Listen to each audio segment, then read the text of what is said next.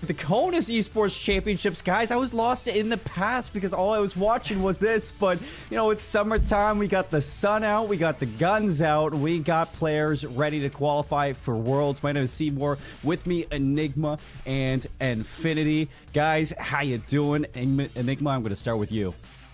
Yeah, feeling great. Looking forward to a whole week of competition. We don't get to say that very often in our career, so really looking forward to seeing how we start today, how we build the storylines, and of course, sitting alongside you two gentlemen, I'm sure we're going to get to talk about a lot of great things over this coming week.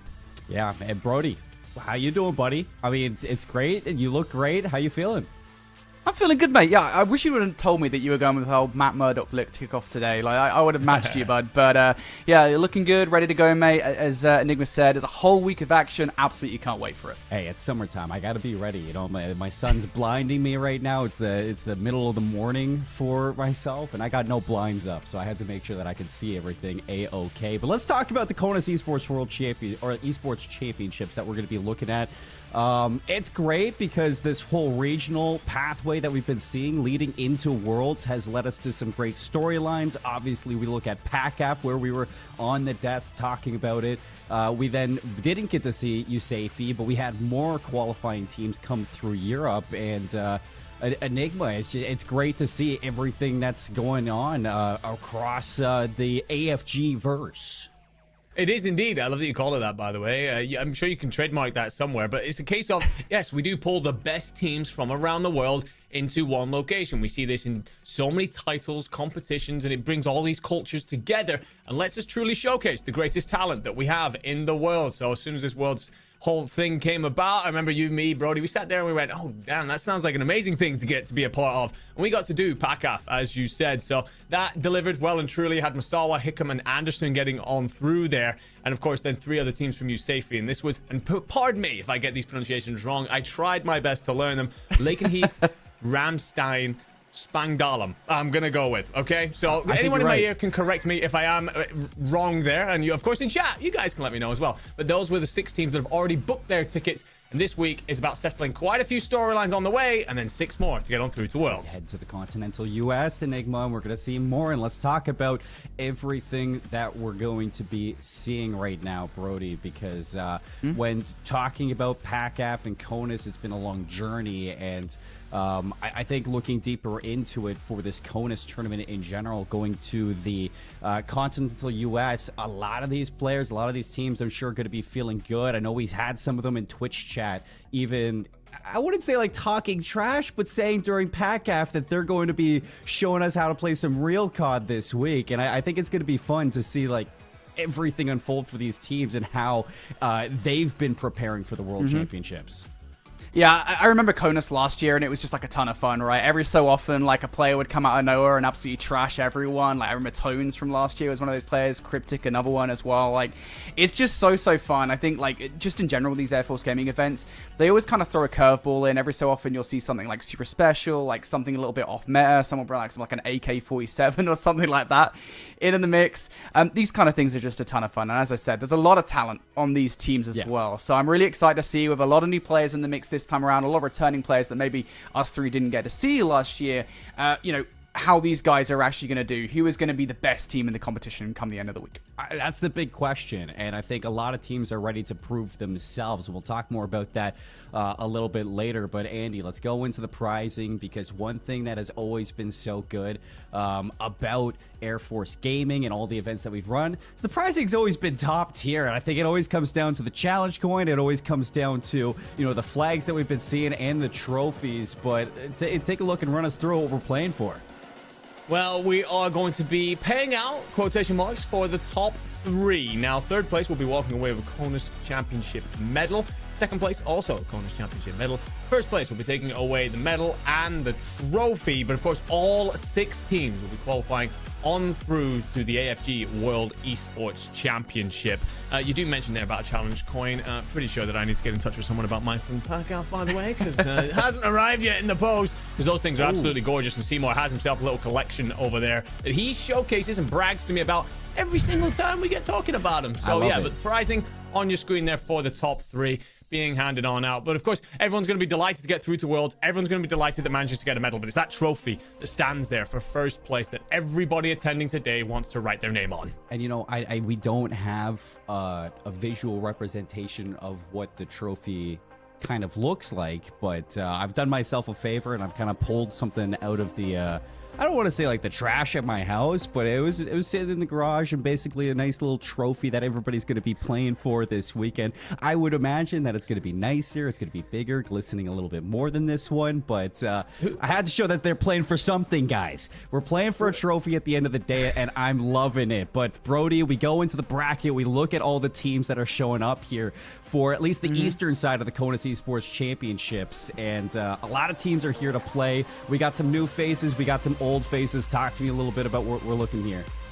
Yeah, of course. So this is from the Eastern bracket, I believe. And yeah, looking over to some of these teams, obviously, we got a few kind of names that you guys might know. Obviously, Dover, I think, competed in last year. Langley, of course, I think also got pretty far last year as well. And, you know, again, you go back to kind of a point I made earlier on. For the most part, a lot of the teams you're going to be seeing in the competition today are kind of not returning teams, not returning rosters, right? I mean, you'll see some familiar faces, but for the most part, pretty much every single roster across the board has a brand new team on side. I think apart from one in the Western bracket. So really for me, I think expectations are going to be like coming out the gate. Let's just see kind of what our first series, what our first kind of set of teams look like. Because, you know, that's the first impression, right? That's the opportunity that these guys are going to have to show us what they're capable of as we look at them in these first few matches. Yeah, I mean, I think that one thing's for certain when looking through the teams and the rosters that have been put together, and I was talking to Hate about it from Canon. He was saying that there's a lot of new faces. I think there's only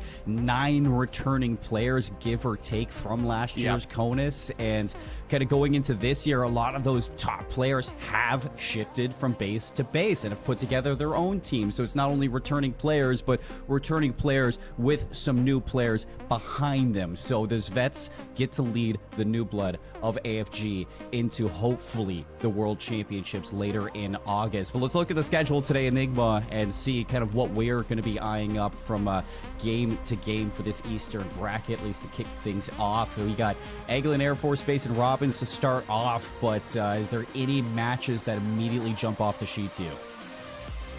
I think that what it is the deeper we get into the bracket, with all these new names being floated around, it starts to become a case of, can you look at some of those names in the same way as you have done previously? Because, of course, Buckley, the Space Force base, this is a squad that you and me have covered in the past and have put up great teams and great performances. But with so many new names stepping into the fore here, it's a case of, well, do they hold the same weight? We have to find out through today. So I think I'm going to start just looking rather generically towards the bottom end of the bracket when we start talking about, you know, these deeper rounds. Right now, we're going to be starting off with Eastern Winners 1. Well, I want to see what it looks like when we start getting to like lower 2, Winners 2. The teams that make it deeper tend to be the better squads. Yeah. And as such, that will be the set of games that deliver us those storylines. Well, I mean, I think there's going to be lots of storylines going to Worlds, and for North America, at least the continental US, there's been a lot of trash talk, and I think there's only one way to kind of sell this on the desk. On, you know, we've been talking about these teams is, Andy, who do you think's the best team here? Who do you think is going to be taking it at the end of the week?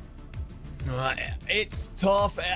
Early on, I'm looking at this Eglin Air Force Base to be pretty damn good, purely because they've got Charms, and I know Charms, really talented player. Been absolutely brilliant every time I've had the opportunity to watch him. I think he missed regionals last year, unfortunately, but otherwise been really strong as a player every time I've had the opportunity. I have seen a little bit of Blue Antics as well on the opposite side of this conversation, so curious to see how they step up against one another. It feels like those are your two like forefront runners, your leaders of the two teams here, and everyone else is kind of following in. So, but for me, Charms looking to lead Eglin forward, and that is why I'm looking at them to do well in this tournament. So you're saying Eglin's going to take it at the end of the week? Is that's what you're saying right now? You know what? Let's start it. Let's do it. Let's go with it. I'm gonna go with Eglin to win everything. I'm trying to bait you into something here, Brody. Quickly, who do you think is going to take it? I'll be a bit more milquetoast here. I'm going to go ahead and say Cannon. I think it's quite easy to go for Buckley. Obviously, last year's champions. Cannon, though, they've got the roster that's come in with pretty much the same team besides one player this time around, and they are therefore the highest placing roster that pretty much has the same team this time around. So yeah, I think Cannon, they were really good last year. Really enjoyed watching that squad. That's who I've got. Well, I mean, it's going to be a long week, guys, and you better strap in because we got lots of COD coming through. I got these guys who's ready to take us through the first match. I got to get these sunglasses off so I can actually see something, so I'm going to leave it to them. Have fun, guys. We'll see you soon. Thanks, Seymour. You need some prescription sunglasses, mate. That's what you need. You could get a 2-for-1 offer or something from Specsavers. Other sunglasses places are available.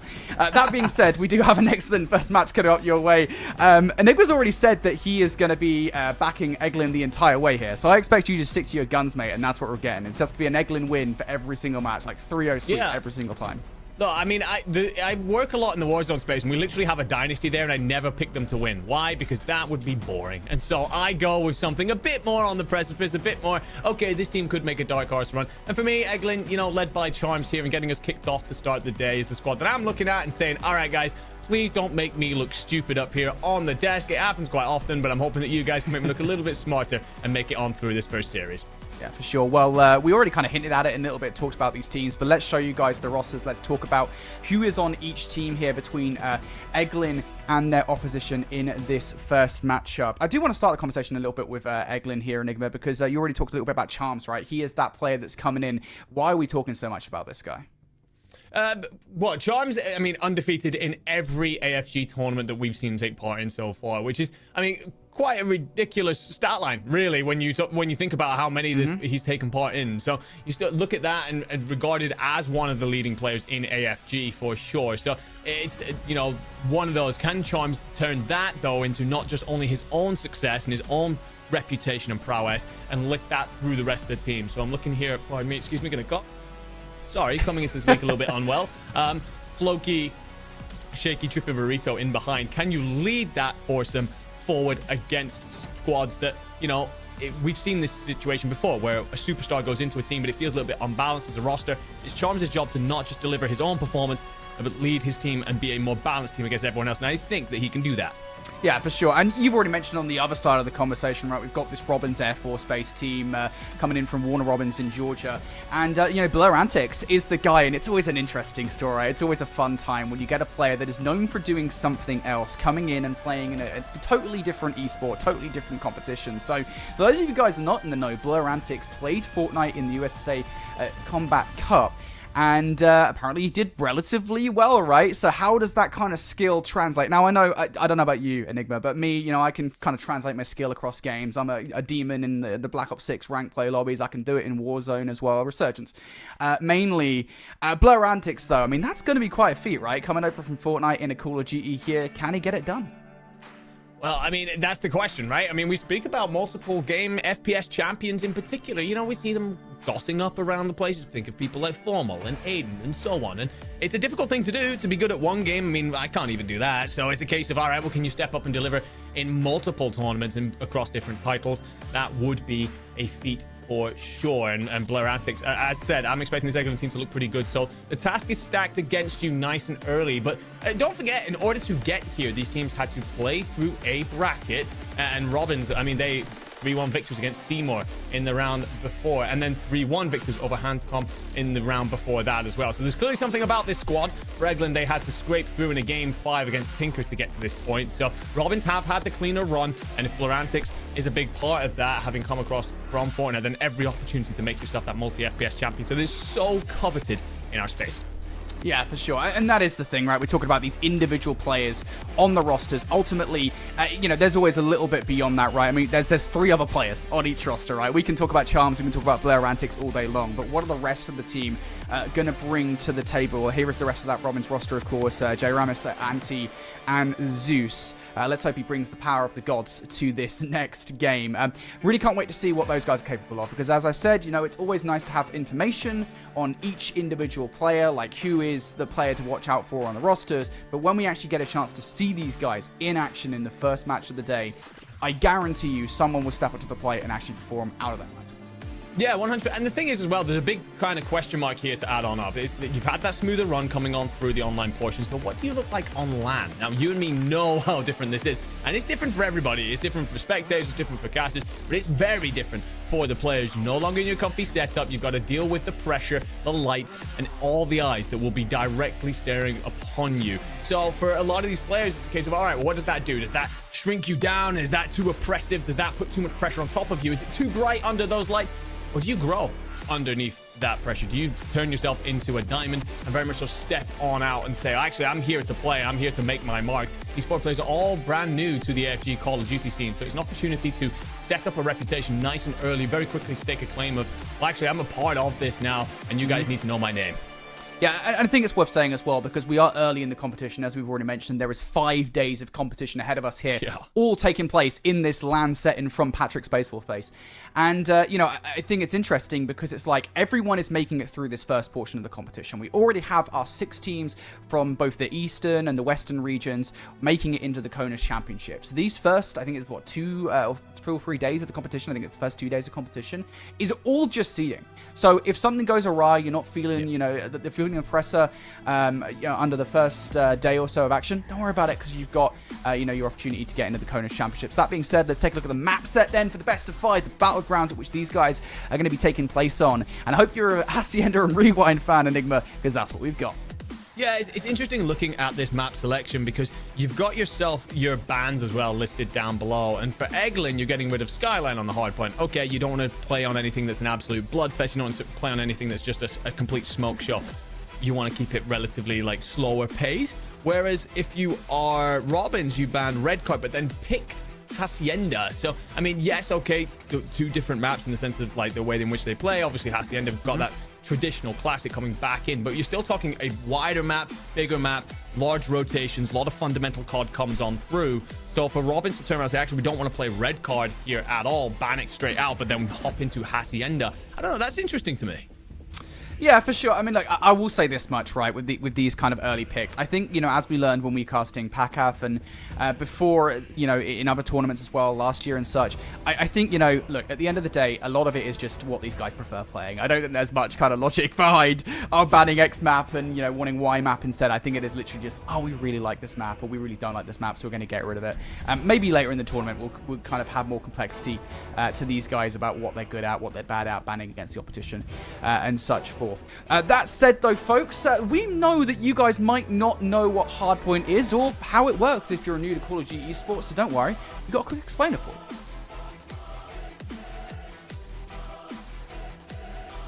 you. Introducing Hardpoint, a respawn game mode where teams fight over a neutral objective that moves around the map. The first Hardpoint has a short delay before it activates. This allows players from both teams to take their positions for the initial combat. Once it activates, teams can start earning points. To take control of the hardpoint, teams must have at least one of their players on the objective, where they will earn 1 point per second of control. If both teams have players on the objective, neither team scores points until the players from one team are removed from the objective. While a team is collecting points, the game clock is paused as long as points are being earned. Each objective location is active for 60 seconds before moving to a predetermined next location where players will once again be able to earn more points. The first team to achieve 250 points or have the most points when time expires will win the game.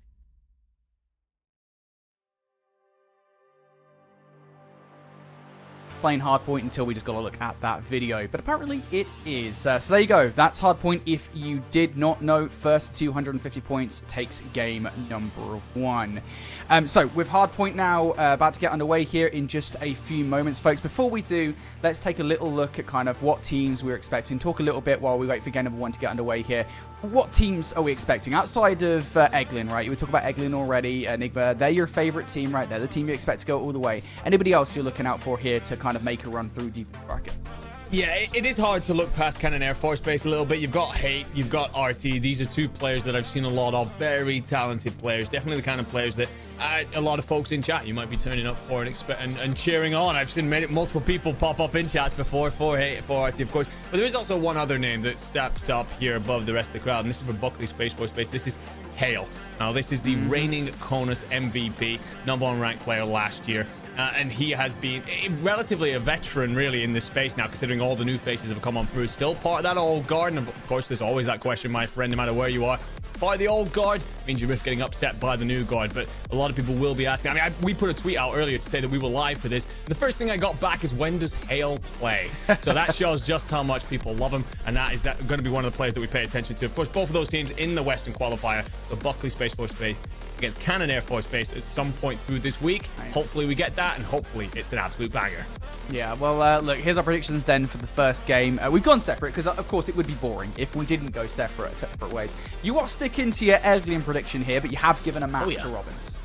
I have indeed, just because of the fact that Eglin haven't had a smooth run through, which says that there's gaps in their map pool. The fact that you get through a game 5 suggests that the S&D might be okay to get you in through. I don't have all the details for how they performed before coming into this tournament. But yeah, the fact that you've dropped maps in your previous series just says to me that there's a couple of spots here that need tightening on up. And so I can see Robbins, considering the behind blur antics and a couple of these new guns coming in, that they might steal away a map. But I'm still going with Eglin. I'm looking at my boy Charms to lead him over the line. All right, man. Well, I got the power of Fortnite on my side. It's going to be Robbins for sure, at least in this first game. I don't know, dude. Like, the thing is with these kind of series, right, and this always happened, I think, when we were casting over, Pack Half, a few months ago now it was, or even, again, CONUS last year. It always feels like whoever wins these games does so in a pretty dominant fashion. So I'm going to go ahead and say I think Robbins is going to take it. I think they're going to do it in a dominant fashion. And we'll see who's wrong for the first match of the day. One of us is going to be, who knows? Who knows who it's going to be, mate? Honestly, it's going to be a fun time. I can't wait to see who is coming out on top. Because, again, it is just a case of, it's like, I just don't know who is going to be, like, the best player on these teams. Who's going to come out and perform? Who's going to shine? Because we haven't seen most of these players in this lobby before. No, we haven't. What I will say, by the way, when it comes to the prediction system, admins in the back, you guys are usually really harsh and don't give us any points even if you predict the correct team. Can we change it to be like, correct team gets a point, maybe a bonus point if you get the correct maps or something? I don't know, because last time I was sitting on a 0 for ages. I'd predicted the correct team every time, just not the correct scores. So, yeah, come on, help us out here. But, yeah, it's hard to come into this because, like, we've got lists here prepared for every single team, every single player, and a lot of it is newcomer, new face coming into this matchup. So how then do you step out on LAN and prove yourself? Well, Hacienda Hardpoint, a hell of a place to start, my friend. A map that personally absolutely love to death. Think it rewards a lot of fundamental Call of Duty. P1 is going to be that traditional throw everything in, turn it into a coffin and a kill box and do your very best. But then rotations into P2, 3, 4. This is going to be where our teams start to show exactly how well they understand the map and exactly how well they play around each other. Yeah, I mean, this is always one of those maps, right? Because I cast this a lot in Call of Duty Mobile as well, right? It's one of the only maps that is in both rotations right now. And it's always such a fundamental map, I think, right? I mean, it really is one of those maps that on rotations, you do have to run from each side of the map. Really control those spawns properly. This will test your fundamentals to the limit. So it's always a fun one, I think, to see kind of what these guys have down in their hard points. Are they going to hold those spawns properly? Are they going to rotate properly? And, as you already said, I mean, when it comes down to the mixy hard points like P1, are they going to make sure that they do get a lot of time off it? Because generally speaking, we don't see that happen. Generally speaking, P1 is always super mixy. You don't see a lot of time going to either teams. Sometimes, though, a team can steal away a fair bit of time. But we're not going to make you folks wait any longer. It's time to get in the first match of the CONUS Championships of 2024 here in the Eastern bracket as Robbins take on Eglin here on Hacienda Hardpoint. Trippin' Burrito already rocking the ballerina skin, so it's come to play for sure. But Floki, now seeing that name pop up a lot in chat, opens us up with the first 2 piece. But Zeus will answer back with 3, and you said the power of the gods be on their side. Well, Zeus tries to get him off to the best possible start as finds 4, so that's a full team wipe already for him. There we go. Brilliant start coming out here as Zeus goes 4-0, and you do really have to be careful here about the amount of time you give away on P1, but just as I say that, Shaky does come through for a first kill, immediately trade out by Zeus, and Enigma, we were already talking about kind of players to watch out for here. Blur Antics was the hot topic of much conversation. 6-1 start for Zeus. I've got a feeling that we might have somebody to keep an eye on. Yeah, Zeus, Floki off to incredible, somewhere between incredible and impressive, that word there, by the way, starts for these two. As Zeus gets himself over towards doubles alongside Anti. Shaky's got a big job to do, locking this down on the backside. Huge fight, finds one. Do you expect Zeus to also rotate on through? Doesn't matter, cleaned up in lobby. So the first proper setup comes on through, and it's Eglin that have rotated on, held up. The one thing I will say, you're turtled in, a push through lobby would split you. Yeah, nobody's watching that right now as well. Everyone keeping eyes on the front here as shots coming out from both Floki and Trippin' Burrito. What a name, by the way, and I said it, coming through the side door is going to be Jay Ramos. Is anybody watching it? The turn and burn is there, and the kills are good for Robbins here as the trade goes down. Just one more player left to deal with. It is still Jay Ramos around the front of that McLaren, and a nice slide out from Jay Ramos is good to take down one. Unfortunately, those back spawns are solid. Still hitting this hill again. It will be Robins from the front. Have they got the source to get control of the kill? They're taking time away. Blur Antics will find one. Now Zeus in towards the time, and it is a trade out for Shaky as he doubles up. Ultimately, that is the time for Eglin. Good effort there for Robins through the front to take a little bit of time away, but not successful to get any time themselves. J Ramis does really well here, by the way. Just decides, actually, I'm not going to hit old. I'm going to start to rotate away from lobby and catches a couple of players rotating for Eglin. That slows them. Lets Robin set themselves up into P3. And you do have, this time, a wider cordon that Eglin will have to find a way through. There we go, Eglin. Can they get it done through the front? One player coming in behind enemy lines as well. Tripping Burrito, can he be the player? Only finds one. That's not a lot of value through the front, though. Perhaps a couple of players can do it. Zeus in for the double. Now looking for the triple. Shaky will get back up towards 100 HP here and now has help on the way as well. Coverage of the fence will be good here for the moment. Again, Tripping Burrito on the flank. Trying to damage the hopes and dreams of Robins, holding on towards his time, but actually lets Anti slip behind enemy lines. That kill on towards Shaky enables Robins to get back in towards the time. Yeah, it does really well there just to catch Eglin off guard a little bit because breaks seem to be the way of it nice and early. Of course, a lot of Call of Duty yet to be played. I'm not seeing any strong defensive holds coming in through. So as such, Anti decides, well, what I'll do, counter-wrap this and basically break in on Eglin's break and does a wonderful job of giving his team the rest of that scrap time. We're over to P4 though. We're over to the Rock. A lot of the kills are going to go Eglin's way. Anti will make it interesting, but backed off for a moment. That being said, he's done enough damage to stop Eglin getting a good setup in play here.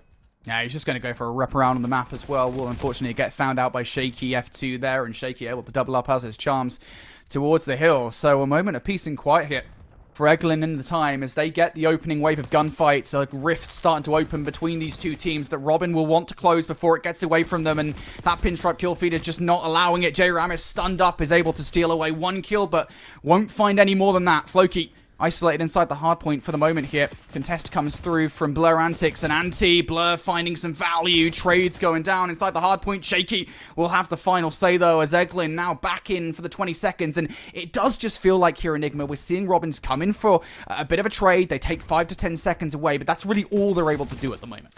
Yeah, it feels like that. I mean, couldn't have called it better. It's a case of Robins are just chipping a little bit, making Eglin play honest, stay on their toes, but no serious blow handed back on out towards the team in red, who now have an opportunity to dive P1. Now, this second set of P1, in a lot of different maps, you have an opportunity to set up. Hacienda, it's still so open that it just turns into a bit of a trade fest.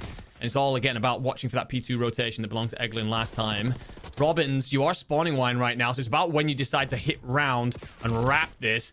And Burrito, well, he's trying to catch Zeus, but finds 2 more to go 16 and 9, continuing that impressive start.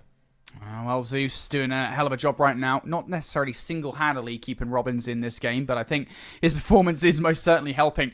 Problem is, though, at the moment is that Eglin, you know, again, that leader's advantage that we always talk about here in Call of Duty is enabling them to kind of now just rotate away if they so desire. They are going to send a couple of players in towards the scrap time, though.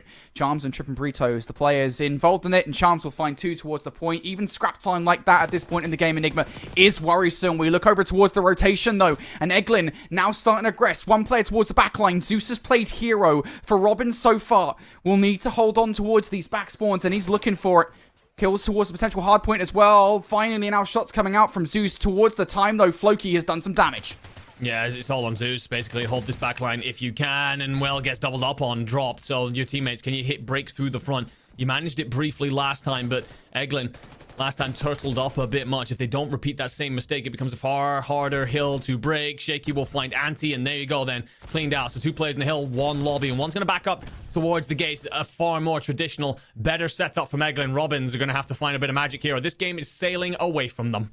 Yeah, and they have made those adjustments, right? You can see Charms on the minimap here is actually inside the lobby, making sure that that side door isn't penetrated this time around. Unfortunately, he has like 1 player behind enemy lines. Floki, though, towards the hardpoint, does not care. He's on 6 in a row. He will get stopped short of a 7th, but he has earned that missile in the back pocket already.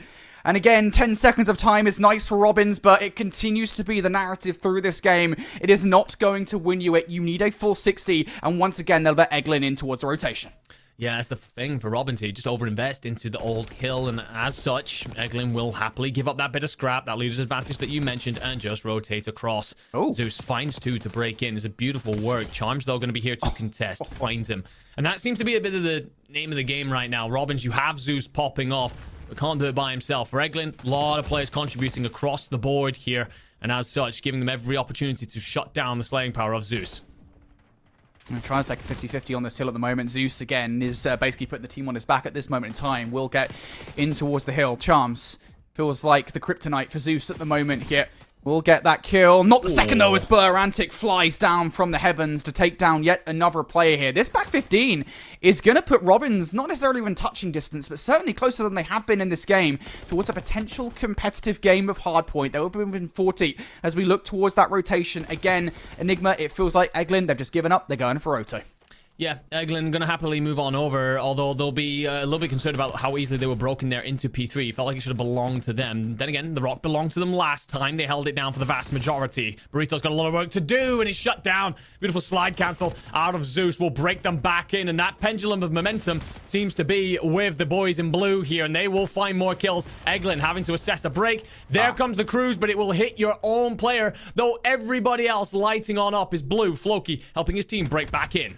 There it is. The nuclear option has been pressed for Eglin, and that's going to get them back in towards the time. Now, though, kills coming through for Robins once again. Tripled up between Antis and J. Ramis. Charms from the mid-cut, though. Finds 2. Hits the regen. Looking for number 3 here. Ramis is not going to get it done. Charms with the triple. Gets Eglin in towards the time, and it's a back 15. You can't really let go. Well, just at a moment where it seemed like Robin's Air Force Base were about to draw this level, so much blood drawn from Eglin to finally put them under pressure, and Charms drops a 3-piece straight out of the top drawer to once again remind Robins that there's a skill difference here, a gap in quality. And Zeus is the only one at the minute able to really hold Eglin at bay. And this P1 setup, again, is all about P2. It's all about who can sit that early rotation. Last time, Zeus hit round through the well side. For now, he dies in the mid-map and gets a couple of love taps on the back of it. Yeah, getting a little bit cocky now, Eglin. They're feeling pretty happy with their 50-point advantage. Of course, it is worth saying, though, you know, we've casted a lot of Call of Duty over the years, Enigma. We know that it can go in a flash. Robins trying to make that happen here with some control over P1. They're getting a 3-for-1 trade. Blurrantics making sure the 4th goes Robins' way. And they have full map control. And now we look towards the spawns here. What do Eglin get? They spawn in towards P2. One player spawning out on the other side. You're not really going to expect that. If you're a J. Ramis, Floki will be able to get the final kill off the back of that. And now, once again, Eglin, they are the ones in control of Roto. They are, but Zeus and the boys are here. Can you set this up to hit it correctly? The answer is no on the first one. Charms finds Zeus, is traded by Blurrantics. Jeramis has also found their way in through, and Blair finds 2. So all of a sudden, under a lot of pressure, if you're the Eglin Air Force Base, gotta read the back, gotta read the lobby side. Floki turns, burns, finds one though, instantly traded. Burrito with another, but there's a pinch coming in through. Charms shuts that down eventually, and now all of a sudden a flipped hill with Robins punching in through the back. Yeah, these back spawns, though, Robins, as you said, they've got them. Trophy down for Blurrantics here. They want to make their way through. They want to do it at the same time. They lose their player coming through the side path, though. That's Anti down for the count. Zeus and Blurrantics. What do you got for us? Zeus down for the count. Blurrantics can only find 1. And Eglin will hold. They can finish things on this hill.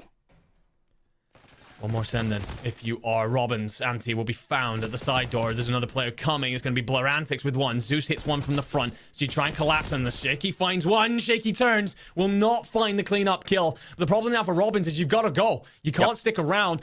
Eglin will happily give up that scrap time. Begin the rotation to Tin. J. Ramis is trying to control mid. Tripper Burrito's already at plat. These next couple of kills could decide it all. Oh, that overextension from Burrito, though. That's so unfortunate. And you lose Charms as well. Eglin looks so good on this rotation. Floki, though, takes the head off J. Ramis, not expecting another one to come with the spawn gear. Robins in for this time. Eglin just 13 seconds shy of victory. They have those back spawns, and they're all coming through the same path. Anti should be there to meet them. Will only find 1. Now they have to brace. They have to be ready, and they are ready. Zeus finds the first. In towards the back end will be Charms, who will pick up Zeus now towards the time. Floki able to get through on the other side. J. Ramis, what can he do? Blurrantics in for a 2 kills here. Eglin trying to find the last 10 seconds, but it's absolute carnage.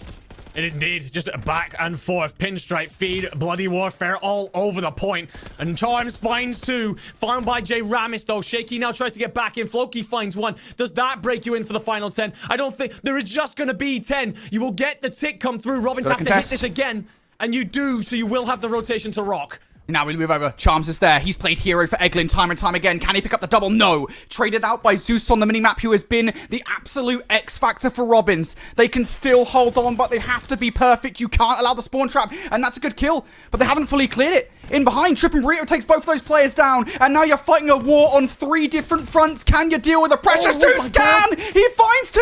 No! Zeus for 3 kills! That's insanity! Surely not the full wipe here. Floki, the last player to take down, and Blur Antics is good for it. Robins, though, can't win it here, so they've got to continue to repel the offensive waves. And Eglin have time. They can set this up if they wish. They can put a pinch play through. Charms, though, going to try and do it all himself again. Gets in, will be traded, though. Tick comes through. Contest happening. It's still somehow tied. Someone die. Someone stay on the point. Floki finds the final one. And Eglin Air Force Base will take the victory, although just about. Somehow, we're looking at a scoreboard there that says there was a 46-point difference in this. From that mid-set of rotations, Robin's Air Force Base were all over the map, taking control of key POIs, taking control of great moments of rotation, but it felt like just too little too late. If they don't get off to that slow start, my friend, I think we have ourselves all the way down to the wire. But just about, Eglin will ice up, clutch up, and put map 1 on their ticket. Oh my goodness me, mate. I thought Zeus had done the unthinkable for a second there. I really thought he'd done it and pulled Robins through, but I think at that point in the game, what was it, a 50-point deficit that early on in the game, Eglin had built up. I think it was just a little bit too much to ask for, no matter what heroics you pull off. That was just out of reach. But what a phenomenal game, I think, from both teams, right? I think, you know, fundamentally, we already talked about the fact that Hacienda Hardpoint is one of those maps that will punish you if you do not pull off the rotations correctly. And Eglin, I think, just more often than not, had the better of Robins in that category. We're talking clutch factor, though. I gotta be honest, Enigma. I really felt like Robins might well have had Eglin's number, especially Zeus. I'd love to see what his final kill count was at the end of the game, because that guy went ham. Yeah, that guy, ridiculously impressive. And we said we're coming into this tournament looking at this whole raft of new faces. Who are you? Prove to us why we should know your name. The next time we're talking, whether it be CONUS, whether it be Worlds, whether it be next year's regionals, why should we sit there going, all right, this team are going to be good because that guy is on the team. And Zeus makes an incredible statement there in map 1. I think it's something like a 45 and 20, something like that. That's an insane performance, considering just how much your team were out of it at the start of the map as well, and continued to put a big kill after big kill, drove his team forward. Unfortunately, too little too late, but feels like even though Eglin take the map, it's Robins with the momentum going into map 2 because of just how much they pushed that close, just how much they put Eglin on the back foot. Because we said it partway through that map, Robins felt like it was just Zeus at one point doing his thing. For Eglin, all 4 of them were very capable out there. But if that is the case, suddenly Robins players start stepping up and it suddenly changes a little bit. If I'm on that desk, if I'm on that stage, I'm looking across at my boys and I'm going, actually, we might be able to do this. We can hang for sure.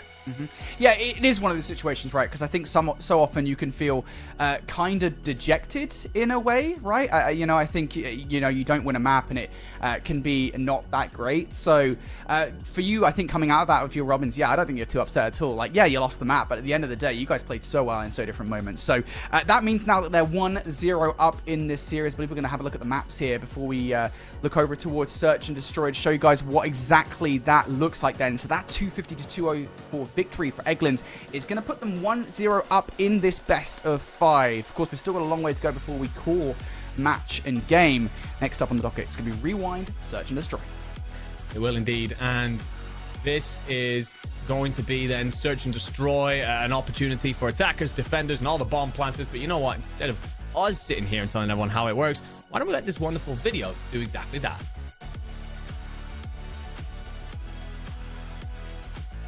In Search and Destroy, teams compete in round-based, single-life combat over 2 bomb sites.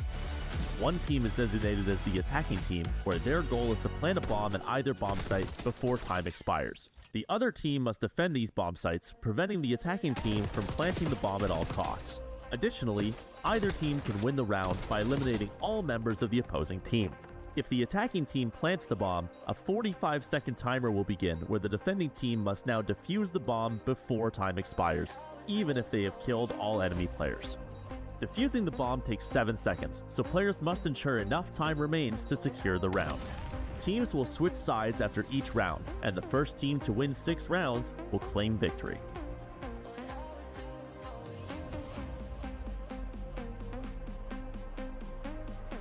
getting that bomb down first to 6, and it could all end in a tense round 11, as we always hope it does, because of course we're not biased to any one team, we're just biased to the best game of Call of Duty you can possibly watch, and that feels like more or less we got that in the first game of the day. It feels like, mate, this is the first game. We're one game deep into a five-day tournament here with the CONUS Championship. So if that is like the kind of the benchmark, if you will, for what we're getting for the rest of this week, boy, I cannot wait. And I'm sure that's going to continue into this search and destroy.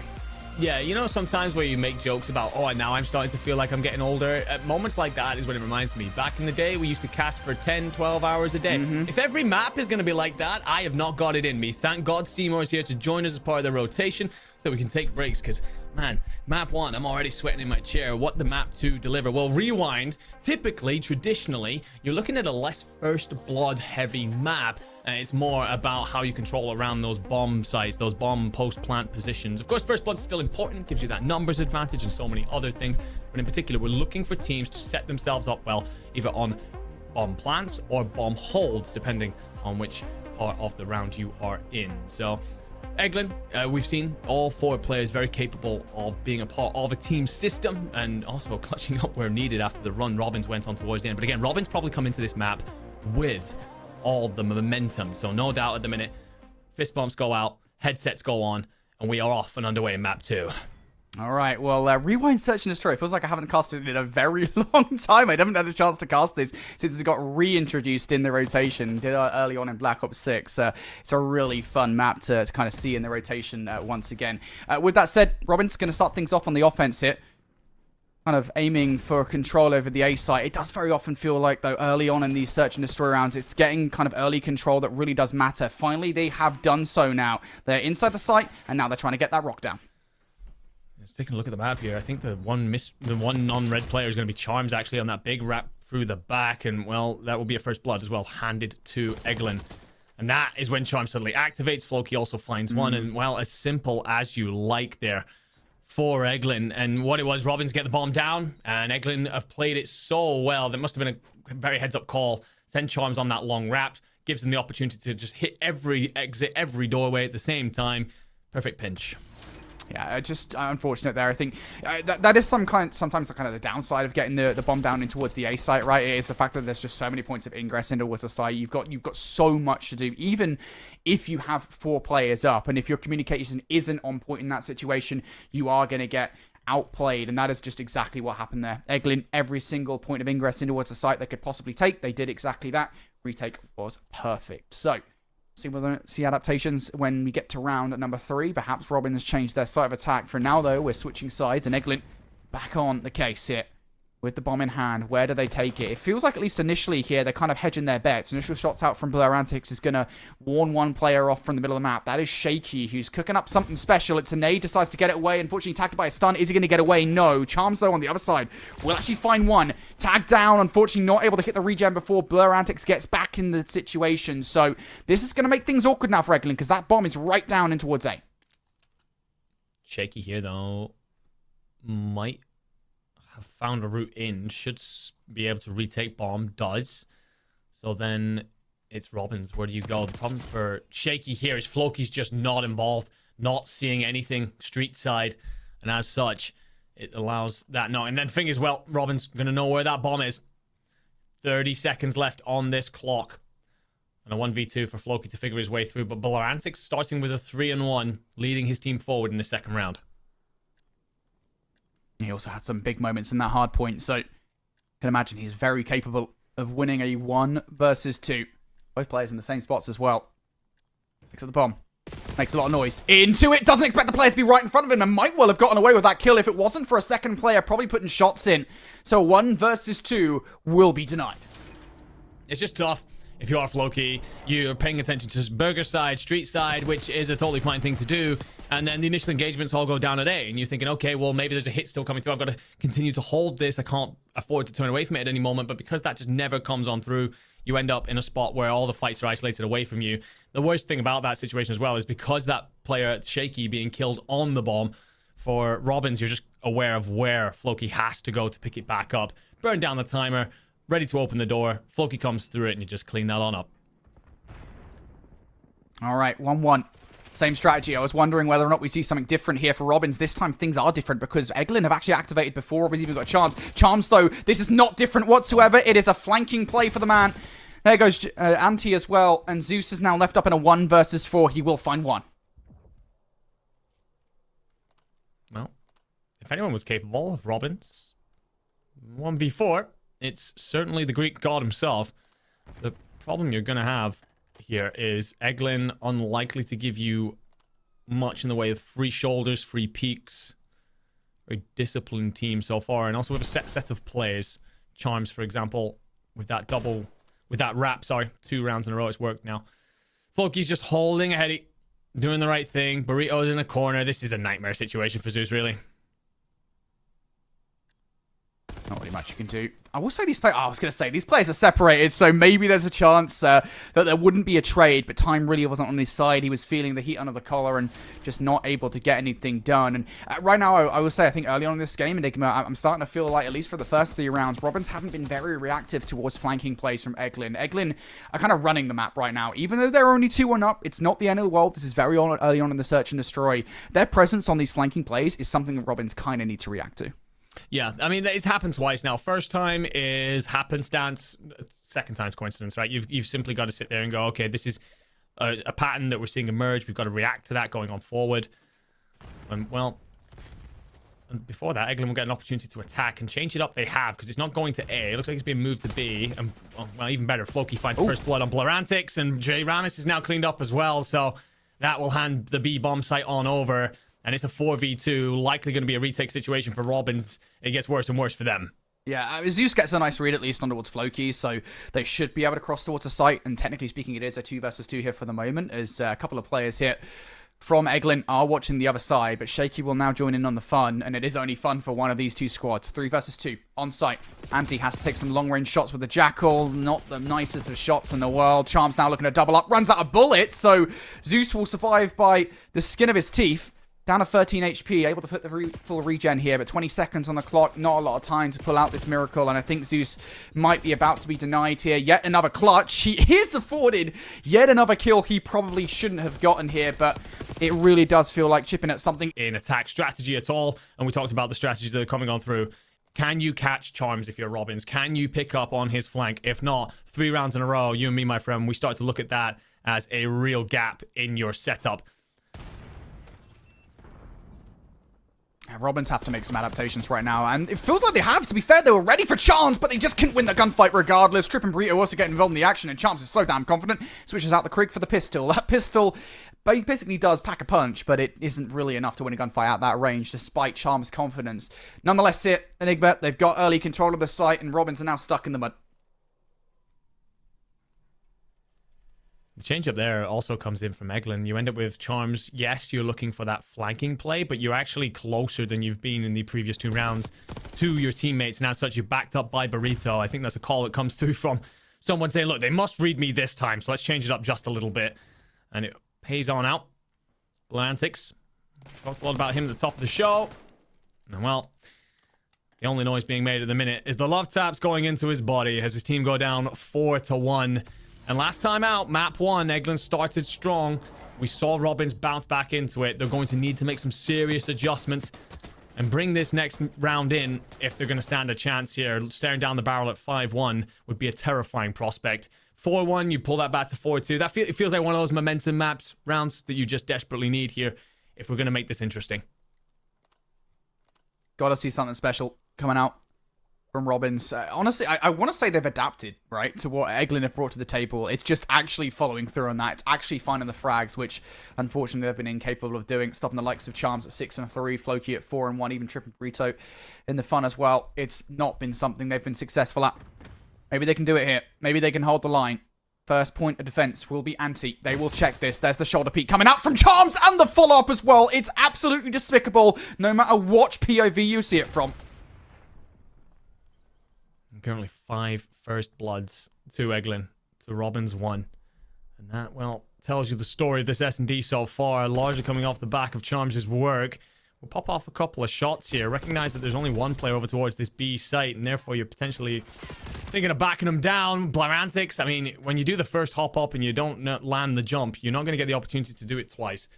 Gets cut down.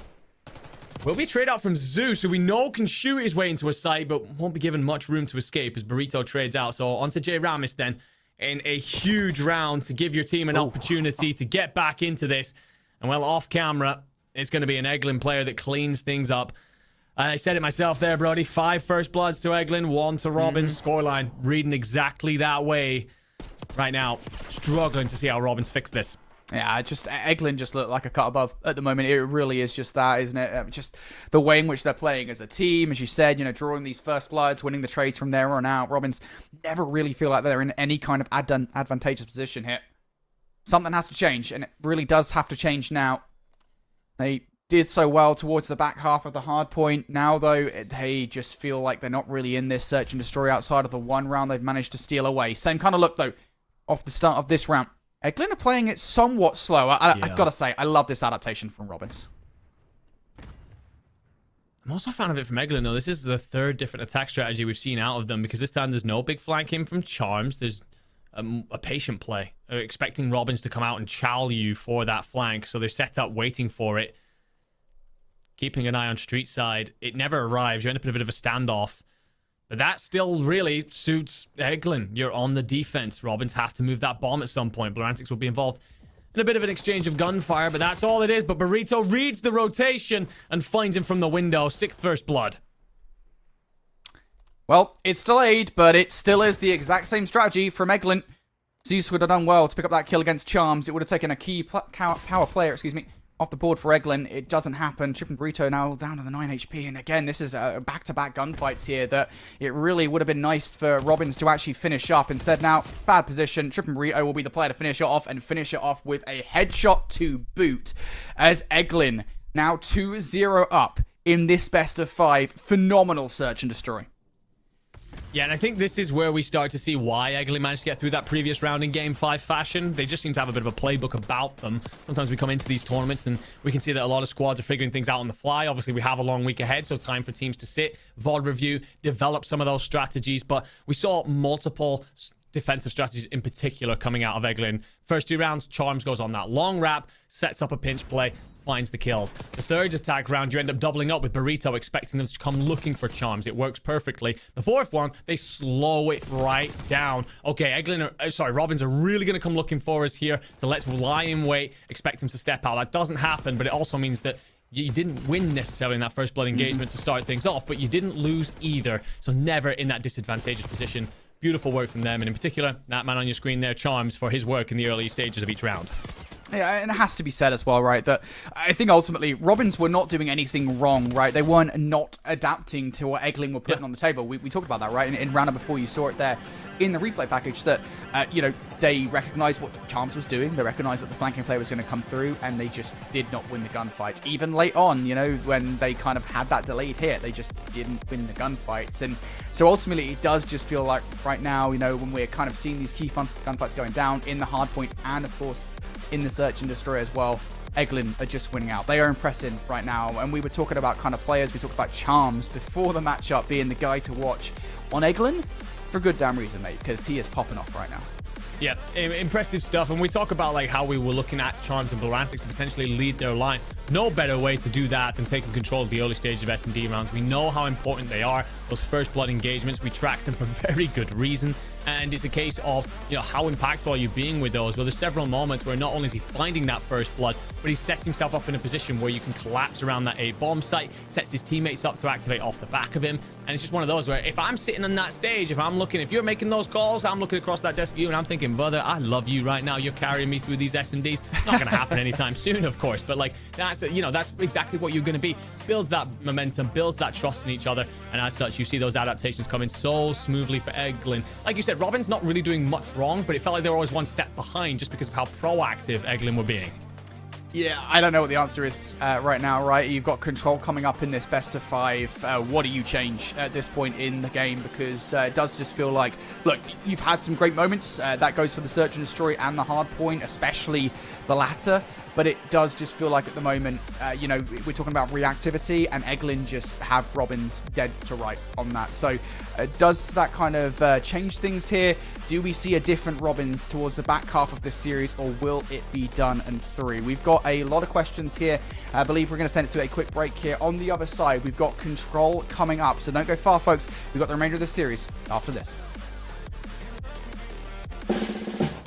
If you keep making that face, it's gonna stay like that. Funny. I'm trying to get my own car insurance. Well, that's easy. USAA. I thought that was for the military. And their families. Grandpa served, and he joined USAA. He shared membership with your mom, so she'll give it to you. Really? And they'll take good care of you. USAA. Members who switched saved an average of $725 annually on auto insurance.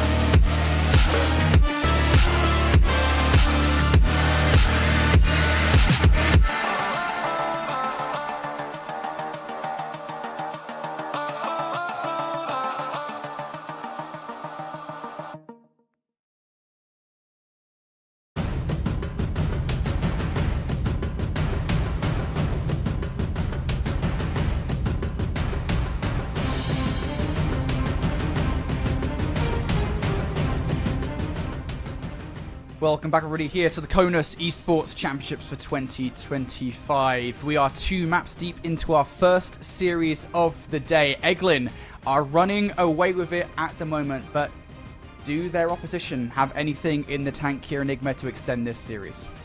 I certainly hope so. You and me, great fans, great Call of Duty. That's what we want. We want to see bloodbaths. We want to see close fights. And to be fair, map 1 delivered. We ended up with Eglin running away with it at the start, but Robins built themselves back in. And something we could see so much of why this team has made it to this stage of the tournament anyway. Reminder, we are in winner's bracket of something that started a while ago and in a non-LAN online setting. So you end up in a spot where Robins must have got here through merit, through pure virtue, And with Eglin, it's a case of, well, you just about see off map 1. But then they remind us, Eglin, well, you've got 4 really good players on that roster, as the S&D was always comfortable for them.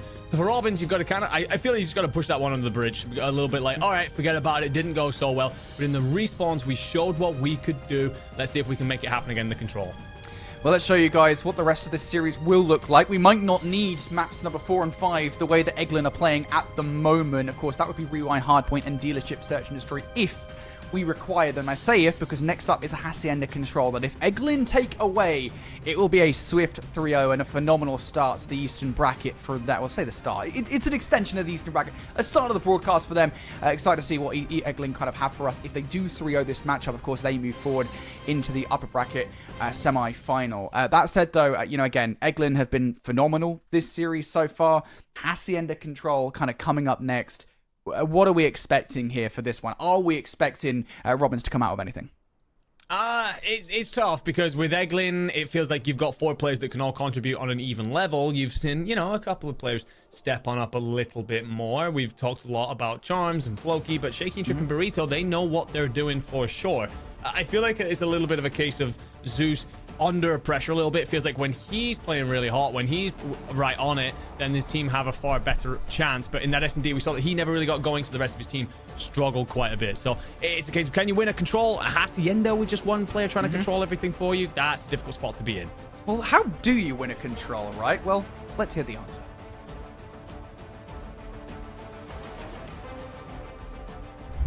For Control, teams compete in a round-based respawn game mode where each team is either attacking or defending a set of objectives. At the start of each round, each team begins with a pool of 30 lives split across all members of the team. The attacking team must capture both zones before either time expires or they run out of lives. The defending team must prevent the attacking team from capturing both objectives while staying alive themselves. If one of the 2 objectives is captured, the attacking team will receive an additional minute of time to capture the second zone. The first team to win 3 rounds will win the game. However, if the score is tied and it reaches a 5th and final round, the team that captured the most objective points throughout the first 4 rounds will be the defending team in that final round and have the inherent advantage.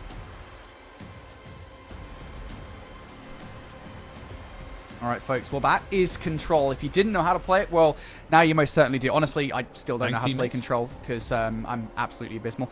That being said, let's talk about a match that's going on right now. We'll wait for the next game to get underway. Of course, this is not the only match at the moment, Enigma. There's, I believe, Malmstrom and Cannon. Quick update. What's going on there before we get into this? Well, the last we heard was that it was 2-1 in favor of Malmstrom, which is a surprise to everybody. Cannon, definitely one of the favorites coming on into this. But we will get further updates as we go on. Never mind, we get confirmation that Cannon won 3-1 against Malmstrom, so somebody gave us wrong intel somewhere. But it's okay because we get that confirmed. Cannon do march on forward. Okay. And as said, they are expected to, being one of the favorites for this side of the tournament, and they will wait on the winner of Eglin and Robbins. And again, Eglin can see it all off here. Great progress so far. On to the point, though, if you are Eglin Robbins already under pressure. This has actually been a pretty good start from Eglin on the whole, as unsurprisingly, so we should say. It's never a good sign when you lose the harder of the 2 points within the first 10, 15 seconds or so, right? Extra 60 seconds on the board already here. Robbins trying to be a nuisance and trying to get rid of the players that have got behind enemy lines. Floki has just broken said lines, though. Now looking to do some damage. You've lost Charms. Oh, shot's not great. Nice slide out for the double. That is a beautiful clear from Blur Antics. But again, you have a very, very long period of time you've got to defend this A-zone for. Do indeed. No, we get those gorgeous player cams as well, bottom, middle. And, well, Blur Antics trying to find a way to wrap through this. I think a couple of players have slipped through the net, though. In Charms and Trip and Burrito, you've got an opportunity to pinch on the sole player over here trying to control Rock's side. If Floki wins this against Zeus, this will give you so many opportunities in towards the point, but Zeus with, of course, an important kill. But Burrito, oh no, Zeus reads it. Beautiful work to shut down one side of the play. And again, they haven't fully dealt with the pressure, though. There's always one player that seems to get behind enemy lines, and, well, that has really been the story, hasn't it, between these two teams this series thus far. This time it's Charms, who is actually trying to pull himself back just a little bit here. Recognizes that the spawns were not what they expected, so somebody from Robbins has to have gotten through. And Charms is on the hunt for that player. Did not find him. Instead, now those two players on the other side trying to cause some carnage for Robbins. Eglin, though, again, constantly being a nuisance here. Charms will find yet another frag and another one as well as he comes in to trade his teammates. The problem for Charms is he is finding all these frags here, Enigma. His teammates aren't as fortunate. He will be on 5 in a row, and now maybe this is the space he needs to clear for the rest of his teammates to get towards A.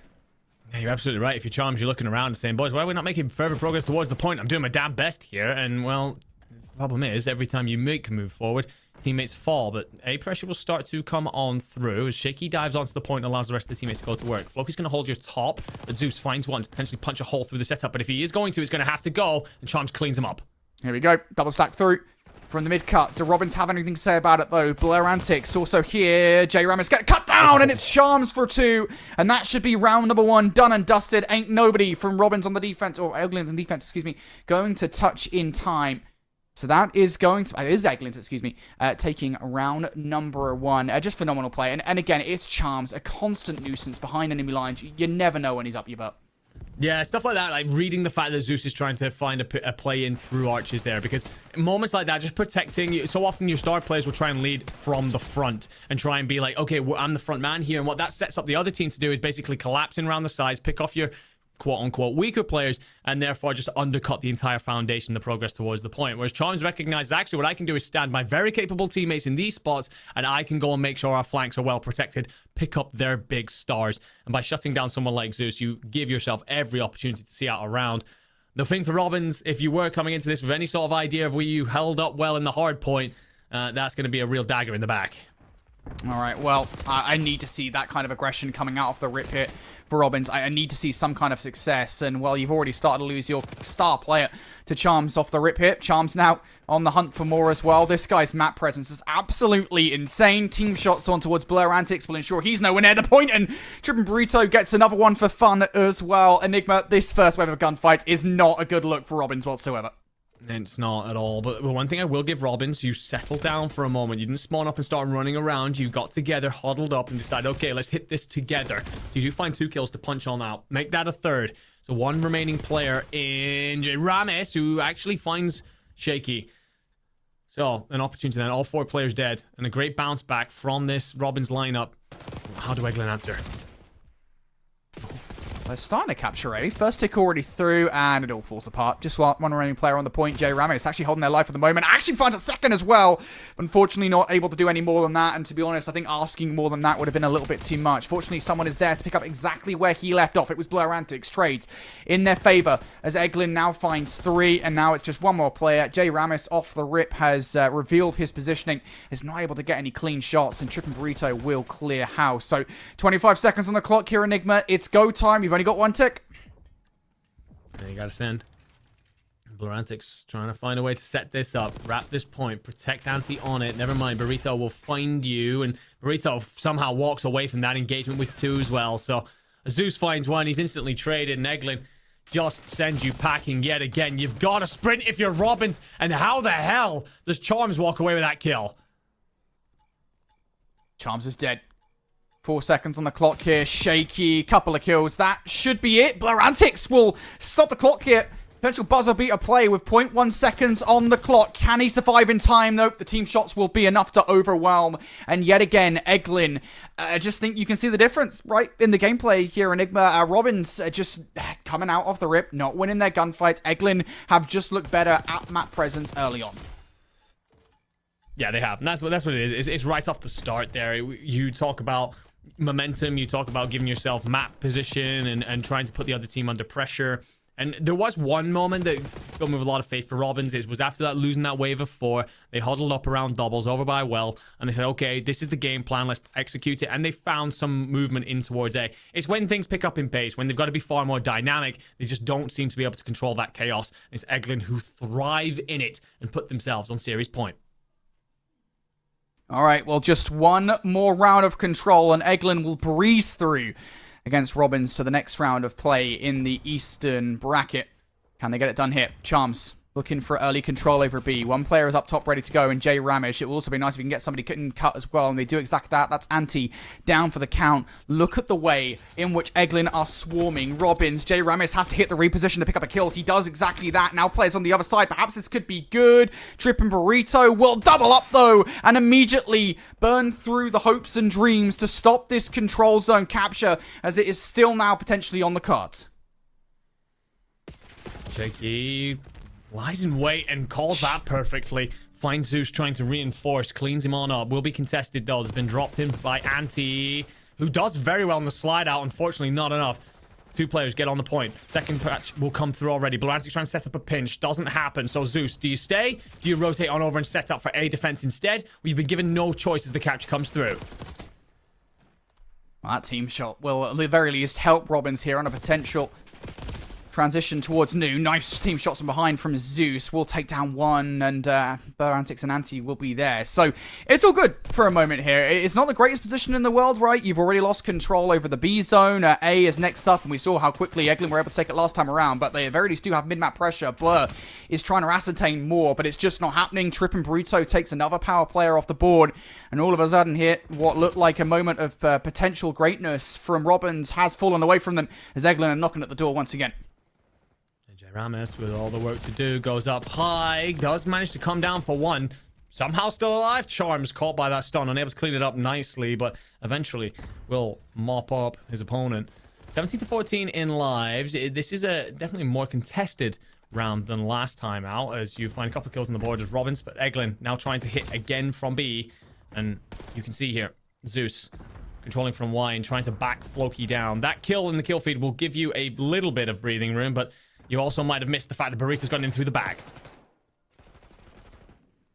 Well, if there's one thing Eglin know how to do, it's get behind you.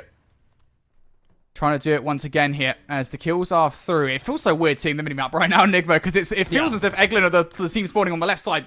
Don't worry about it, they're not. They are just trying to get control over A. And now they'll finally do so. Stopping the clock with 47 seconds on the board. Shaky providing coverage from a little bit further out here. Jay Ramis will get checked on the way to try and defend it. Might actually be able to hit the regen here. Stun out. Isn't going to connect. Is it good enough to try and take Shaky down, though? Yes, it is. But is that good enough now? Because second tick's already through. You're winning the gunfights towards the point. Blurantix, you've got to jump on towards now if you want to stop it. He will only find one. Will not be able to stop the capture. And that's going to be it. Eglin, 3-0 in the control. 3-0 in the series. Map 1 gave us what we wanted. Tight one down to the wire, back, forth, all over the place. Map 2 and 3 though, that was the Eglin that I expected. The Eglin led by Charms and also backed up well by the teammates. Floki in particular, I think a name that stands out from that series, but all four players being huge parts of their success. As we had a look here at the scoreboard very briefly, I'm seeing 21 and 11 on Charms. So impressive performance out of Eglin. Again, a reminder of just what they bring into this. A couple players that are trying to show who they are new to the space, but led by a player who's been around for a hot moment in Charms. But for Robbins, this has been your LAN debut here in the AFG space. And while you've got a couple of moments to look back on proudly, hold your heads high, and a couple of individual performances, I think it's back to the drawing board, particularly when it comes to S&D on control, figuring out those strategies on those opening parts of each round. Yeah, I think it's just reactivity, I think, is what they need to work on right now, because, you know, we talk about the way in which Eglin were able to take away both the search and destroy the control, and I would say it was pretty much a bog standard approach from them over and over again. Like you talked about in search and destroy, they threw a few different looks, right? But the strategy for the most part was the same, which was kind of relying on flanking plays, relying on getting mid-map control, and it never really feel like, even though we saw a little bit of adaptability from Robbins, they were never really able to act on it, right? We never saw anything, I think, particularly creative out of them in response. Look, at the end of the day, you know, we already talked about this. Their tournament lives are not over. The fact they're even at this stage of the competition means that regardless of what happens today, regardless of what happens tomorrow, they will be competing in the CONUS Championship bracket. This is all for seeding, after all, right? But ultimately, you do want to get good seed going into that bracket, so you do want to kind of pick up the pace here as we send them to that lower bracket. Yeah, and this will send them up against Dover MXS, by the way, who are waiting down in that lower bracket. So opportunity, as you said, for them to continue to find even better seeding. Robbins will push on forward, and they will be looking pretty damn hot, considering, I mean, the kind of players that they've just pushed aside basically in convincing fashion, and we wanted a couple of teams to make a statement. It will be either Offit or Langley for them next, and there will be no doubt watching, especially when it comes to the S&D. I think that this is a team that has that deep playbook, as we said, but I'm getting the feeling that they're going to go and watch that series and talk about, you know, exactly what it is that they need to do to ensure they're countering their opponents in the correct way, and very much so give themselves an opportunity to basically walk into a series up 2 maps if they do get to those S&Ds. So very impressive stuff out of Eglin. But yeah, Robins, I get the feeling we're going to see plenty more of them through this week. For sure. Well, that is Eglin kicking off the CONUS Esports Championships in 2025 with the first victory. Next up, I believe we have Buckley taking on Nellis. Can't wait to see what goes on in that matchup. Catch us some more action here at the CONUS Esports Championships after this break. If you keep making that face, it's going to stay like that. Funny. I'm trying to get my own car insurance. Well, that's easy. USAA. I thought that was for the military. And their families. Grandpa served, and he joined USAA. He shared membership with your mom, so she'll give it to you. Really? And they'll take good care of you. USAA. Members who switched saved an average of $725 annually on auto insurance.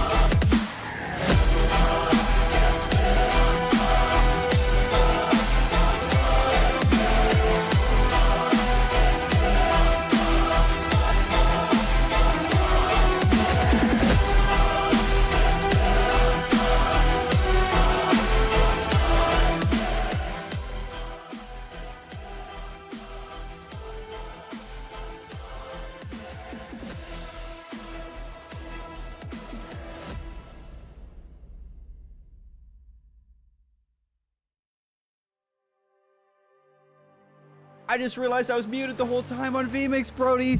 So we're here with the CONUS Esports Championship, guys, I was saying. And match one didn't disappoint. It's kind of like the angle I was going into this one with. And it's been a fantastic ride. Obviously, we went into this one. Enigma had Eglin looking to go for the 3-1. They expected to have a match taken away for them. Robin almost had them in the hardpoint, Brody. But after that, that Eglin team, they looked so good. Yeah, they had them in the first half of the hardpoint. And that was about it. Like everything else was just it was Eglin all the way, right? I mean, look, it's like I said at the end of the series, right? I think, for Robin, they looked pretty good at moments, in the search and destroy, in the control as well. Like there were moments where, we saw them in some modicum of control, and you already mentioned the hard point there. So I think it's just about doing that more consistently, I think, for that roster moving forward. Obviously, as I said as well, the road is not done. Like that was just the upper bracket matchup in the Eastern bracket.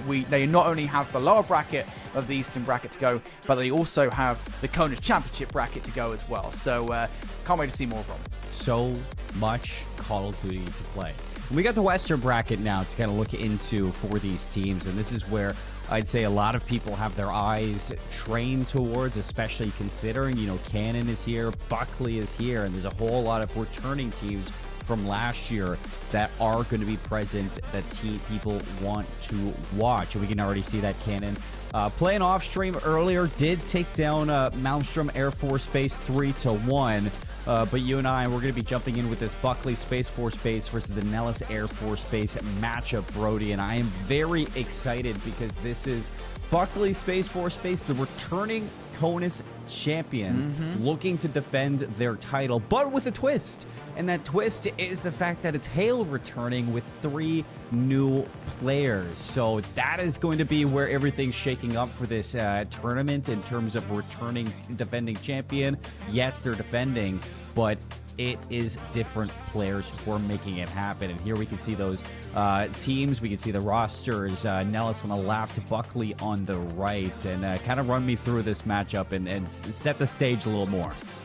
Yeah, for sure. I mean, you've already kind of hit the biggest point in the head, right? Buckley, of course, former champions here, but not really, because it is only one returning player in Hale. It kind of feels like almost like a new season of Doctor Who, but the Doctor's regenerated. Obviously, maybe last season was David Tennant, this season is Matt Smith. Maybe this is kind of, going to be an even better roster. And Hale, of course, I think, him returning, even, as just the one player here, it's, I think, the key thing, right? Halo was an awesome player to watch last season. He was phenomenal. Yeah. And so I think, him returning is the key thing. I think he was the MVP of that squad back then. So I can't wait to see more of him on this roster. That being said, I don't want to undersell Nellis, because Nellis looked pretty good, right? Tones was another player that I got the chance to watch. I absolutely loved watching Tones last year. And I think, look, he's got a new squad. We also see a new squad here for Hale. Maybe, who's going to have the new squad? Who's going to have a better new squad on the table? It's just who did the better scouting on either side of the table. Now, for me in particular, I'm really looking for Big Buckley because Dante, he is a demon. Back in ForceCon last year, this guy put on a clinic. Second place, not the finish he wanted, but I'm excited to see how he does for this Buckley Space Force team. Let's look at the maps, Brody, for this best of 5. Because across it, we just saw a lot of Hacienda in the hardpoint and the control, but for this one, we got the red card sandwich, basically, and this is one thing that going into especially the back half of the year, we always see changes in map pools, what players like, what maps a little bit better, especially when you understand them a little bit more. We see it in Challengers, we see it in the CDL, and we see it a lot that red card is making more of a prominent stand in a lot of map pools for teams, and I like to see it coming out here because, in my opinion, nowadays it's probably the easiest map to read. Yeah, for sure. I mean, like you say, I think, there's always this situation, this happens pretty much in every single COD, right, where a map is not that popular to begin towards the beginning of the game. More teams kind of throw it into the rotation, maybe to throw a spanner in the works, a curveball, if you will, and then actually over the course of the game, the map just becomes more popular. Now, I'll be honest, Seymour, I'll be honest with you, man. I've never warmed to red card. Maybe I'm bad at it. I don't know. I mean, to be fair, I'm bad at pretty much every map in the game. But it's never been a map that I've not, automatically seen in rank play and automatically vetoed. So these guys are big red card fans. Clearly, they've allowed it in. And as you said, given the fact that these guys, given the fact that teams just in general have gotten used to red card over the Yeah. course of the season, maybe both of them will know exactly what to do as we get into this. No rewind, no dealership. I was kind of hoping I got a little bit of dealership at some point today. Yeah, dude. I don't know. That's like one of those maps that everybody keeps telling me is like, nobody likes dealership, but Dude. I kind of enjoy it. I don't know. It's like it fits a certain criteria for teams that really adds that extra map to the pool. And I think, you know, when you look at it in comparison to like the Skyline, it's like you're not really changing too much. You're just adding a couple cars onto the map, but it's fun. Yeah, no, I agree. Like, do you know what's actually funny is, you know, back when we had that test period, I think it was like during Season 2, I want to say, of Black Ops 6, right? Where dealership was added to rank play rotation alongside that other map. I cannot remember what the other map was. The other map was awful. Don't worry about the other map. That other map, I never want to see that again. But dealership was so fun, dude. I honestly, like, I don't know, when everyone was coming out and criticizing dealership, I was just like, are we playing the same map? Like, I kind of enjoyed dealership. I think it might just be one of those things where kind of players moaning for the sake of moanings. Yes, yeah, like Hardpoint, it would have been. Yeah, I really thought it was going to be Hardpoint. What do we know, though? You know, we know nothing. We're not the ones scrimming it. We're just the ones casting it and, you know, playing maybe a couple ranked play games of it as well. But for the Hardpoint that we're going to be looking at very soon, we can go into it with a look of competition, Brody, between you and I for these predictions. I'm not sure who got it right between you and Enigma, but it wasn't you. Okay, so you didn't get the point for that first one. Andy's feeling good about his Eglin predictions, and for myself, yeah, you know, everybody's gonna be like, "Oh, is the cop-out answer to go for Buckley Space Force base, Brody?" But I'm kind of looking at it like this is a new team. Dante's a great addition.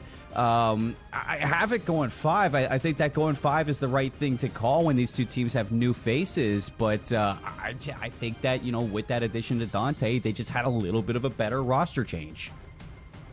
Yeah, I mean, that is the battle here, right? That is the battle of who is going to be the better roster here coming into this this new year of the CONUS Championships. For me, for my money, I'm going to say Nellis, dude. I absolutely love what Tones brought to the table last year. Really love watching him play. I think he's got it in him to do it again. But whether or not those 3 players on the roster can get it done, I don't know. The one thing we are agreed on is that this is not going to be another 3. I do think this is going to be a competitive series no matter which team comes out on top. And that's like the weird thing too, because like you can have a series where somebody just completely takes over, but we saw it even in our last one for Robin, is that like Zeus had a banger game 1.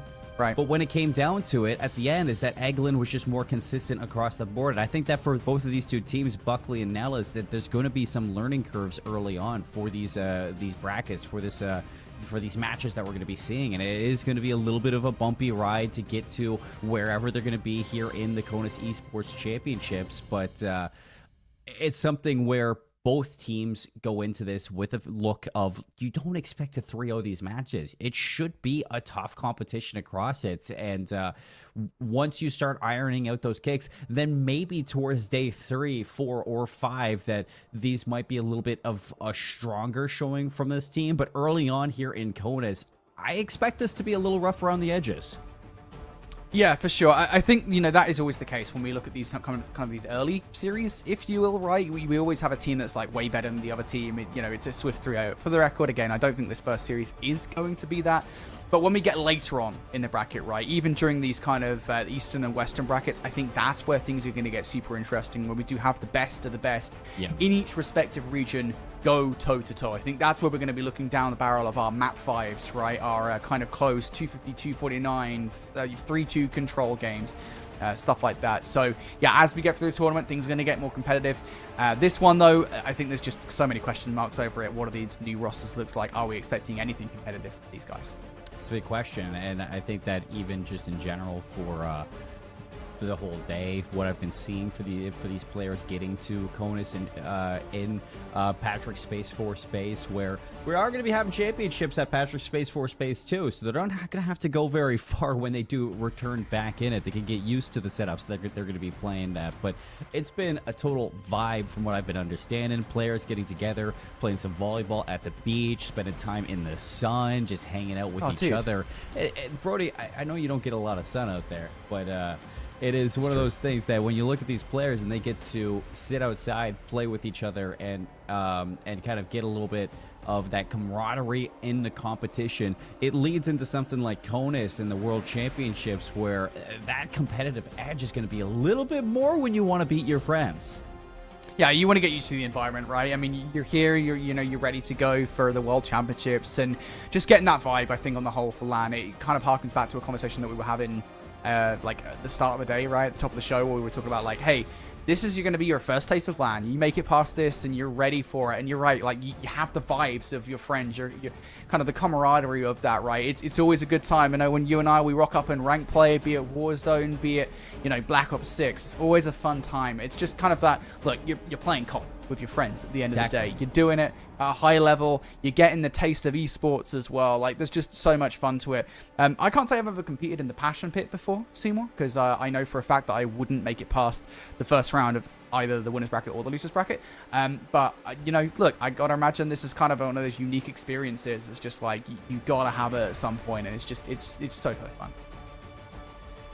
Well, I think that just in general, when you're looking at like competing in a place like this, it is going to feel a little bit better when you have that friendliness to it, and you're not looking at some total stranger across just trash talking to you like you normally get in the Passion Pit for challengers, Brody. But it's always been the love of the game for something like AFG and for all these tournaments that we do cast, is that it is deeper than the competition. It is building the bridge and the bonds that we're going to be seeing between these players for time to come. And in the future, I think that it's just going to grow even more. And just in the general, speaking of this whole tournament, when you go into this, you said that Canon looks like the best team here.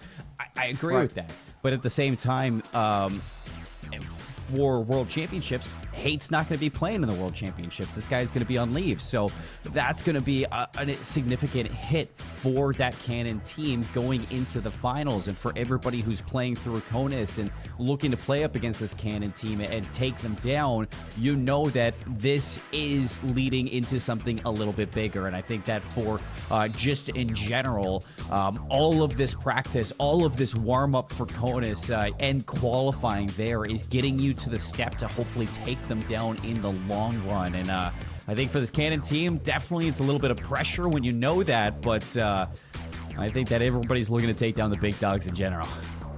Yeah, for sure. Like, you do that, right? You kind of take down a big squad. No matter who it is, it gives you such a massive confidence boost, right? We're talking about kind of getting experience on LAN, wanting to be the best of the best. That is one way to do it. So I think, honestly, if we get into this match, right, for both of these two squads, I think there's kind of an element of kind of getting a big cap under your belt early on in the competition. Neither of these rosters are snooze fests, right? I mean, we talk about Buckley being reigning champions, albeit there's basically a brand new roster on the block to represent that Space for Space. Nellis also have a fair bit of history behind them as well. We were talking about kind of the players there. It does, kind of feel like whoever wins this matchup is going to be walking away with a massive boost of confidence moving forward. And that, of course, is not talking about the rest of the teams in the competition. It should be said, by the way, folks, there is another match going on right now off broadcast. Offit versus Langley. We'll be giving you guys updates when we have them as to what is happening with that matchup. Canon, obviously, already beating up Maelstrom earlier on. I think that was to be expected. I'll be honest, I expected Canon to 3-0 that one, so that's another roster, right, where Maelstrom, they're able to take it. I think it was the Search and Destroy off of Canon. What do they look like? I can't wait to see more of them in the competition. It's kind of been the case for a lot of these tournaments, Brody, is that Search and Destroy really comes down to those opening breakoffs. And for Eglin versus Robin, I mean, there wasn't anything too really deep to that Rewind Search and Destroy. It was really coming down to the first bloods that you saw Charms get, and then the follow-up was just a little bit better for Eglin in the most parts. But the one round that, you lose is the round that you lose that first blood, those opening duels. And I expect that to kind of be very consistent across a lot of these matches for day 1, 2, and 3, is looking at who's going to go into those map 2s with a little bit of an edge in terms of the aggression. You win those opening fights, you lock down those sites, and it's really difficult, especially in Black Ops 6, for those attackers to break a site and plant that bomb when you have a player down. So it's something that we're going to be keeping an eye on for the future. But for this red card, it seems like we are ready to go. Players in the lobby getting it done.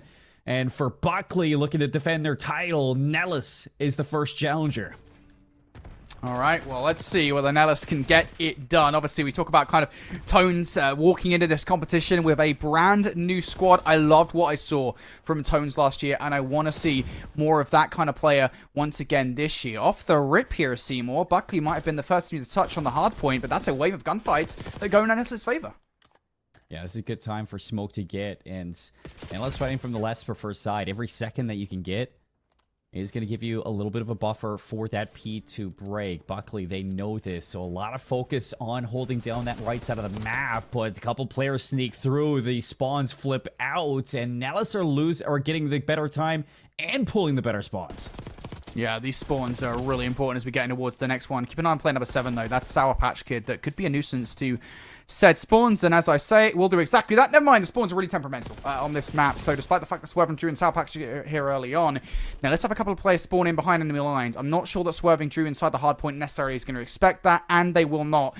And now it should be hardpoint control here for Nellis. Yeah, Hale going for the full wrap out. MVP from last year, and it's a double kill to kick things off for the break. 36 seconds that you're fighting for top side control, and you need that follow-up to hit very soon. Nellis are getting a lot of time off of this one. Finally, the break comes in. Backspawn's going to be able to hit this right away, and Smack and Tones pick up where they left off. They don't give anything up to Buckley.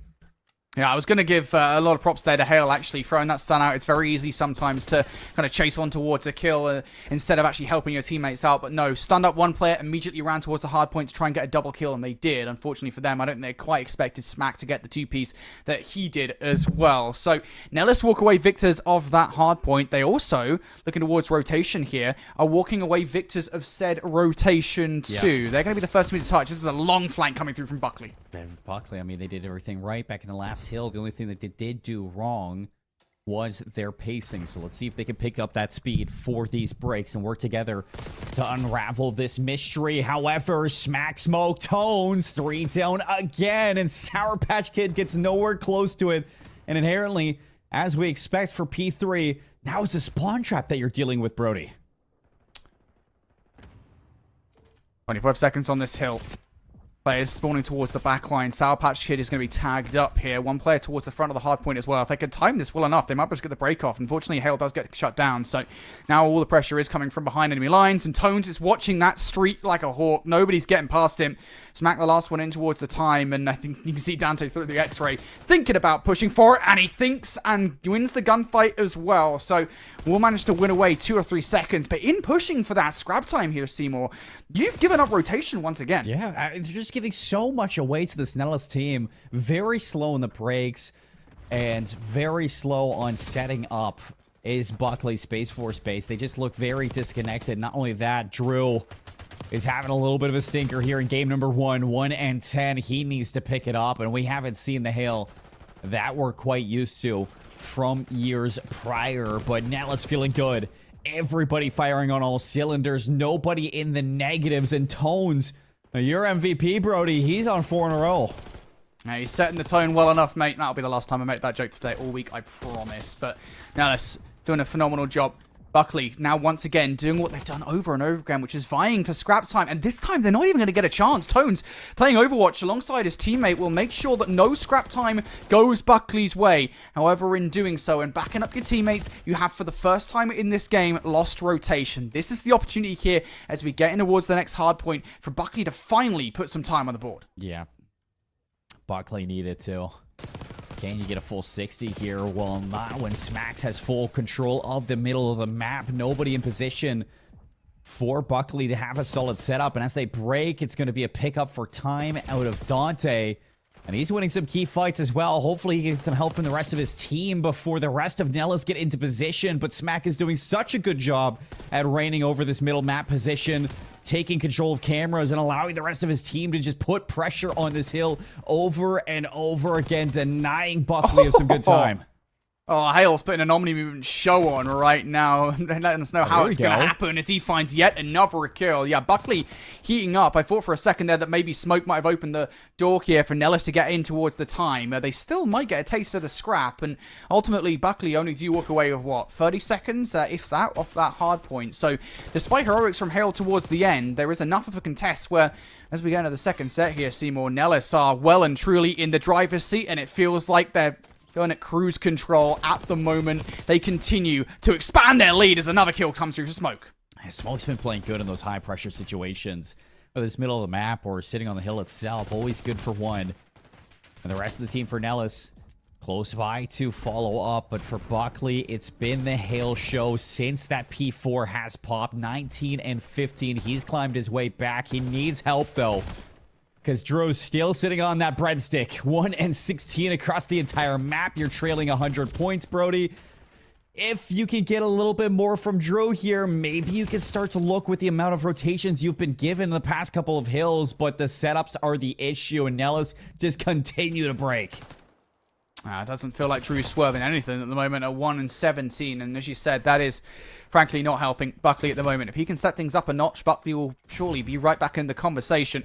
100 points down, though. That team nade might well help them. There's the spawns for Buckley as now they look to get control. But last time around, they were not able to do this. Nellis did get the better look at this hard point. And once again, Nellis are wise to it. That's 5 in a row now for Smoke as he's starting to consider streaks, long-range shots from afar. Buckley are being bullied at the moment. Yeah, Buckley just do not know how to put it together right now for this team. And on the other side for Nellis, they look polished, Brody. They look like they've been practicing. And the communication is lights out. Sour Patch Kid over the wall. He's going to get shot in the back. Smoke, again, picking up the objective play and the kills to boot. 200 playing 60. You have a player still playing over towards that stage as well as Smoke. He was on 8 in a row, but as he goes down, Buckley space for space, they need to start looking towards the next side of the map. I suppose the good thing here is I don't actually think Smoke got the Predator missile off there. The cruise missile off, excuse me. Cruise missile? I don't know. Hellstorm missile. Dude, there are so many missiles across Call of Duty games. It's difficult sometimes, mate. Yeah, the Hellstorm missile, I don't think he actually got that off. So, despite that 8 spree, that's not an advantage I think Nellis have in the back pocket. As moving towards New, Hale with a one-man army. He is absolutely going on a tear right now. Those 3 kills enable Sour Patch to find the 4th. And now it's Buckley in control of the kill. Finally, they are in the driver's seat. All right, you flip things out, and it's Spawn Trap on the other side. All 4 players for Nellis looking to work together to see if they can break out of this one. Double kill between Smack and Tones. You have the outside presence, and Drew just not ready for it. Guns down. Kuzo follows up, and the break back in for Nellis. 17 seconds. Won't net you a win here in map 1, but it is nowhere close to Buckley space for space contesting this red card, and the rotation over towards P4. You already have Kuzo there. You gotta win these rotations. If you're Buckley, you have to take down Kuzo, and they do. Big headshot from Dante. Buckley will touch first towards the stage. They have to put on a real performance against Nellis here to come back into this game. Nellis just 22 seconds away from victory. Shots now from all sides. You can see Tones putting some fire down from up top, but it's all the distraction play. As Smack and Kuzo towards the point, now jumping in. They want to finish things here. One wave of gunfights will do it. Yeah, and 12 seconds. Hale, last chance in. Saving the day. Dante up top, 5 in a row.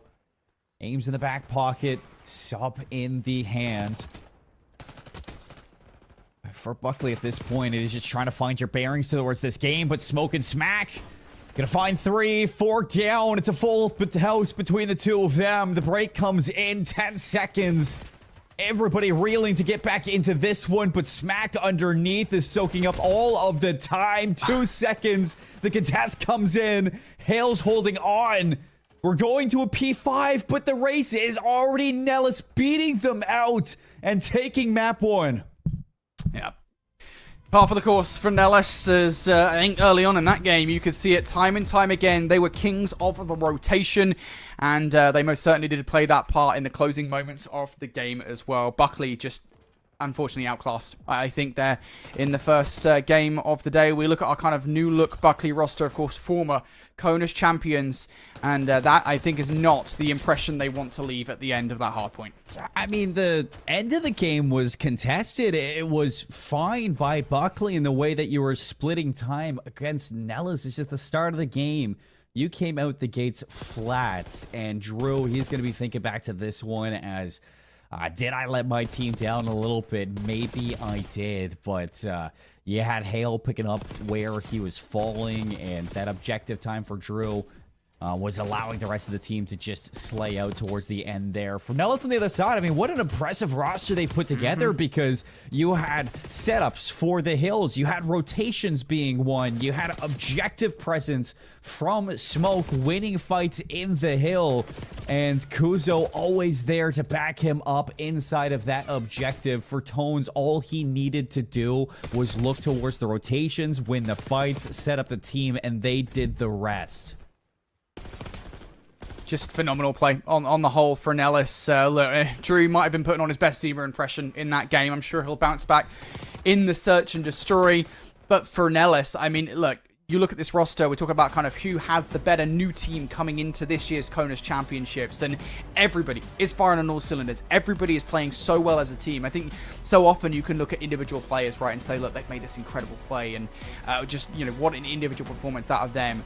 But it's the fact that they're doing these individual performances and doing it as a team as well, right? They're making sure that if they are making a kill, it's for a good reason. You know, they're always trying to draw attention away from the teammates inside a hardpoint, for example, right? Tones, I think we saw him multiple times in that game in key power positions, providing Overwatch with the AR. It's that kind of team play at the moment that you love to see, and it's that kind of team play that would boost any roster to potentially be champions at the end of this week. It was the difference for Eglin. It looks like it's going to be the difference here for Nellis as well. And Brody, I mean, you're probably feeling good about that one too.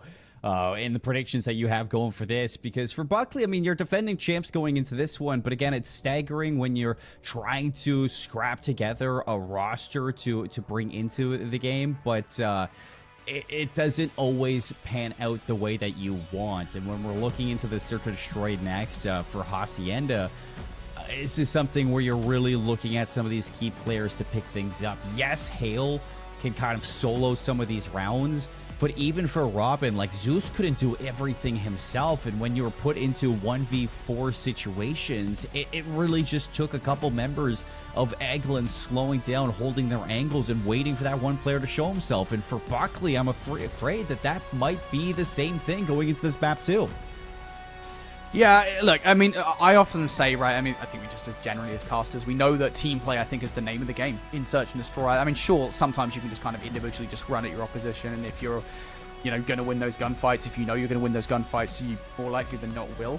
But I think, you know, going back to that team play that we saw from Nellis in the first game of this best of 5, it was on point, and that is something that's going to carry them through this Search and Destroy, right? Yeah. They're going to play so well in Search and Destroy as a team, and that's my concern. I think if I had to have one for Buckley, is will they buckle under the pressure? Because if you're facing down all 4 players from Nellis, 4 hitting a bomb site in kind of perfect concert, what do Buckley do about that? Those are the questions I have going into the Search and Destroy.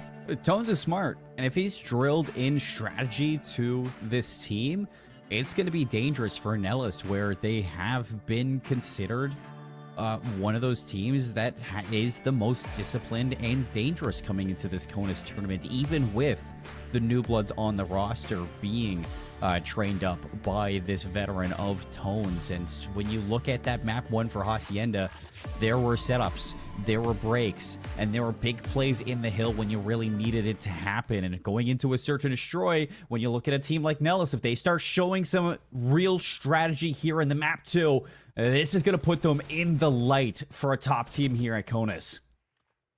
All right, well, Buckley need an answer, and they need it fast.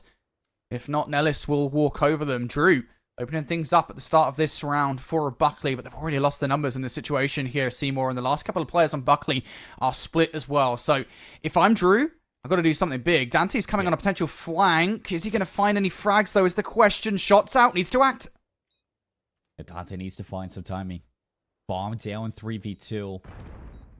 Oh, No real pressure towards the bridge just yet. It's going to be Dante playing for the middle of the map. In you, finding a second one, bringing this into a 2v2. Dante activates, but Smoke wipes him off the board. 9 HP, playing his life, and with 16 seconds left, having Kuzo play up top, he knows exactly the role he plays in this post plan. All he has to do is check the bomb, and it is done.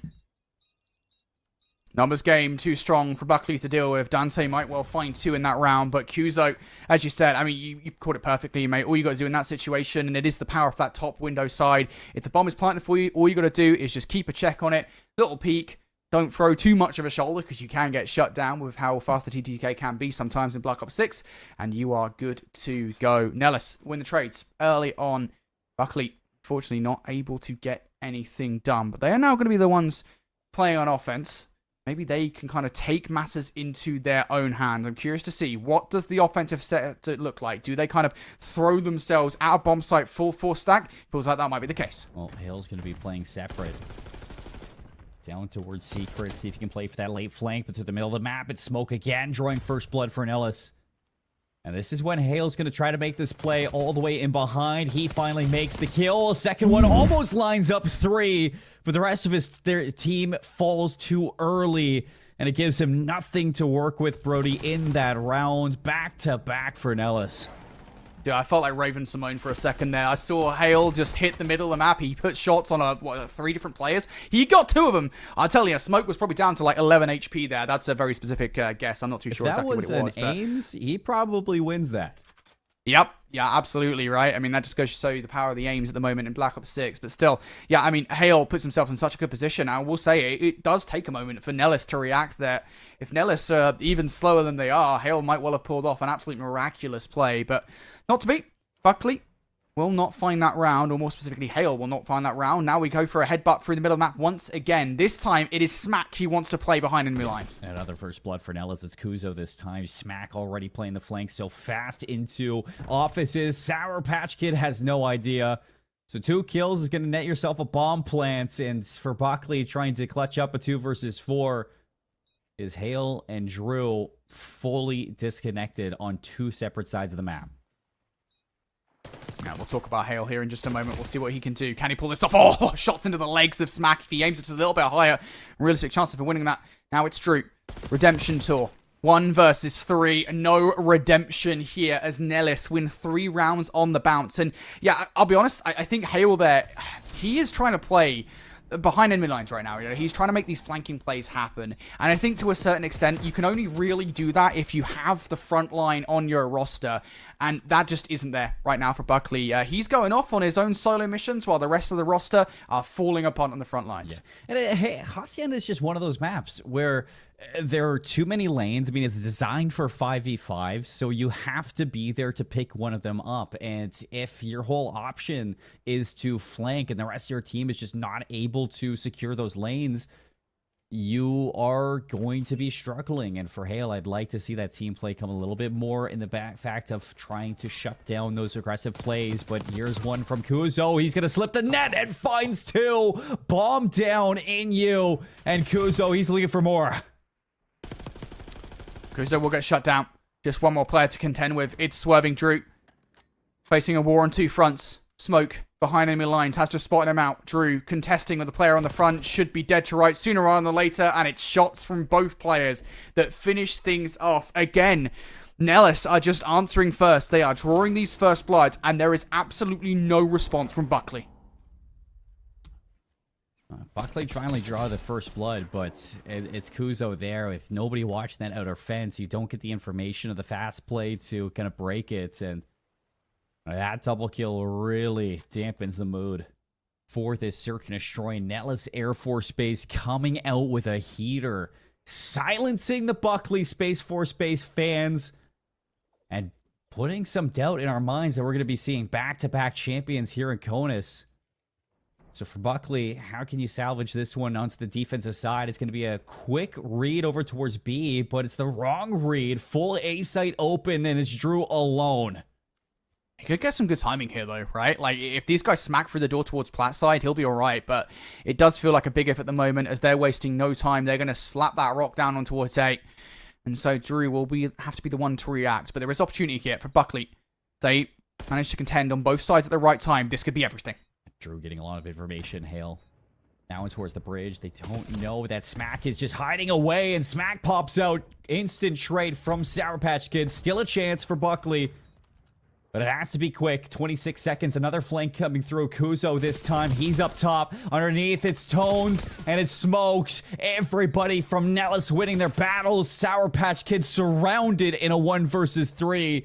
Able to find the 1 kill, but that is all you find. Nellis Air Force Base on the brink of 6-0, sweeping the search and destroy out from under Buckley. And I talked about it coming into this one, right? We talked about the team play of Nellis being on point every single time. You compare that to what we're seeing from Buckley right now, and it feels like a lot of the retakes, a lot of the hits feel just so discombobulated, right? I mean, Buckley, you're sending one player at a time, you're losing the gunfight, you're trying to trade off. By that point, obviously, you're trying to take a 1 versus 2, 1 versus 3, whatever that may be. And, yeah, right, you can get 1 or 2 of those players weak for the next guy, but the next guy is just as unlikely to pull off a 1 versus 3. These guys, if they get the timings right, they could well do the full sale, but I don't want to put that into the stratosphere just yet. And it feels like this is a good start. Hale draws that first blood. Something we've only seen one other time this game. Will this lead to a round 1? I almost think that it needs to at this point. It, in fact, does. Hale, a second. So doing the work for the team, opening up this one. But that's bombed down throughout the top, and Kuzo's going to know this one. So Tone's bringing it into a 1 versus 2. Kuzo's going to slip the net, and he has completely disappeared. So if the timing works well, with the bomb down, he knows exactly how to play this. And that's the problem for Buckley here. Is they need to go on a retrieval mission. Don't split up. Running right into a player. Kuzo down to 28 HP. Pre-fight. And they let him get away. Kuzo's hitting the full regen here. Yeah, now finally Hale's involved in the situation. Kuzo trying to get away. Surely Hale does not. Surely he doesn't hit the regen. He's done it again. Hale's run straight past him. Kuzo on the hunt for Hale here. That's the player you want to take down. Drew's retrieved the bomb. You take Hale out. This becomes possible. But he cannot find the kill. And instead Kuzo barrels towards the site. Kuzo doesn't know what to do. I mean, there's too many things happening on his screen. And now it's Hale who's disappeared. Kuzo's going to post in the corner. And almost has the read. If it goes to a 1v1, surely you give Kuzo that chance. But for Buckley, when they needed it most, Hale taking control of the round. 7-5 for the team. Really trying to put them in the backpack. Bravo. Oh my goodness me. Buckley finally win a round, although it does feel like maybe there's an opportunity for Kuzo to pull off a 1 versus 2 there. He was on the hunt for Hale for the longest, but I felt like I was watching like a really long segment of Scooby-Doo for a second there, you know, when they're like going in and out of the different rooms and what have you. Hale was giving chase, but he ends up winning that 1 versus 1 in the end. 4th Street coming in towards round number 7. Kuzo wants to draw first blood. Stacks on towards Dante. Dante's already gotten away with murder, though. Kuzo will trade out, but numbers not in your favor here. If you're a Nellis, you've lost smoke as well. Kuzo needs to pull off a 1 versus 3. Kuzo in trouble. Finds the first one. And if you win this fight against Hale, then maybe you have a chance just like the last round, but Hale's going to be on a great heady. He's going to slide out, gets the information, plays his life to a T. And here's the call for the second one. Kuzo's going to meet him through the middle of the map, and he wins the fight. Oh no, Drew! Giving Kuzo that chance, and it's pulled Hale off the B site. No way. This would be a phenomenal play. 1 versus 1 last time around. It went Hale's way. This time, Kuzo, does he hear him? 30 seconds on the clock. If this is the move to try and rotate away towards B, you've not got a hell of a lot of time to make it happen. Hale's already checked the sights. He's going to be barreling his way over towards A. I don't even know if Kuzo's going to get the bomb down as long as Hale sticks it, but no. He's playing over by B. Kuzo has well enough time. Doubt in the minds of both players. And it's a 1v1 to either put the map away. Oh, this is smart. Or keep this Hacienda going. And yes, Kuzo is making the full wrap all the way towards bridge. He's going to check the bomb, sees it, and the internal clock, it resets. 30 seconds, and Hale is playing hide and seek right now. Hale's already checked that as well. So, taking the full rack around, hasn't seen anything, spots him out, and Hale's gonna know, but doesn't take the shots. 15 seconds, Kuzo in the corner, putting it away for the 1v3, Brody, making the play for the team when it matters most. I really did feel like Hale that. I mean, he saw the direction in which Kuzo went, right? You know, he kind of knew, look, he's gone to the right here. I think the thing is in Hale's head was that if he didn't barrel towards the site, he would not have had enough time to get the bomb. I don't think that was necessarily true, but Kuzo gets the better of him anyway. And it's another 1 versus 1. This time around, Kuzo gets it done. Buckley only one round to their name at the end of that search and destroy. And as we look through the VT here throughout the entirety of the S&D, I kind of mentioned it, I think it was at the end of round number 3, right, where it did feel like Nellis on their search and destroy, it absolutely felt like they were carrying that continuity over from the hard point, where their team play was on point every single round, everything they were doing together, they were hitting together. Yeah. Buckley never really felt like that until we got to the final couple of rounds. And I'll be honest, it was really only because it felt like Nellis kind of put their foot off the brake a little bit, or put their foot off the gas a little bit, excuse me, in that they weren't playing as well as a team together. They were being a little bit more reckless for those final rounds. And even despite that, you still see a phenomenal 1 versus 1 from Kuzo to close it out. Like, there were a few times maybe you can count where Buckley actually hit a site together on the defensive side, but it was always the wrong call. Or the offensive round 2 where they all hit B, but you know, Hale plays through the middle of the map, yet everybody still dies towards checker before Hale can make that play. It just felt like the strategy was really banking on Hale to make the play, and nobody wanted to give him time to do it. And I think we saw a lot that there were just like the first bloods over and over again, leading into number disadvantages. And for a map like Hacienda, where we see it from Hale's perspective, how difficult it is truly to check every single corner on the map, Brody, on, you know, who is where and where, you know, you really need to go. It's easy to lose people. And when you're just in a position like that, I think that losing those first bloods on Hacienda really makes you struggle for this game. And I think that Nellis, they knew that, they dominated, they got those kills, and for this entire series, they have completely stunned us in what we were expecting. And where Nellis are now on the brink of 3-0 sweeping the defending champions of CONUS. This is one that I'm sure a lot of people are going to be keeping their eyes on for. Do we get a new champion at the end of this tournament? So stay tuned. We got the control coming up very soon. Vault up next. We'll see you with more CONUS in a bit. If you keep making that face, it's gonna stay like that. Funny. I'm trying to get my own car insurance. Well, that's easy. USAA. I thought that was for the military. And their families.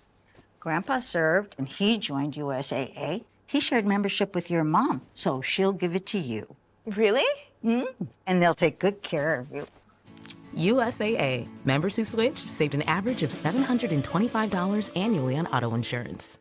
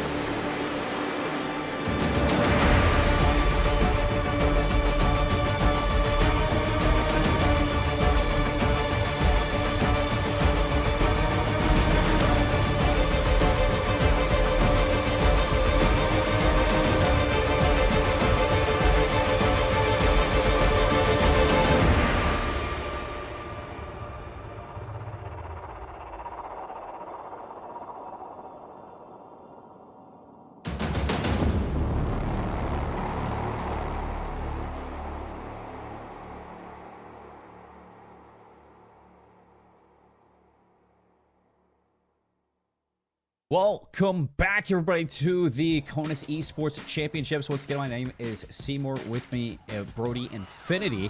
And we got ourselves a match that not really many people probably would have expected in terms of the history of CONUS Esports, Brody, because last year, Buckley, they looked great. I mean, we went into today, we were highlighting that, you know, a new roster change. What does that mean for this team? Well, it means that there's some growing pains for them. And for Nellis, who are going through the same type of growth, it's been the fruit to bear for this team because they look fantastic, well practiced and well prepped for this tournament, and now leading 2-0 in the series for the first match here in the CONUS Esports Championship.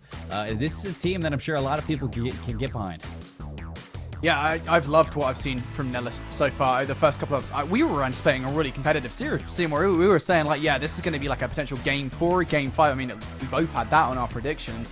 Now we're staring down there of a 3-0. Yeah, this Nellis roster is kicking butt right now, right? I mean, you look at Tones being kind of this guy that, you know, coming in, he was a great player last year, so we expected that out of him in this year as well. But it's not just him, right? It's one of these kind of rare occasions where everybody on the squad is firing on all cylinders. I love what I've seen from Smack, Spoke, and especially Kuzo in that search and destroy with his clutch ability factor. I know that's not a word. It is now. He is just phenomenal. Love watching this Nellis roster, and if they continue to fly high like this, hey, fan favorites for sure. No, that's right. Having the ability to clutch and search and destroy is something that I'm sure a lot of teams are going to be looking for this. But for just in general, for this one, the maps have been very one-sided, and I think it's a whole team effort for this squad. 6-1 in the search, 250 to 116 in the hardpoint. You saw a little bit of a resurgence towards the back end of that respawn from this Buckley team, but the start, it was rough, to say the least. And going into this vault control, one where a lot of pressure comes into making those key adaptive plays, especially on the offensive side, to try to overextend, get those kills, and give your team some breathing room. It is something where you really look towards this team like Buckley to hit the next gear for this team, see if they can really step up in some new lights and show us exactly what they can bring to this CONUS early on. Yeah, I mean, look, I've been kind of hitting the point all match long now, right? That you're looking at this Nellis roster, something we've seen from them in the hardpoint and the search and destroy is that their team play is on point. And you need that for control, right? You talk about the fact that, you know, these kind of rounds can kind of pull away from you very quickly if you're on the defense. And I think Nellis are the kind of roster that are capable to send players forward, to have the team play to be like, all right, cool. One player, go and try and keep these guys off the back of the spawn while a couple of players stack on towards the point. They are a very competent team, and if I'm Buckley, I need to find a way to counteract that right here, right now, because just like we were saying in the first series of the day, Seymour, you don't win this map, it's over. 3-0, yeah. Nellis are moving forward. Well, it is something to worry about for a lot of these teams. Off Stream, off it versus Langley. Langley leading 2-0 over in the eastern side. So that's another thing to pay attention to, that both teams are pretty one-sided at the moment for both stages that's going on. But for Buckley and Offit, they need to step up, and we're looking at this Buckley team to see if they can go into Vault with a new look. Oh, this is a relatively good start from Buckley, right? They win the opening engagements here. Tones is all of a sudden the only survivor, and he's going to get cut down as well. So as far as the first wave of defensive fights is concerned, Buckley have been pretty successful, but we always say it's very easy to lose control, especially with the way that Nellis have played in the past. They do like their flanking plays, and they're trying it again. Smack is going to get shut down, though, towards a point. Maybe Smoke can have better fortunes, as will Kuzo. Nade over the top here is going to stop Sour Patch Kid from contesting through the window. Instead, now anticipating a flanking play, and Smack has his number. Kills looking pretty good here if you're a Nellis fan, but it's not over yet. No, not at all. So Hale, he's going to breathe some life back over towards this A zone. Stops that third segment from being captured and allows for the rest of the team to start moving through these lanes. However, you look at player number 1, Tones, having that art position. It's going to spawn Buckley a little bit all sorts of out of the way. 3 down, and you can see that right now. Swerving Drew, he's going to have to make the full wrap around. A's going to be gone before he gets there. And for the rest of them, they need to take Tones out of this art position. This is what I was talking about, right? You got to make sure you take the players out of the power position. Tones is finally gone. Teammate from Sour Patch Kid, though, will not help the situation. A Smack now picking up where his teammates left off. Fortunately overwhelmed, but look at Nellis. They've got yet another player behind enemy lines. This time, though, Kuzo isn't playing for art. He's playing to try and help his teammates out, but will go down. Now, once again, Nellis fighting this one from the point, but all of a sudden, it's Smack on his lonesome. Smack to the middle.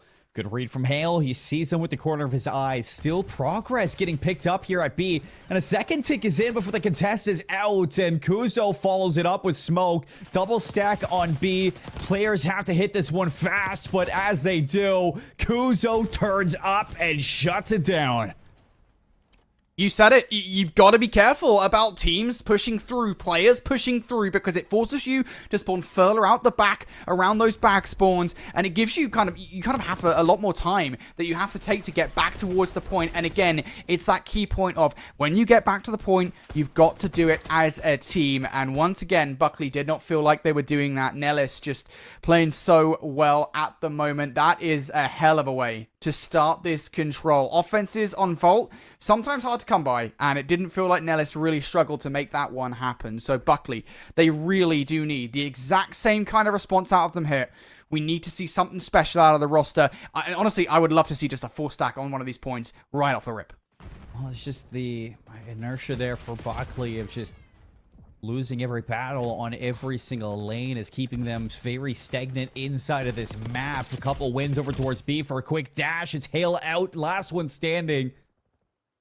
And he is going to be alone for a second to soak up this progress. Will he get the segment? He shouldn't. Smoke's going to be there, and immediately they neutralize it. No progress, no map control, no nothing, Brody, coming out from this Buckley team. Yeah, I'm kind of surprised actually from Buckley there, right? I mean, Hale's done everything in that situation, okay? He's distracting a couple of players. You know, he doesn't get the tick through, fair enough, but he is playing enough of a distraction that surely the rest of the team can get their way on towards A while he's making the distraction play over by B, and yet nobody does. They all just kind of wait for Nellis to aggress right back at them, and it just doesn't happen. And they get nothing for it. So that is 40 seconds burned off the clock here. Nellis not really having much of a problem at the moment with Buckley as they have a 3-life advantage and they're starting to get players in the spawn trap. It's locked in right now. Kuzo's going to make the full wrap, and you got a double stack over towards this catwalk where most of the pressure of Buckley is just funneling into one single choke point. Kuzo now aggressing on the flank. Hale, by the time he has made himself known, it is too little too late. Yes, he's going to draw some players back, but he needs to go nuclear right now. 2 kills is good, but still more work to be done. 17 seconds as they touch this A zone. You have another flank coming through, and this time it is Smack to work alongside Smoke. The dynamic duo, the double S setup. And Nellis are looking to put this one away clean on the defensive side, Brody. 5 seconds left. Nobody's going to get here in time. Maybe Dante, but there is no help arriving. Oh, add insult to injury. A double to close out what was otherwise a spectacular round for an Ellis. And again, we have moments of brilliance there from Buckley, but it is flashing moments, right? We talk about kind of the start of the round and the play call is made. You can definitely kind of imagine the comm call from Buckley. Look, we're just going to kind of full hit one of these zones. We're going to try and get something going early on. And yet they just cannot win the trades versus Nellis. They had an opportunity off the back of that to maybe try and get something done over by the other zone. And even then, they're just not able to grasp it. The only real look I think they had was towards the closing moments there where they had a 2 versus 3 in the point. And the biggest issue was both of those players preoccupied looking at U side instead of potential flanking play coming through. I think it was Smack that managed to pick up the first kill as well as Smoke. So just not really doing well at the moment to deal with the team play of Nellis. And now as we get into this round, Nellis 2-0 up. They want a clean 3-0 in this control. Yeah, they want to get it done. They want to get it done fast. But Hale and Dante on the defensive side feeling a little bit better with the freedoms that are given. Let's see if this communication can really set up the rest of the team to get into position to hold down these sides. Kuzo, he finds the opening. So now some pressure down into the B lane. Quickly dispatched by Sour Patch Kids. So kills coming through from Buckley. Brody, it's looking good so far, but it is the constant that we're looking for to see if they can keep up with this across the entire round. It does just feel like at times, Nellis, they just full hit something and the round is over before Buckley's very eyes. That is a good response, though, coming through from Hale. It's a double. Now just one who does get shut down. All of a sudden, it looks like Buckley might have found a way to brace the storm. Oh, 32 seconds on the clock. It will stop as Kuzo touches on towards A. Shut down, overwhelmed in a 1 versus 2. Smoke making a lot of noise, and he will get overwhelmed on the outside as well. Everybody that Nellis is sending towards this point is being dealt with. This is great. 20 seconds on the clock here. Everybody in position to force a round of before. Last chance for Nellis here in the attack. See if they can 3-0 sweep this vault. So, stack over towards A. 3 on. Flank coming through from Hale. And you have somebody watching it too. Smack's going to be making the heads-up play. He's taking care of business. 3 down again. Sour Patch Kid alone. He's going to dive right into the point. Steal the stack is on. And this one should be going pretty fast. And for Buckley, yeah, they're just going to give it up. They want to play exits. Yeah, that's the right call. No! How do you call around that, though? Smack doubles up. All of a sudden, Hales has it all to do. Nice bit of team play here as Hale takes 2 players down. But he needs to do more. He needs to try and provide some aggression while the rest of the team cover spawn because there are players on the point. Well, Hale's going to go down. Can the rest of them pick up the slack? Well, a big fight one from Dante. It's going to stop that pressure over towards this B zone, but the car bomb's going to make him weak. He has to back down, and while this happens, look at the real estate from Smoke. He's just going to walk right up this street, finds the kill. Unfortunately, he is alone in the matter, and Buckley are just slowly weathering the storm. Yeah, this is done. Only 1 player left, not the lives, and it was the early round from Buckley that looked so good. I'm going to keep harkening back to it, mate. You know, what we've seen from Nellis this entire series so far is phenomenal team play, and the start of the round was just not it. Now, that 4 stack, I think, was a 3 or 4 stack or something like that on the point to very swiftly capture A, another extra 60 seconds on the board, proves that when they want to full send it, they absolutely will. But a little bit sloppy at the start of that round for Nellis. They opened the door for Buckley to find a way back into the series. It's worth saying, though, they got to do the full ultra reverse sweep if they want to win out versus Buckley. Versus Nellis. I think that Nellis, are doing the same thing that they do every round, sprinting, trying to win their fights. Buckley, you don't have to match this pace right now if you're Dante, Drew, or Sour Patch Kid. You just need to hold your lanes and let Hale be the playmaker for you. If you can cover those lanes, give him that freedom, surely he could pop off enough for this squad. And Dante, right now, he is the one that's looking to chase the stick right now as Kuzo, he is on his tail. Kuzo on the hunt for kills. Nellis want to win these opening engagements. Nice pre-fire from Sour Patch Kid. Unfortunately, not actually any of it lands. Kuzo, extra love taps to try and get in the mental game here as Hale now is really starting to fire up on all cylinders at 28 and 13. Is having a phenomenal game, but it has to be said, it does feel at times like he is on his own in that. But Dante is trying to play all on his own. Over by B, a distraction play again. Splitting the forces, split attacks here. And it is working for Buckley. They're winning pretty much every single gunfight. Yeah, double stack over towards A. No flanks inbound, and this is a good heads-up play from Hale to try to pick up the flanker. Sour Patch Kid only good for 1 in you, and is leaving your teammate a little bit alone on this zone. Smack's going to jump right in there. Stop that second ticket progress, playing his life, waiting for help. Dante finally puts him to rest, but it's enough for Kuzo now to strike and keep this one, draining that time bank. 35 seconds left, Brody. Buckley starting to run out of opportunities. That's 3 down. Players now coming off spawn. Jump on the point. Here it go. Double stack. Hale has now exhausted all of his pressure. And Nellis, the floodgates have opened. Smoke, shots in both players. Finally will deliver on the first, and Smack will double up on the second. Smoke switching to the pistol for number 3, but Tones is there to clear on up. 20 seconds left now. Just 1 tick is all that required, and Nellis have to brace. Hale's got to be the hero.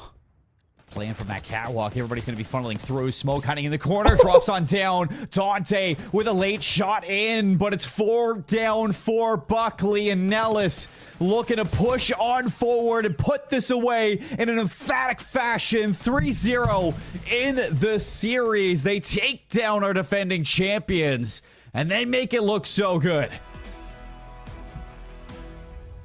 Shout out to Nellis. This roster coming out hot into this series. You saw it in the Hardpoint. You most certainly saw it in the Search and Destroy. And I will say, I think the Control was the one game out of the three where it felt like Buckley had the most to say. But again, I'll say it, if only because I think at times Nellis maybe took their foot off the gas a little bit. Beyond that, when Nellis wanted to call game, when they wanted to call around, make no doubt about it, that is exactly what they did. The team play of this roster is something that wins Air Force Gaming Championships. They have really put their mark on the map here at the end of this matchup. There is some work to do for sure. And looking back through this entire series, I mean, this Hardpoint was really telling. It was struggling for Buckley in these respawns, and it's not really just in terms of the slaying, because we know Drew wasn't really providing in that factor, but it also comes down to the opportunities that like Hale was looking to get. It's just so off-timed, and nobody was really there to ever follow up or put him in a position where he could safely make those plays. Very disconnected all over the place, and for Nellis, you really can't say the same thing. It was lights out from start to finish, and the hard point, I was kind of singing it, is the setups, the breaks, the communication for this team to always be there for each other, while it's for the objective or for the rotations. They're the full package, Brody. And that's what you look for in a team, that when it transitions from not just the respawns and the search and destroy as well, having that communication and the proper idea to play together and bring that strategy into a match setting. Nellis just brought that. And that's going to put a lot of teams on notice that they just raised the bar in terms of what to bring to this tournament. So a lot of teams got to look at that and think, we got to step up. Nellis are here to play. Yep, Nellis don't need to be perfect at this stage of the competition. I think there are exploitable moments where maybe Nellis aren't perfect, but as I said, don't need to be at this stage, right? You just need to make a mark. That is exactly what they did. Reigning champions, Buckley taking a hit in the first round of at least broadcasted play here. That's a statement. That is a hell of a statement. Love what Nellis have brought to the table, and I mentioned it multiple times throughout this series. It's one of those situations where you look at a roster in this kind of competition, if any of these players can go off at any one time, all players are firing on all cylinders, if all players have go-off potential, that is a dangerous team. Love what I saw from Nellis in that series. And that's going to push Nellis into a place where they're going to be playing Cannon right now, a team that we both have our eyes on, Brody, to be at the tippity top of this AFG tournament. And on the other side for the Eastern bracket, we still got Offit and Langley going head-to-head. That third map hasn't finished just yet in the Control, but winner of that goes on to play Eglin. Loser of that drops down into the lower bracket for the Eastern side. For you and I, we're going to step away for a second, get these teams all set up for our next match. We'll be back with some more CONUS very, very soon, everybody. Stay tuned. If you keep making that face, it's gonna stay like that. Funny. I'm trying to get my own car insurance. Well, that's easy. USAA. I thought that was for the military. And their families. Grandpa served and he joined USAA. He shared membership with your mom, so she'll give it to you. Really? And they'll take good care of you. USAA. Members who switched saved an average of $725 annually on auto insurance.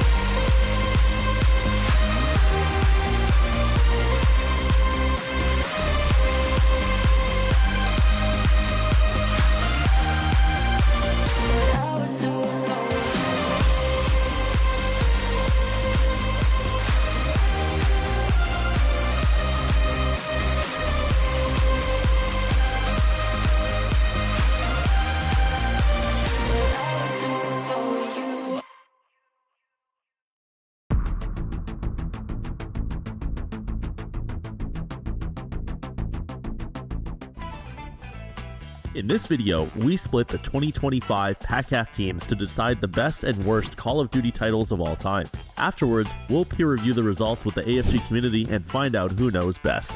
Is that like the original Call of Duty 1? Never played. COD 4. Greatest of all time. What? You can't put it in the GOAT spot already, dude. There's so many games, dude. That's fantastic. That's one of the best. It's got to be one of the top time. Black Ops 2? Ah, that's one of the top. That's got to be. Is there a goated category? Yeah, that's my GOAT, dude. Greatest of all time. That was the greatest. Greatest COD. Advanced Warfare slept on. I think it was great. Slept on. I think I'd say guilty pleasure. Me personally, I put AW in the GOAT. What? I love that game. Nah, that game had. I'm not kidding. I don't think we can give it to you. Black Ops 3. I can't be the only one to think it. One of the GOATs. Yeah, I think it's greatest. COD 4 remastered. It's just as bad as the original one. Same tier. Same tier, Yeah. World War II is buns. I'm not gonna lie. I'm not gonna lie. 2019. Fantastic. Fantastic. I think Cold War is good or great to me. It's a slept on COD. I would agree with that, actually. I think it's slept on. I don't remember Cold War. I haven't played any of these games. Bro, Vanguard? Nah, bro. Is that Vanguard? Vanguard. Didn't play it. Oh, put that in the trash can. Put that in the trash can. Worst one of all time. That's a relatively recent COD. I thought it was good. I think it was a good I think it was good. It's the DLC. OG MW3 or no? It's not OG. That's the newest one. Oh no, Basuda. Put that in the trash. That's goated. great. Really? It wasn't. I'm not gonna say goated, but it's up there for me. It was fun. Black Ops 6.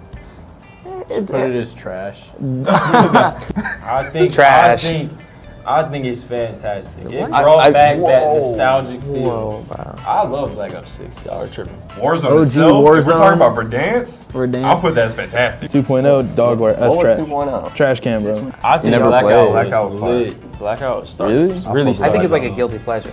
Because it's like a lot of people hated it, but I'm down for that. I'm down for I mess that. with But it. World at War Zombies. Goated. I mean, that's Goated. yeah. Goated, man. That was. It's a classic. Black Ops 1 Zombies? That's one of the GOATs. Keynote, you can spend hours with your boys on there. Hey, I gotta go eat. Cover me. Keep a crawler alive. That would be my GOAT for zombies. I don't know about putting a GOAT. No? I would say for BO3. Let's go for zombies. No. What? That has all. Doesn't that have all the You are DLCs? the polar opposite of us. Black Ops 3? Finest Hour and Big Red 1 are definitely up there. They're pretty. Can we have 2 GOATs? Yeah. No, that defeats the purpose of the tier, man. What you got? Think? Nah, I like the list. Yeah, I I like the think list. that's a solid list. Yeah, I think the list is good. I'm cool with that. I'm good with the list. I'm good. actually. I feel like that's a pretty solid I think list. that's a decent list. Actually, I don't know. I kind of want to move World War II to trash.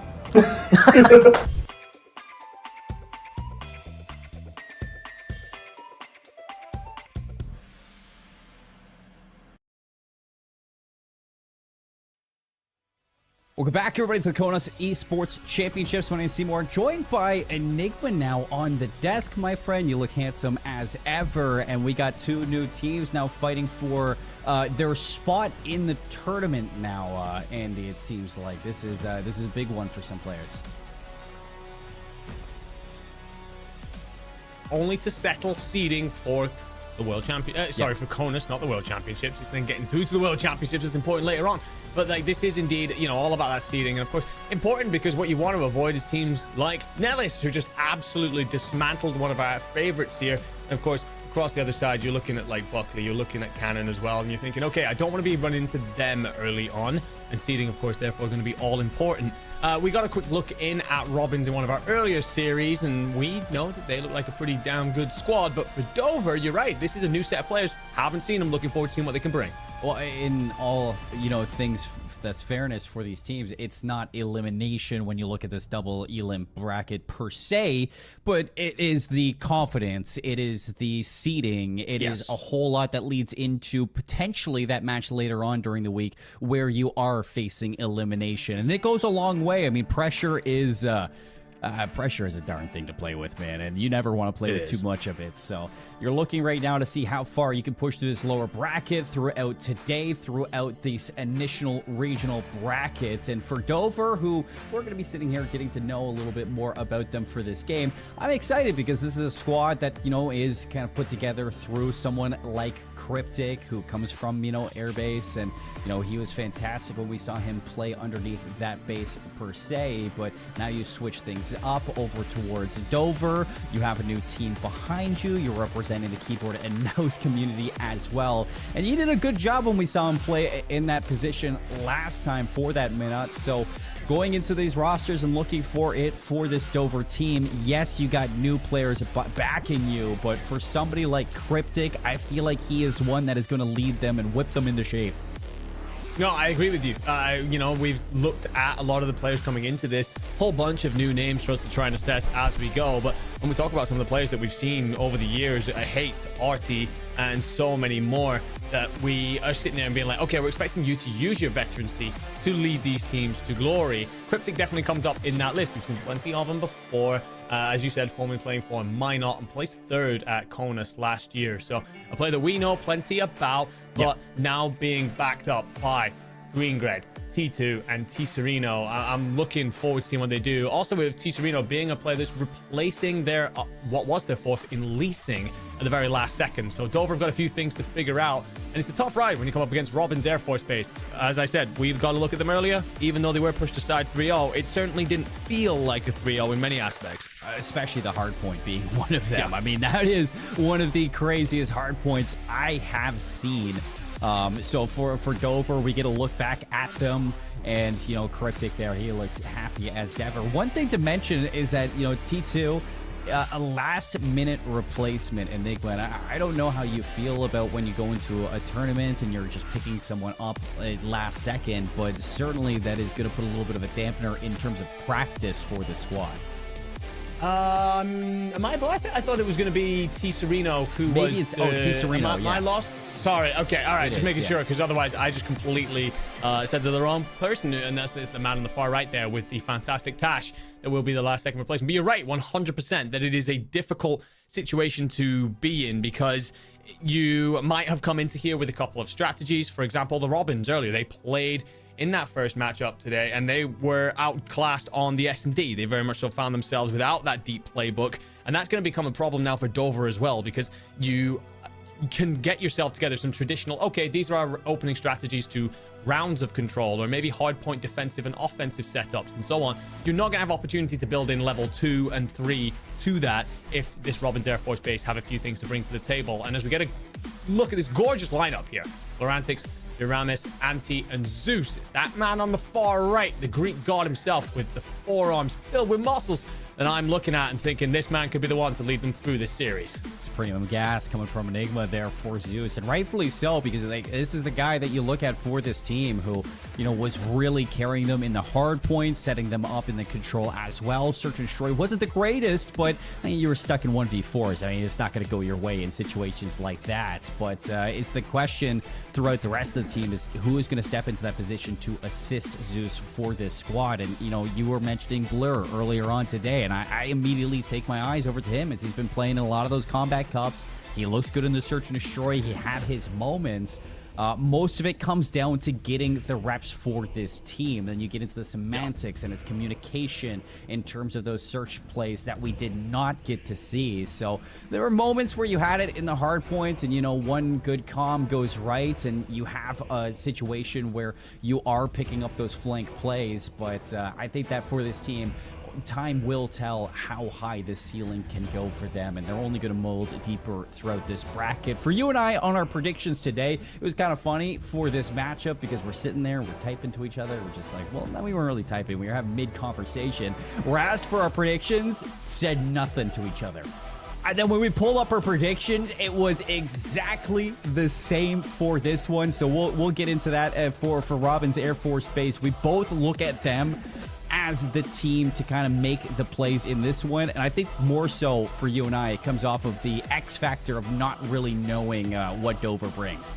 Yeah, exactly. Dover Air Force Base, we haven't had the opportunity to look at them. They come into this in the lower portion of the bracket, so I start to become a bit, you know, I question them a little bit in terms of like, yes, you do scrape on through to get here, but when I look across the other side, I see that Robin's Air Force Base squad, they were only knocked down by a very, very good team, and it's a case of, well, we've already seen what they can bring, pushing a very good squad close in a hard point. I want to see a bit more from the S&D and their openings on the control, but they even had moments in the control where they, you know, backs against the wall, had to come out swinging, and very much so managed to do so. But the thing is, of course, what we're doing here is playing across 5 gorgeous maps. And what we're looking at to start us off is a rewind hardpoint, protocol S&D, and then into the Hacienda. If we need maps 4 and 5, we've got Skyline and Dealership, my friend. But you know what? You always throw the questions to me, and I'm actually going to pass one back to you here, my friend. Anything that stands out to you amongst that veto? Yeah, the Rewind Hardpoint. This is one of the newest maps in the pool for Call of Duty multiplayer, and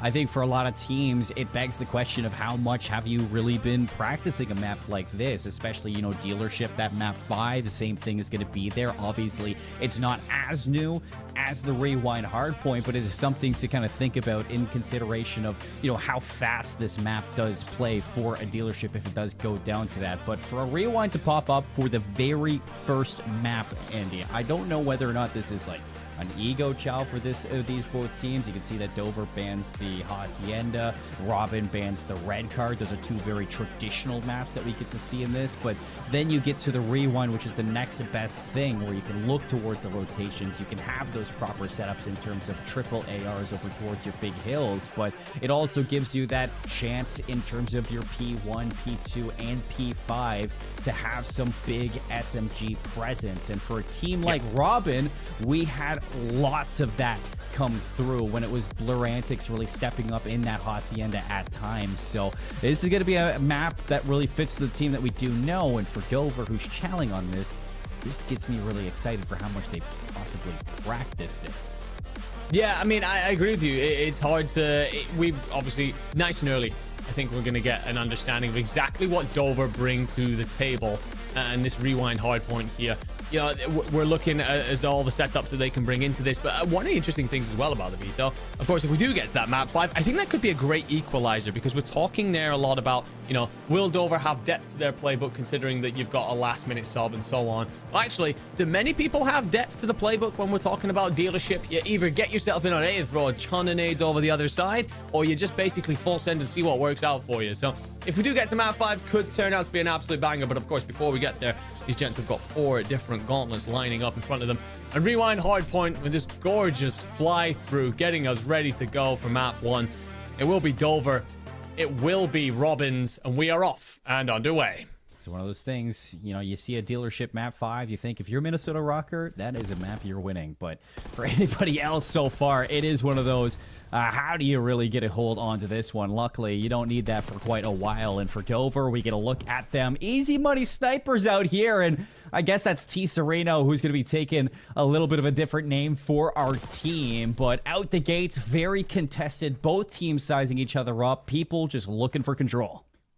Yeah, P1 at this point just going to be a bit of a bloodbath, and it's all about, of course, that rotation over to 2, where you're actually going to find Green-Red contesting Zeus, finds a big win there up close, but will likely be cut off from J. Ramus being in dumpsters. On a screen, though, Cryptic trying to make presence in the middle of the map, trying to control things around the elephant here, and then push on back and support the teammates. It's whether or not you spot J. Ramus, who sees one cross with some timing. Well, actually, it's not as clean as you'd like, so the problem is you slip on out for the fight, you don't get time to slip back, and Cryptic cleans you up and gets control. Yeah, this is good for Cryptic, but he needs some help soon. Robbins is getting a lot of hill time off of P1, now P2, and looks like T. Sereno, easy money sniper, pops off for the break. You have the spawns, you flip things out. Dover have control. This is time that you need it. I like this play from Green-Red. He's going to be forward a little bit, allowing easy money just to get a little mixy over towards that elephant. Snaps back. They line up. Can't find the second one, but we're looking at a tie game right now as Dover are sitting pretty in this hill. Yeah, all comes back from that rotation by Cryptic. He does a wonderful job of getting himself in that back dumpster side, and as such, we'll see his team profit, at least to the point we managed to tie things back up. So even game, rotate yourself on over towards 3 here, and it's going to be Cryptic again on that early rotation. You can see the role that he clearly has for this squad. For Green-Red, it's about trying to control the middle. You'll be cut down at least, but that should allow your teammates to push forward. Bit of map presence, but there's a spawn flip out here. Anti might get him around the back. Yeah, this is a good call from Dover. This is exactly how you play the map. And Cryptic's going to spawn up with the rest of the team. Good shots there from the AR. Robbins, they're in for now, but how long can you hold on into a 2 versus 2 now? Cryptic's hops the time, having to get into the action, losing his teammates, though, and it all falls apart. Robbins with the shutdown, locking it, the hill, and it looks like it's not going to last. Well, tech issue is going to, unfortunately, get us a bit of a pause there, but what I will say, my friend, we got to learn a couple of things nice and early in that one. I mean, P1, you know how it is, bit of a bloodbath, back and forth all over the place, but Cryptic clearly on the game of hitting those rotations. Felt like he got himself on over into dumpsters for P2 nice and early, and then straight into Burger for P3, but you called it there. Flip that hill absolutely perfectly. You see the two Dover players pushing out through that RV side in towards those back spawns, influence them enough to flip out. What that says to me, while I'm sitting here and looking at a 3-1 victory for Robin's Air Force Base and my predictions, I suddenly become a bit nervous because Dover had the fundamentals at least well on lock. The thing that I think that Dover were only missing was the fact that a lot of the time that you were giving a lot of time up over towards this Robin team, and we saw it there in P3 for the rotation. It's like, yes, you get the spawns, but when it came to the break, everything fell apart. So, I mean, it's good when in terms of the fundamentals, and for a lot of teams, I mean, you could walk that wire, and in terms of trying to play for rotations, eventually you think the teams on the other side is going to crumble if they're not meeting you there. But I think that Dover, something that you need to really consider is having somebody in the 20-second mark start to play for that hill to put some pressure early on, because P1, P3, it was a lot of time given up to Robin without really a contestation in bounds. And every single time that you got there to fight, you're looking at a major difference in terms of that slaying power where Robin is able to shut you down in those moments. So it's just the fundamentals on one side and the slaying on the other really separating these two. But it gets me excited because that just means we're going to have a really contested series. Yeah, and then the thing is as well, that probably means that on the early face of it, of course, this is very early in our series, very early as a look in on these players. That says that Rewind probably needs to follow the way of Dover, because if we do get that fourth map, my friend, we go to Skyline, and we know that that suits slaying, so Robins will be looking at that one with a mighty lick of the lips and being like, okay, we should walk away pretty comfortably on that one. But yeah, you're right about the slaying power that Robins clearly possessed, because Dover, for all the flipping out that they got, you had that 3-piece come through from T Sereno, and we're definitely keeping our eye on you, son, as you come in for this very last second substitution. But it becomes a case of, yes, we get that P3, and although Robins are flipped out of that spawn, they just immediately bat away the recovery wave that comes in from Dover. So yeah, got a close eye indeed on how this one will weigh up when it comes to Rewind. I do feel it suits a great rotation on in. Of course, P1, P5, you're very difficult to get yourself into, you know, good holds because of the way those two hills are set up. But yeah. P2, P3, P4, you and me have played enough of this map to know that you can really lock those down if you set up correctly. And it's one of those things too, is that like P1 on the first rotation, it's hard to really gauge off of this one. P2 in the second rotation, that's a really telling moment on who's really dominating the game. And we never really got there to see exactly what happened, but the dichotomy for the fundamentals for Dover was one thing that, you know, with T Sereno coming into the lineup, I mean, P2 setup, you had Cryptic holding the back spawns with that AR, you had Greengrad moving over towards RV, and what T Sereno wanted to do with that sub in hand was just fly at the opponents, try to cut them down, limit the amount of numbers they had, because you know you're just going to spawn up with your teammates with how easy that hill is to anchor. And when you look at the series in general, even just bringing up the Skyline Hardpoint or the Dealership Map 5, if it does get into that, and even the Protocol that we're going to be seeing at some point, those are great characteristics to see in a player that is subbing into your team last minute. In very fast maps, the Jackal player is the playmaker, and we saw a lot of that coming out from T Sereno. For when you look at Robin in comparison, Andy, this is a team that, you know, we're not really talking too much about. It's because we got to see them in the first map, and there wasn't that playmaking potential. Zeus was the one to make those plays, but he has the AR in his hand. He can't be that guy all the time. So, I mean, whether it's Blurantix or somebody else really stepping up in that moment, I think that is the one thing that we're gauging for this team right now. We're really looking at them to see if they can find somebody to be that playmaker going into the rest of this week in general, because you need things like that in BO6, a solid playmaker to crack the case sometimes. Yeah, no, I fully agree. I think that you do have plenty of firepower there with Zeus. We saw that earlier on. He's a talented player for sure. But I agree with you. You need an SMG that can open things up for those ARs. Your AR needs to stand over them and make sure that those lanes are well protected for them to move through. But then you're looking for your SMGs to get up close, personal, do a lot of the dirty work. And I think I am looking at Blurantix. You know, got experience having previously played in the Fortnite. And I've seen him participate in other things as well. This talk of being like his first AFG COD appearance, sure. definitely not his first COD appearance in certain things. I've seen him take part in various tournaments in the past, and certainly a talented player. So I'm looking at him to open things up and help Jeremis and Anti kind of move around the map and find where they fit into this system far better than they managed in the first series.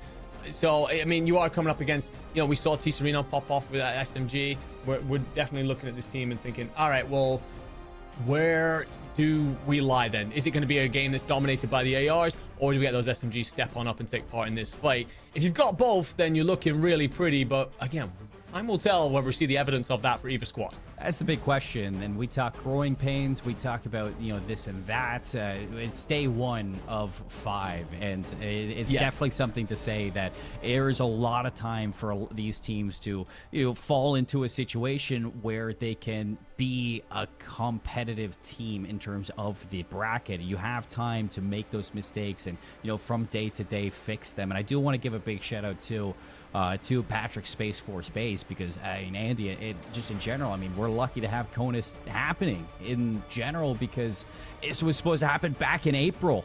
I don't know about you, but it's not April right now. We're into June. The year is kind of flown by right now, and we still get CONUS, and it's because of Patrick Space Force Base. So you come out here, you're at the bowling lanes, you're slaying out with the rest of your team, and you're feeling good right now. But in the course of 5 days, you do have to really buckle down and figure out how you're going to qualify for Worlds if you want a chance to go back to Patrick Space Force Base later on in the year for Worlds as well, because there's only 6 spots. We're going to be whittling down half of the challengers here inside of this tournament.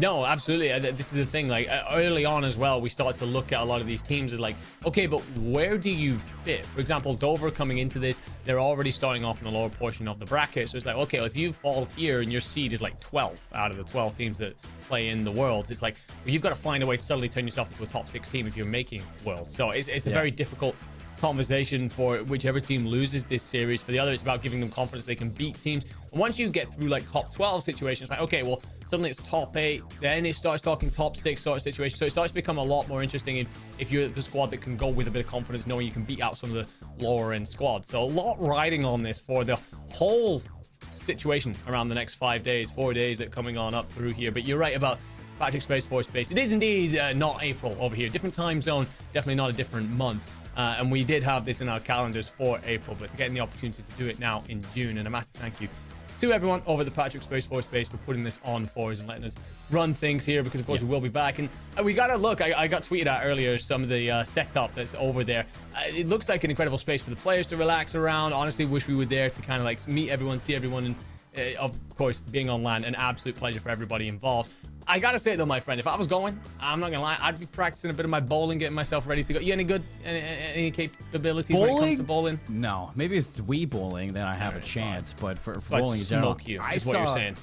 I'd absolutely smoke you. Maybe. Who knows? You just have to see. Chow me on the bowling alleys, Andy, and we can see who is the better player. But I saw volleyball going on, some beach volleyball, and I'm sure as heck no that I would be in the midst of that, getting sunburns, not wearing any sunscreen because I always forget. Exactly. Just having a great time with all the players. It looked like a fun time for sure. And yeah, big thank you to Patrick Space Force Base for giving us the opportunity for CONUS to happen in general. Yeah. And a thank you to leadership for the players as well, because I know it's not an easy thing to just have your players at TDY to something like CONUS just in the middle of the year when it was scheduled back in April. So that is huge. From leadership to allow this to happen, and also to USAA too for sponsoring this entire circuit and putting something like this on, because PACAF was crazy. And I don't know about USAFE. We didn't get to see USAFE, but I imagine it was crazy as well. And when Worlds comes around, I am very, very excited to see who is going to be the champion through this entire circuit. We're going to throw it to a break since these tech reset doesn't seem like it's going to be fixed anytime soon. So we'll leave you with some kind words from USAA. If you keep making that face, it's going to stay like that. Funny. I'm trying to get my own car insurance. Well, that's easy. USAA. I thought that was for the military. And their families. Grandpa served, and he joined USAA. He shared membership with your mom, so she'll give it to you. Really? And they'll take good care of you. USAA. Members who switched saved an average of $725 annually on auto insurance.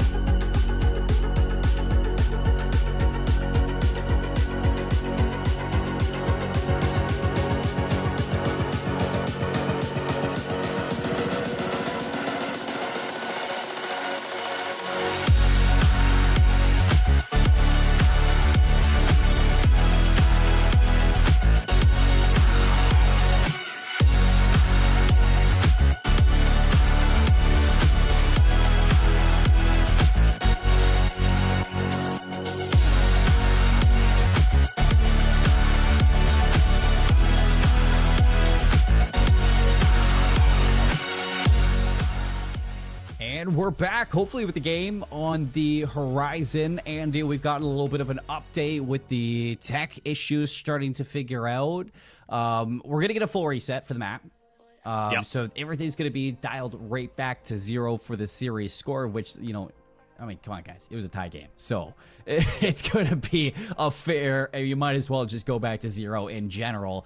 But in terms of the gameplay, Andy, and, you know, what we got to see is that we went into this, we didn't know anything about Dover. Now I would say that our... I guess our like anticipation for the series has risen a little bit because of the amount of skill that Dover is bringing within the fundamentals and the ability to break hills as well. But it also kind of goes beyond that. This is a team that, okay, this is going to be a closer series than we did guess. And I have to ask you, are you going to pivot your prediction now that you've seen it? No. But that was my gut told me. So if I always kind of, you know, like when it comes to like picking your lottery numbers and stuff like that, like I go with what my gut tells me, because then if I'm right, I feel great. If I'm wrong, whatever. But if I change and then it goes to what the numbers initially were supposed to be, I'm going to hate myself for the rest of my life. So, you know, it's a case of sticking with my prediction, going 3-1 Robins. But I do look at the way that first map started and think, actually, this might be considerably closer than we thought, because you're right, Dover bringing a lot of the fundamentals that are important, especially when we talk rewind hardpoint. Mentioned it before the break. If we get to that skyline hardpoint, suddenly become a bit more concerned, because Robins, they're bringing some slaying prowess. But Dover, you know, off the back of Cryptic hitting those rotations, some beautiful stuff there that we're getting their team in early. And we all know, you know, it's a case of, even if you're a team that doesn't necessarily bring a lot of slaying power, if you're rotating in early, it's far easier to defend than attack. So if you rotate in, you're able to hold your gunny just a little bit. You can bat away teams that have superior firepower just by setting yourself up correctly, trading each other out, and making sure you hold those hills. Yeah, and we saw that a little bit from Robin as well, especially before the reset, in terms of they get to P3, they lose a couple players on rotation, but they still win the fights inside the hill. So I think for Dover, that is the next thing that we have to look towards for this team, is that, yes, the fundamentals are good, but are you able to kind of put both of them together in terms of the objective presence as well, like what we saw in Brody and I's first match of the day between Buckley and Nellis, where Nellis were just all over everything for that red card hard point. But for this one in general, I mean, you go back to this rewind, and I think, you know, I was really looking forward to seeing how that P3 went. I thought it was going to be really telling for the entire series, but we could take a look back at the maps while we get ready for this game as well, if possible, just to look towards the rest of it, because we're still, I think, trying to get these players fully lobbied out. So looking at the maps, I mean, going for the search and destroy, it would be something protocol for this team. Yeah, protocol going into it. I was just trying to remember that for sure. But for the protocol, I think that we're looking at this one to be for Robin to really improve on, in terms of just trying to figure that out, because protocol is a very, very fundamental search and destroy map. But we don't get to see the maps just yet. We get the rewind loading right back up, Andy. Yeah, we do indeed. These gorgeous fly-throughs that are put together by production here. Incredible crew behind the scenes. Make sure that everything runs as smoothly as possible. Get the tech check sorted.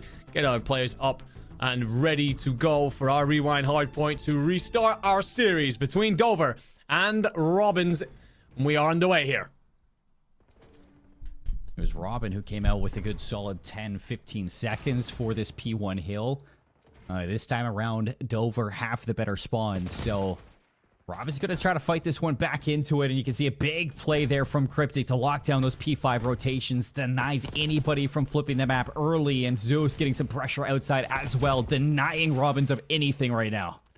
No, but Dover get all the kills inside as well, so we were talking about whether or not they'd lack firepower. It turns out not too bad here on P1. They get a healthy amount of time. You will get, again, Cryptic on that big rotation over towards Dumpsters, will be contested by J Ramis, so huge fight over there. Zeus gets great timing here and doesn't clean up. T2 turns, burns, and shows exactly what Omni movement looks like. Now, this is a little worrisome, because P2 for Dover was nearly perfect. And you're going to have to see Robins have a successful transition over here. Just well, job done for Zeus, taking down Green. Grad pinch play from J Ramis, looking for a double, and he's got help. So Robins break immediately. Let's see if they can hold. And this would be the name of the game so far throughout tournament. Offenses have been pretty good. The defensive holds of hills have not been on top, largely speaking. Or anyone gives me a particular example where it was, and Cryptic, well, he tries to dive on in, gets cleaned up. And Bluantics will find 2 more, so that's 3 dead in the feed. One last hit really here if you are Dover. Consider that big rotation, but a huge pre-nade over the top from Greengrad will give you the first and potentially allow you to break in. And the trophies here. Contest is out. Bluantics going to spawn up with the rest of the team, and right now, if you're Dover, you don't want to push too far forward because you can see split spawns now for both sides as a setup for P3 might be on the mind for one of these 2 teams. You can see Bluantics, he's going to start rotating over, doesn't get the slide out. Cryptic shuts it down. And Dover, they don't fully flip out. They're going to have the P3 setup.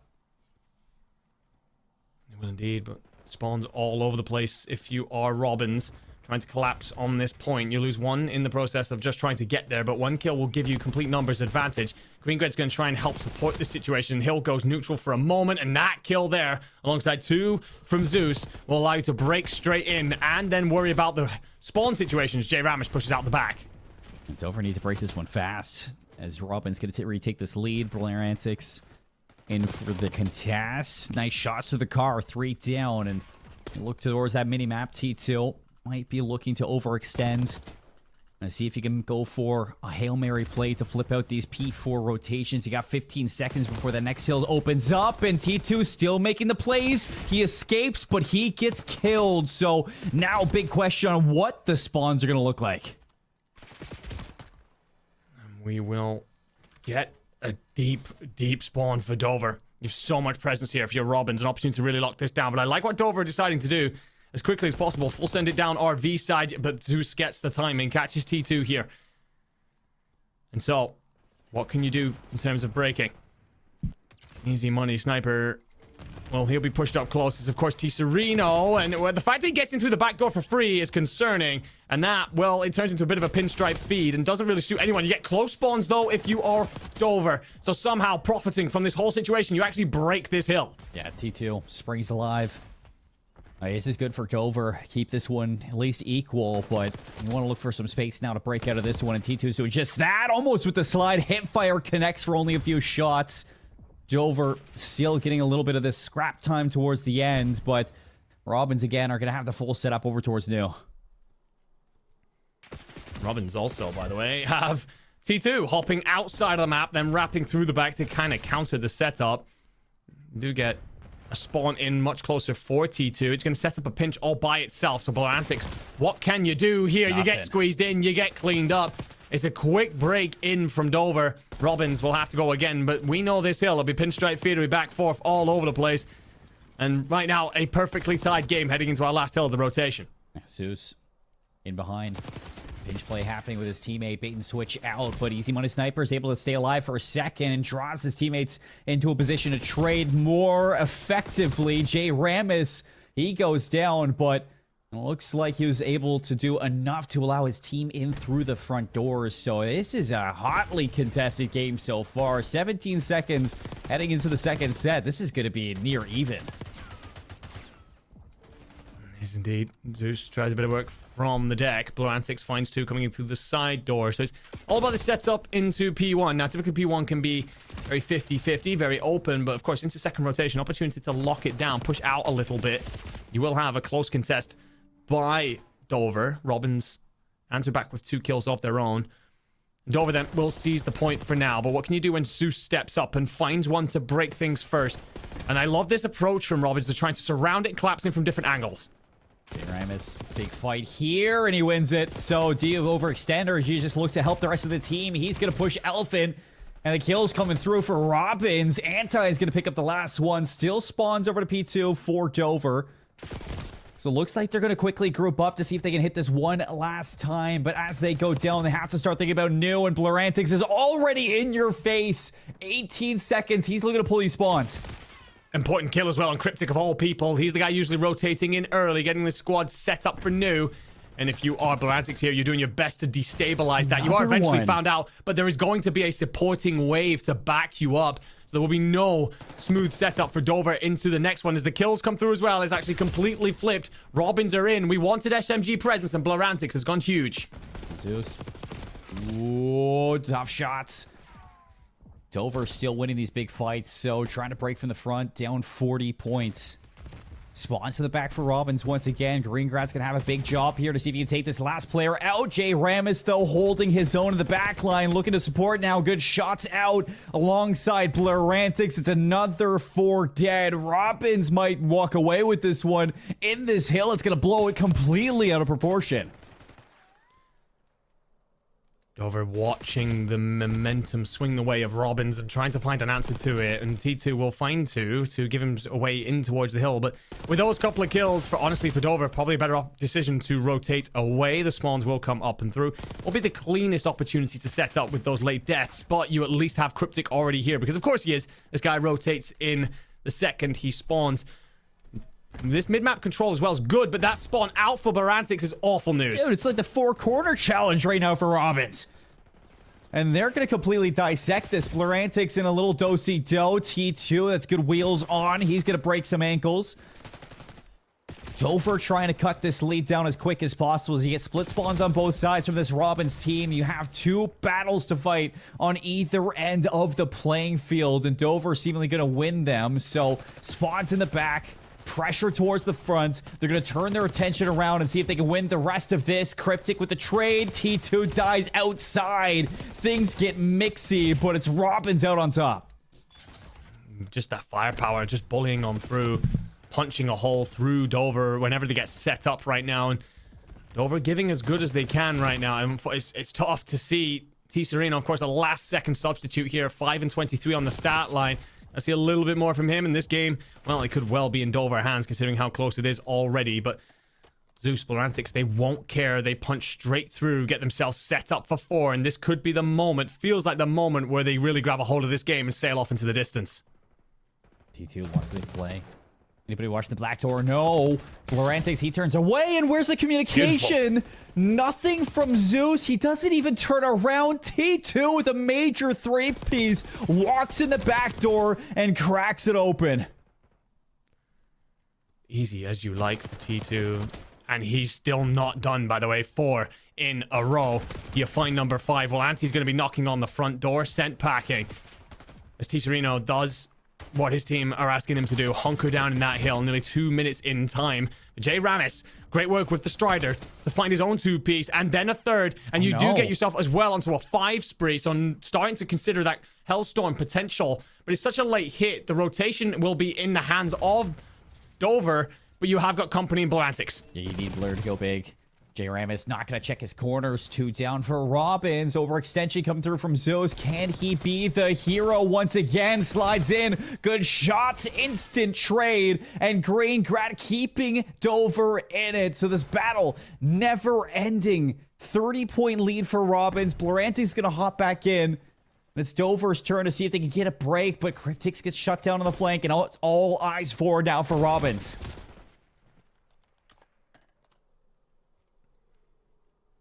You get close spawns from Dover. Actually, you get split spawns from Dover, so you end up with this pinch potentially coming in just naturally. And then with that kill from one side from T Sereno, that's going to allow the rest of the players to set up. Jay Ramis, though, finds 2. Is going to be picked up eventually. And it's just Jay Ramis' positioning there that stops Dover breaking this for a pinch setup. Cryptic's doing his absolute best. The team kill comes through, but Blurantix finds 3. One of them's unfortunately his teammate, but with that, sends the Reds packing yet again. Blurantix on 5. Next hill in control. Need just 10 seconds if you're the Robbins. A pop-off moment. Blur wants to call game. 8 seconds left. T2 over the top of Plaid, and it's a turn and burn again. Blurantix popping off for the team. Pistols out, and the shots are connecting. Just not enough. Has the Hellstorm, but it's Dover keeping this one going for a few more seconds. Spawn out from Blur. Cryptix has no idea. And eventually this is fully going to unwrap. Zeus is going to hop this zone. Only a few seconds left, but it's another triple kill from Dover, and it's not done yet. The problem is you've got to rotate. If you are the Robbins, you can't also rotate too early because Dover can just leave one behind and just step onto the point. So how do you time it? How do you judge it? Cryptic sticking around to that rotation that he loves to do, and he will fall. You get a little bit of a contest come on through, and T Sereno, who's barely done much through this game, finds 2 to break on in, but that should surely be that. No, we're still going here. Blurantix dives on the point, and finally, the tick comes through. Robbins Air Force Base. I mean, at the end of the day, the score isn't going to look incredibly pretty. You're going to be surprised that we're getting that excited if you've only just tuned in. But, well, just as Robin's Air Force Base seemed like they disappeared off into the distance, Dover do their very best to make it interesting. And honestly, you win that next wave of gunfights, you rotate well into a P2, and there's no reason we're not going right down to the wire. Oh, it was so jarring, just everybody diving into one spot, pop-off plays, clutch plays, you name it, we get it. And I mean, towards the end there, you saw a few plays from Easy Money Snipers, not the best game ever after we were singing his praises before the reset, but we get back into it, and it seemed like these Robins players found their floor. And Blurantix in particular, I mean, we called for somebody from this team to really step up, to allow some extra slaying power alongside Zeus, and what we were missing back in that first series of the day with you and Brody, but it was Blurantix this time, and every single time we saw him in the feed, it was double kills, triple kills, clutch plays, holding the hill, breaking the hill. Blurantix was doing everything for his team at times. Yeah, felt like he had himself a great game there. I mean, there was moments where it felt like Dover Air Force Base, as we've talked about, you know, Cryptic on those rotations so often, just being able to set his team up, which made life as difficult as could be for Robins. He recognizes that and decides to go on the hunt specifically for Cryptic. So finding ways to adjust midway through the map, beautiful stuff. We called on 2 players. We wanted to see Cryptic, we wanted to see Blurantix. I felt like we got that well and truly delivered there in map 1, my friend. It wasn't as close a score line as some of the map potentially suggested. Potentially a little bit of T-Serena growing into the map. Called him at one point down like a 5 and 20 something, but starts to step up towards the back end. So maybe finding your footing a little bit, and as such, maybe this becomes a much closer series in the end. But for now, Robins Air Force Base very happy to walk away map 1 winners, because they were made to sweat for it through points. That end hill is one thing, but through that first and early second rotation, Dover Air Force Base were keeping them honest. Yeah, they were. And sometimes we got to talk about, too, you're on the stage, lights are bright, it's hard to warm up. You know, there's some nerves that come through it. And, you know, maybe, you know, you go into it with a certain mindset before the reset happens, and suddenly you're just... it's red alarms. Like, how do I adapt to this one? It's a little jarring to jump right back into that, and we did see for T Sereno was a lot better towards those last couple of heals. If you could find that consistency in the respawns, then, you know, maybe we could see this go the distance forked over. But let's go to the map vetoes one more time. We are going to search and destroy on Protocol now.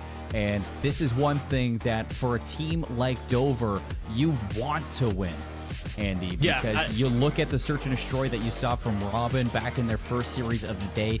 It was not that good. They were losing first bloods. They weren't finding themselves in 1v4 situations for Zeus. I mean, now you have Blurantix playing a little bit better, but a map like Protocol where those first bloods really are everything in terms of getting that bomb down or shutting down that bomb from getting into the site. This is one that can get out of hand. Yeah, absolutely. Without a shadow of a doubt. Protocol here, extremely first blood heavy map. You're right to call that out. Robin's Air Force Base earlier on lost to Search and Destroy 6-1. First bloods went against them 6-1. So not only is it the case that they were losing the first bloods, they then weren't able to find a way to counter that disadvantage. So that becomes the case then for Dover. That's a way into this series. Open up well in your Search and Destroy rounds here. Find those first bloods and then utilize the advantage. And on Protocol in particular, such a first blood heavy map that it does start to like open things up a little bit. My concern comes for both teams, I guess. Here for Dover, you're bringing a new player in. How deep's your playbook? How deep are your opens here? If you try one thing and we see you get off to a great start, do you then have strategies when Robins try and counter you to then try and continue that momentum? But for Robins, we also saw a lack of a playbook a little bit earlier on when they played against Eglin. So yeah, it's for me, I'm still looking at Robins as the likely favorites to come out on top here. But Dover Air Force Base, plenty of reasons to believe that they could tie this series up. Look, a playbook in general, that's all I'm asking for. Just like you show us plays, you give some options, you show a little bit of depth in your play, Andy. And I feel like you're already going above and beyond in certain teams that we have seen play in these tournaments, especially, you know, you go beyond this and you think about Worlds.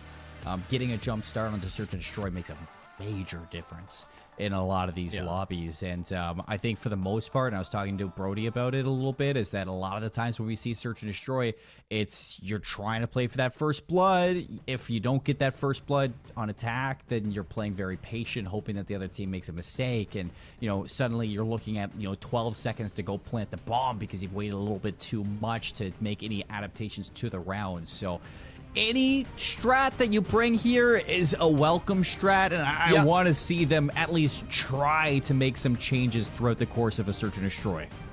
Yeah, I think even before we get to strategies as well, I mean, you and me, well, set nades is a big thing that you and me and all the other casters, we learn that thing the second the game comes out. So if you're a player, individually, you should know a couple of these nades to get out and pick up first bloods that way, hand yourself the advantage in rounds relatively for free. But it's all about the breakoffs. It's all about the start. And speaking of which, map 2 is underway. Well, I mean, attack, you got one right away with a frag. You throw it over towards boat. You can catch a timing, defense over the arches, over the grandma's house, and maybe you can get somebody in lighthouse. But for this one, it's going to be Cryptic with an 8 on the inside of the A site. Things about to get a little bit scary for Cryptic as Zeus gets the perfect timing, but we're already into a 1v1. And it is Anti on the computers, T2 sitting in P2. It looks like he's going to respect the bomb plant. Turns out both teams just said square up at A, as we find ourselves in the quickest one-on-one I've ever seen. Really want to know how Cryptic ended up getting a double there with that nade.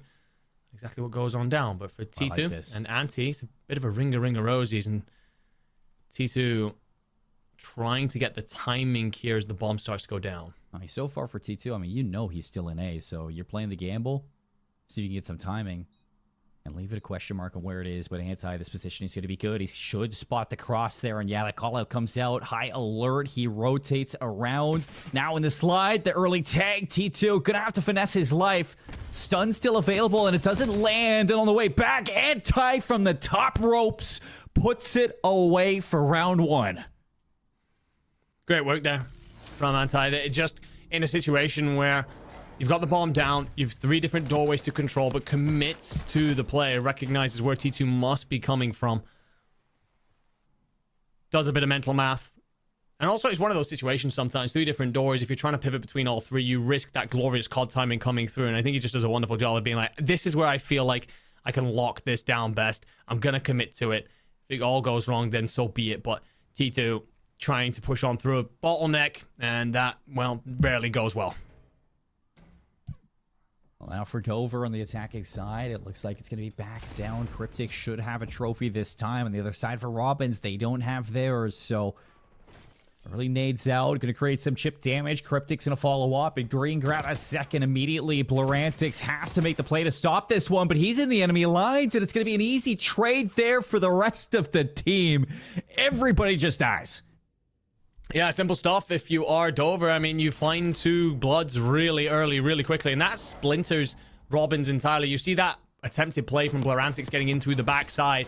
That only works if your teammates stay alive elsewhere. You're trying to create a little bit of a pinch setup on that A site, and what you're hoping for your teammates to do is at least stay alive, potentially pick up a kill that softens that target up. Instead, because your 2 teammates die, you activate on that opposite side. They recognize that the only other player that can be from your spawn is just a solo. Squeeze that, clean it up, and it's nice and easy from there.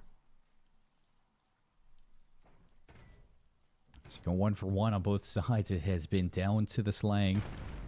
And timing. I like this from Easy Money Sniper. He gets a little timing down over towards the big door, and Cryptix, who's sitting boat, is going to shut down the play into P2. Blurantix, though, looking to battle his way back into it. Jay Ramis is going to spot the player on the side, and they know he's here, so the collapse hold together. Up top, shots are good, and it's a 1 versus 3 for the retake. T2 trying to get here fast enough. Finds the first one. Can you get a second? No.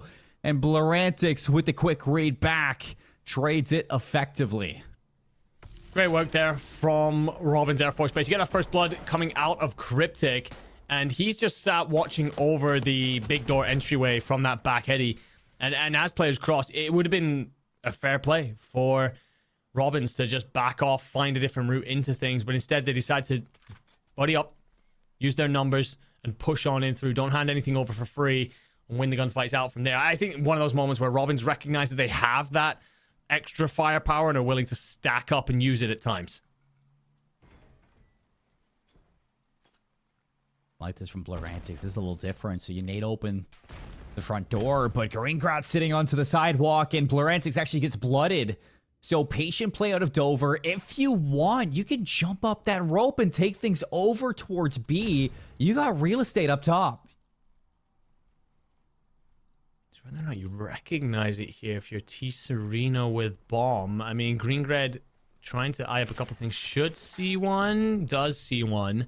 Top rope, but you're right. There's plenty of room to maneuver if you're willing to try and make that crossing. With Green-Gred making all that noise, Robbins might be shifted into thinking that it's still an A hit, but, well, you spend too long trying to move around the map if you are Dover, so Robbins find that kill, and that numbers advantage is gone. Yeah, all surprise is out the window. The timing is still a factor. Bomb going down at B, 3 versus 3, and yet Cryptic, who is trying to take top triple position. Zeus is going to shut that down. Now numbers for the retake immediately wiped away, 2 versus 2, and you have no idea where Easy Money Sniper is. All the way out to helipad. You've yet to see him jackal out. Patience on the trigger, and still Zeus has no idea he's back here. Wrap back around. The timing pays off. It's a 1 versus 2 with 19 seconds left. Anti has to go big for the kills and the defuse. And Andy, quite literally, there is no time. No, there isn't. You're going to try and full send at this. The stun will catch, but Green-Gred's smart enough to play patiently here. And that will be a round on the board for Dover. So it took them a little bit longer than we probably would have liked, but they do hit that rotation on over to B, take that topside control, plant that bomb, and set yourself up in that back satellite position. I also really back air turret position. I do really like the call as well from Sereno. Puts himself in chopper and just doesn't make noise. Just buys time. I don't need to take this fight. I can wait until you get closer, and as such, just bleed through that bomb plant. But I was worried for a moment. You end up 4v3. You spend such a long time trying to make a decision. I thought they had thrown it all away. But you hold firm. Close things out. Leading currently, if you're Dover, 3-1 on the first bloods. If they can keep that up, it gives them every opportunity. They had more. So. Fast hit out mid. T2. Watch Jay Ramus in the doorway. First blood goes the way of Robbins. Does he stay alive? He doesn't. Zeus. A last second angle. But take a look to the map and all of the information over towards P2 for Easy Money Sniper. They have gotten into enemy lines, and Zeus just needs to play his life. Bomb goes now. And Blorantics with a big kill onto T Sereno to hand you numbers advantage and push you out spiral side. You find a second as well. So that kill from Green-Gred says everything that the boys in blue need to know. Hunker back down on the bomb. 30 seconds. Green-Gred's going to try and turn this into a 1v1 fight. You do have both weapons available to you, so AR to take the initial fight and an SMG for the second fight, but out goes the stun. Catches nothing. Blorantics gives out damage, and great work from Robbins there, just backing each other up, making sure you're in a tradable position. For Green-Gred, round that corner with an AR in hand, looking to take a first fight, and you're just not given the shoulder, the throw, the peek, the chow that you wanted, and as such, forced to push up. Great work.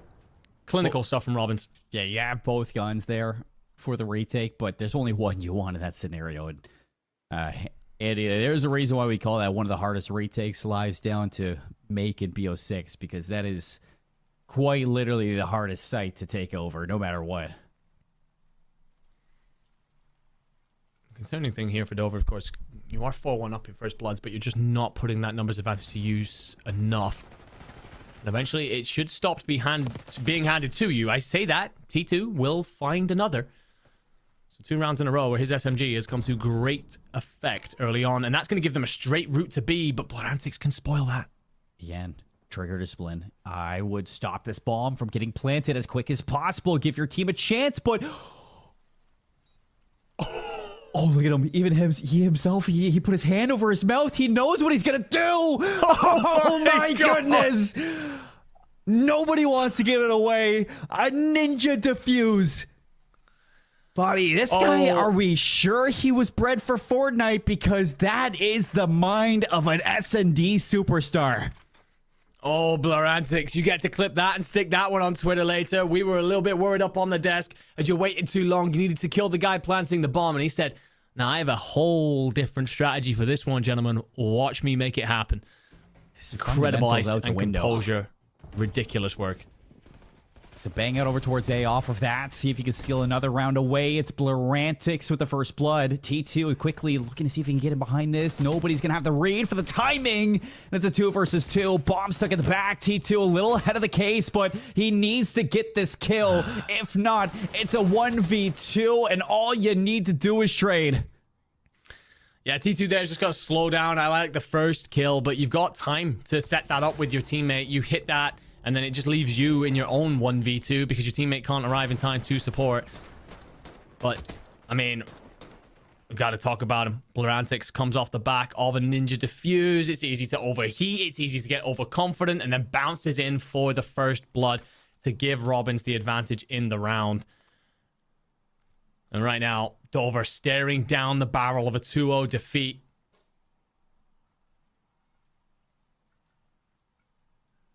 And how do you find your way back? Because Robbins, we questioned their ability to play Search and Destroy. And they are showing us firsthand that Blurantix, he is here to play. First blood, slides for the second one, not able to finish the kill on the T2. So Dover have a chance here. Green Grid's so important to this setup. He's going to try and watch over both sides. Probably worried about getting hit from top mid. You get stunned in from Spiral as Anti takes his time, trying to set this up with J Ramis. Everything's covered here.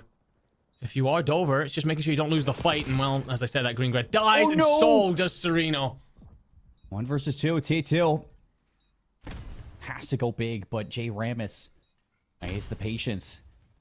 Just to wait for Zeus to get here in time, and the nade in the back. The Semtex hits J Ramis with the defuse. Robbins away with the Search and Destroy Enigma. We could go on, but that is masterful from Robbins Air Force Base. Yeah, it's beautiful work indeed. Apologies. My microphone just came off its stand. I've never had that in my life. So I'm currently holding it in place. Don't worry about me. But yeah, incredible work from Robbins. We questioned their S&D.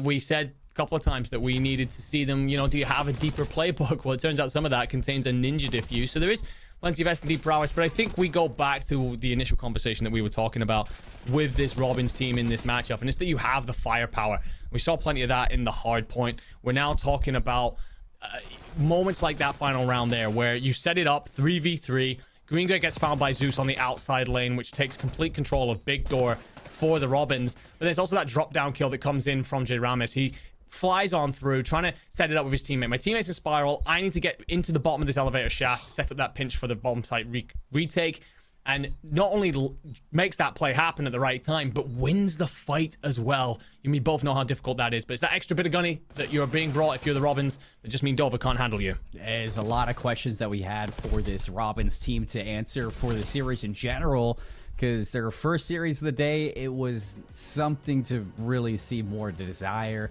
The second one, though, they show up, and this has been a major turn of events for this team. They look a lot better, showing us some depth to their play, better communication, as well as better slaying. So it seems like this Robin team, Andy, has completely answered the question on, can they compete? Yes, they can. And, maybe it was nerves in the first series of the day because this is a completely new roster that we're looking at for this one. We're going to step away while we get ready for this control map number 3. We'll be back for more CONUS very, very soon to see if Dover can push us further in the series. If you keep making that face, it's going to stay like that. Funny. I'm trying to get my own car insurance. Well, that's easy. USAA. I thought that was for the military. And their families. Grandpa served, and he joined USAA. He shared membership with your mom, so she'll give it to you. Really? And they'll take good care of you. USAA. Members who switched saved an average of $725 annually on auto insurance.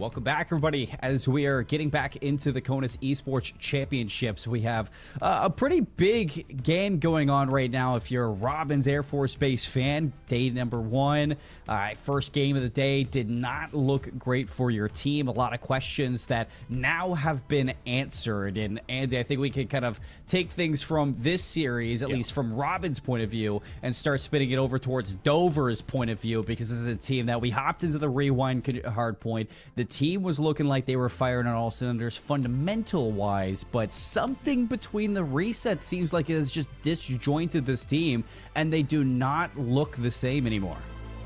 No, I mean, I'm becoming very concerned about their lack of firepower, not just through this current tournament and this series, but for the whole CONUS situation and qualifying through to Worlds. Because, I mean, you get the lion's share of the first bloods in the S&D. You still don't walk away with more than 2 rounds. Your rotations were great in the Hardpoint. You crossed 200, sure, but, I mean, it was only through some last gasp contests, let's call it, that make it even close as it was. So we moved to this Hacienda control, and I become very concerned, because Hacienda in particular, when you're on defense, it's very easy to be split apart, lose things on transition if you can't control that chaos via a couple of quick kills. And right now, there's only one team in the series that are delivering on that. A couple of players, don't get me wrong, on Dover who are putting up some great individual performances, but as a team, as a collective, needing a bit more than just solid fundamentals to get them through a squad the quality of Robbins Air Force Base. And I think you and I mean, we both immediately just looked towards T. Sereno, because before the reset, T. Sereno was on fire, 6-2. He was hitting rotations, he was keeping up the pressure, and he really looked like that playmaker for the team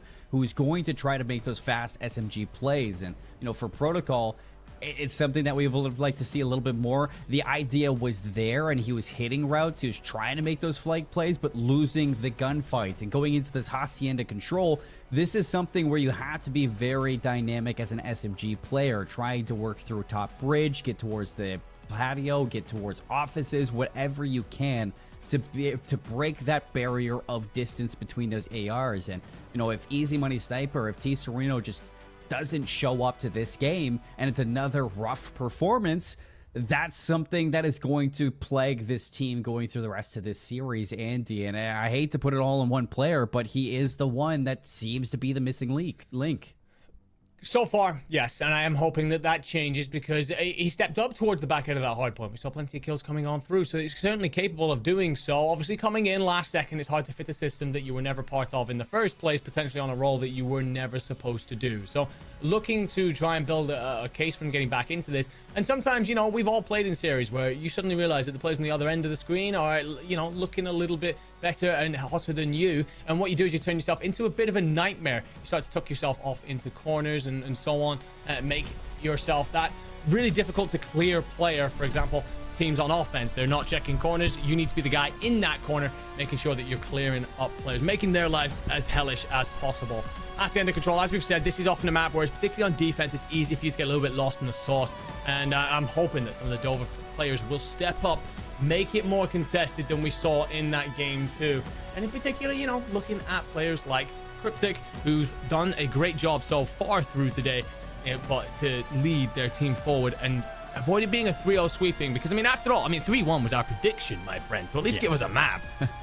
Well, you win this series and you go into the next for the losers bracket. You push further into the Eastern brackets, and you lose it. We're not going to be seeing the same thing. You dip out a little earlier than you would have expected. You're sitting there with a tough seed going into the rest of the actual bracket for the qualifier for Worlds.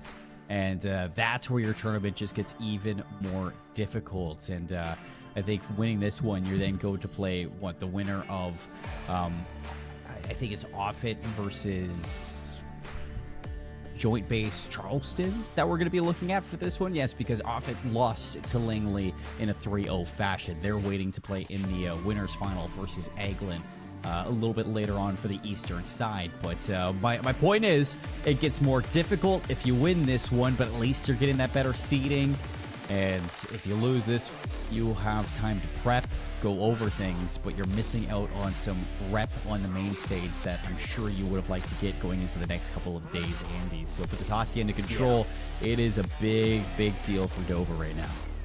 No, 100%. And you're right about something there. It's more reps on the belt, especially for Tisserino, who, again, coming in last second stop, that's a very difficult position to be in. And I'm sure that he'd be sitting there and thinking, look, I could do with as much game time as possible here to understand where I fit in this team. So definitely a case for them.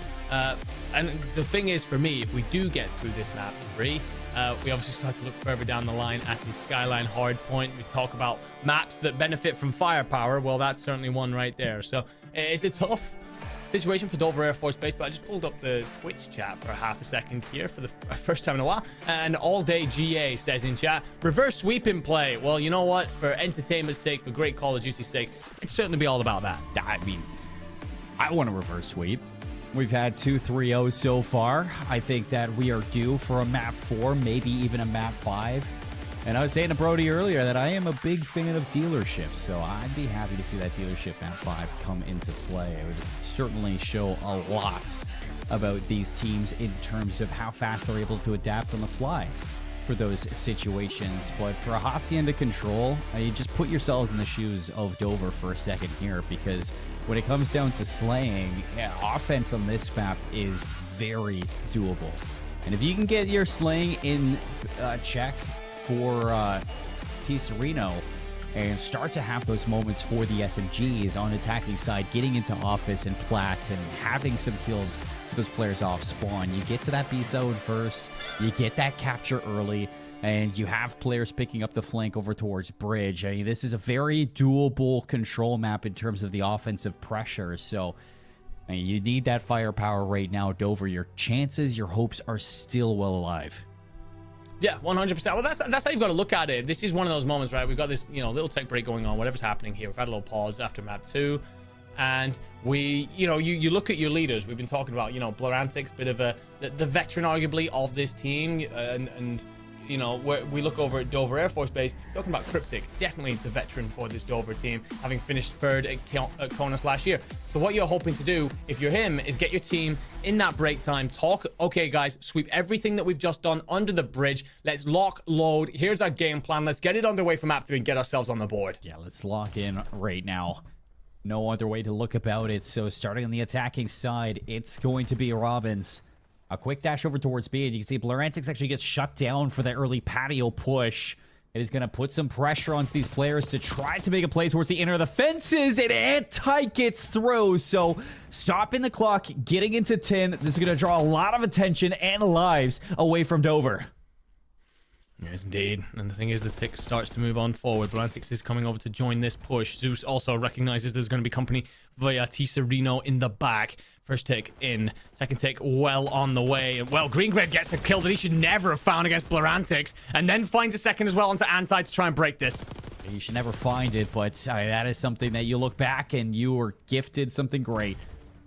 Blurantix is still going to jump right back into this, see if he can get any more progress off of that second tech, but in doing so, draws the attention of Greengrad. Would be a big kill to get, and Greengrad's not going to find it, so Blurantix, he's just going to jump so you can find any more kills off spawn. But take a look at the minimap, Andy. It is quite literally the same the other way, where you are in the spawn trap if you're everybody else on Robbins Air Force Base.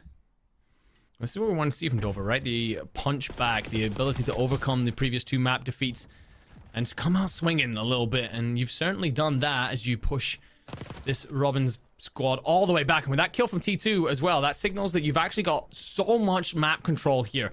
Squeeze forward, what can you do? The problem might come on through, but actually T2 has got a lot of company down that side, and as he's cleaned on out, that could shift a couple of players on over, and that's 2 in a row. That will let you back onto the point. 12 seconds left. You need this tick. Yeah, the double stack in. Patio push from Tisserino. T2, do you get here in time? Late contest, but it's a 3v1. B's gonna get secured. 1:09. Lives just about even. But for Robbins here, I mean, if you want, you can just quickly transition and see if you can snowball some early presence over towards A. This is one of those moments now where the firepower of Robbins really could take over. That being said, Dover with more answers. Greengred on 3 in a row now to continue to keep the Robbins Air Force Base busy. Anti will have gotten through, but other than that, it's return to sender for Dover. They gotta continue to draw this line and pin players in, and that's a great pick from Zeus onto Cryptic, and Blurantix will now find Tisserino, and this should send the floodgates forward. This will allow you now to push on towards that A point. Yeah, chance here. Clock's going to be stopped. Greengrad on the late flank. Nobody's going to be watching it. And Jay Ramis taking a couple shots there from that player. Greengrad looking for more. 6 in a row. So answering the call on helping out your team when they need it most. He is coming alive. It is electric. 8 in a row for Greengrad. 10-3 on this defense. In 14 seconds, everybody's going to be focusing through one pressure point. And if you're the AR sitting up top, this is easy pickings. Oh, Greengrad, who's having himself a round, finds a few more and then helps T2 with yet another. A ridiculous spree from Greengrad, and we asked for Dover to answer back with some firepower. And that right there is an answering of the call. And this is just a beautiful passage of play. Finds 2, snaps onto the third as Anti dives in. Clean as you like. And you see the confidence coming out of him there on the player cam. Knows that he's giving his team a lifeline into this series. Don't get me wrong, it's an opportunity now for Robins Air Force Base to dictate the play themselves. Draw that defensive cord in the exact way that Dover just did. I mean, nobody there from Robins ever tried to get control of top halls. Everybody was so focused on the spawns for Dover that you forget about the ARs sitting up top, just picking you off that point again and again. So, big plays there for Dover, for sure. Well, let's see if they can take that pressure and continue that onto their own offensive side. Greengrad finally going to go down. I think it was 12 in a row he found before this. But immediately off of this, Robin's going to set themselves up in a place to try to find kills off the spawn now. T2 slipped on through to Patio here. Oh, and shoots a teammate instead of Jay Ramis, who then finds a kill. It's all traded on out in the end. T2 nearly turns on to Blur Antics, but what a wild series of events that comes on through there. B continuing to move on forward. Zeus is going to try and collapse on this through the back. You've also got Blur Antics arriving through arches. So for Cryptic, who's still alive on that point, surely not for much longer as Zeus reads the reinforcements, cleans it up, and that will be 1 tick at least on the board for Dover. But Roberts do a great job of taking that back and ensuring that's the only damage dealt. Such good heads-up play, too, by Zeus. So you're just trusting to the rest of your team to get those kills. So see if you can lock down the rest of this B zone. Steal outer fence. There's pressure over towards A. You have Greengrad up top, and the kills following up. It's 3 down again. Zeus, can he save the day? He is so far out of this play that surely we're looking at 2 ticks before anything of a contest. Zeus's presence here is just going to continue to be a constant thorn in the side for pushing forward. But, well, I mean, I was about to say, you've got presence still on the point, but Blorantics makes sure that's no more. Finds 3. And with that in mind now, you are pushed all the way back deep if you're Dover. Trying to send in through doubles. Trying to send in through the well, but it's a flurry of kills. All blue. Robins Air Force Base.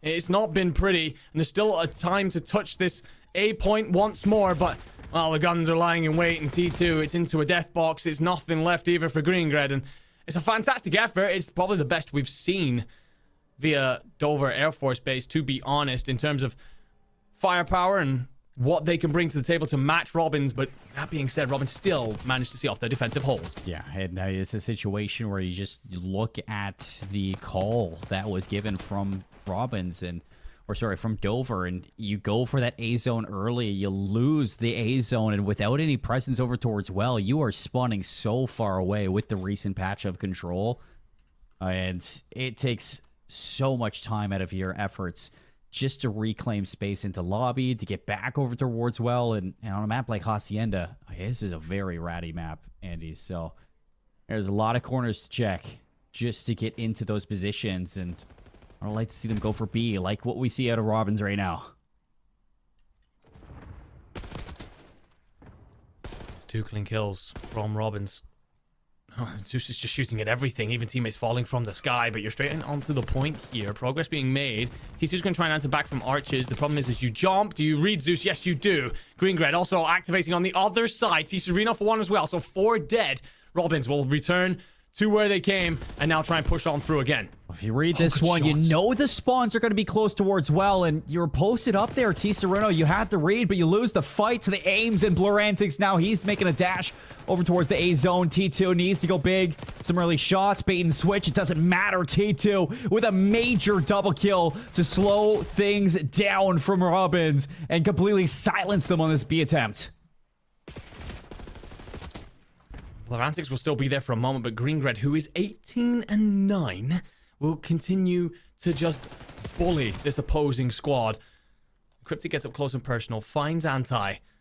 So now you've got two players from Robbins trying to hit in through Rock's side. They find a couple of kills from that. A great pivot play that will suddenly split Dover and the defensive cordon, but you've still got to touch. You've only got 19 seconds. You need this B play.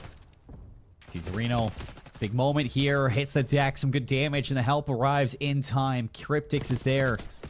Over towards A, Cryptix still with the top halls control. Green-Grad there as well. Both kills go your way.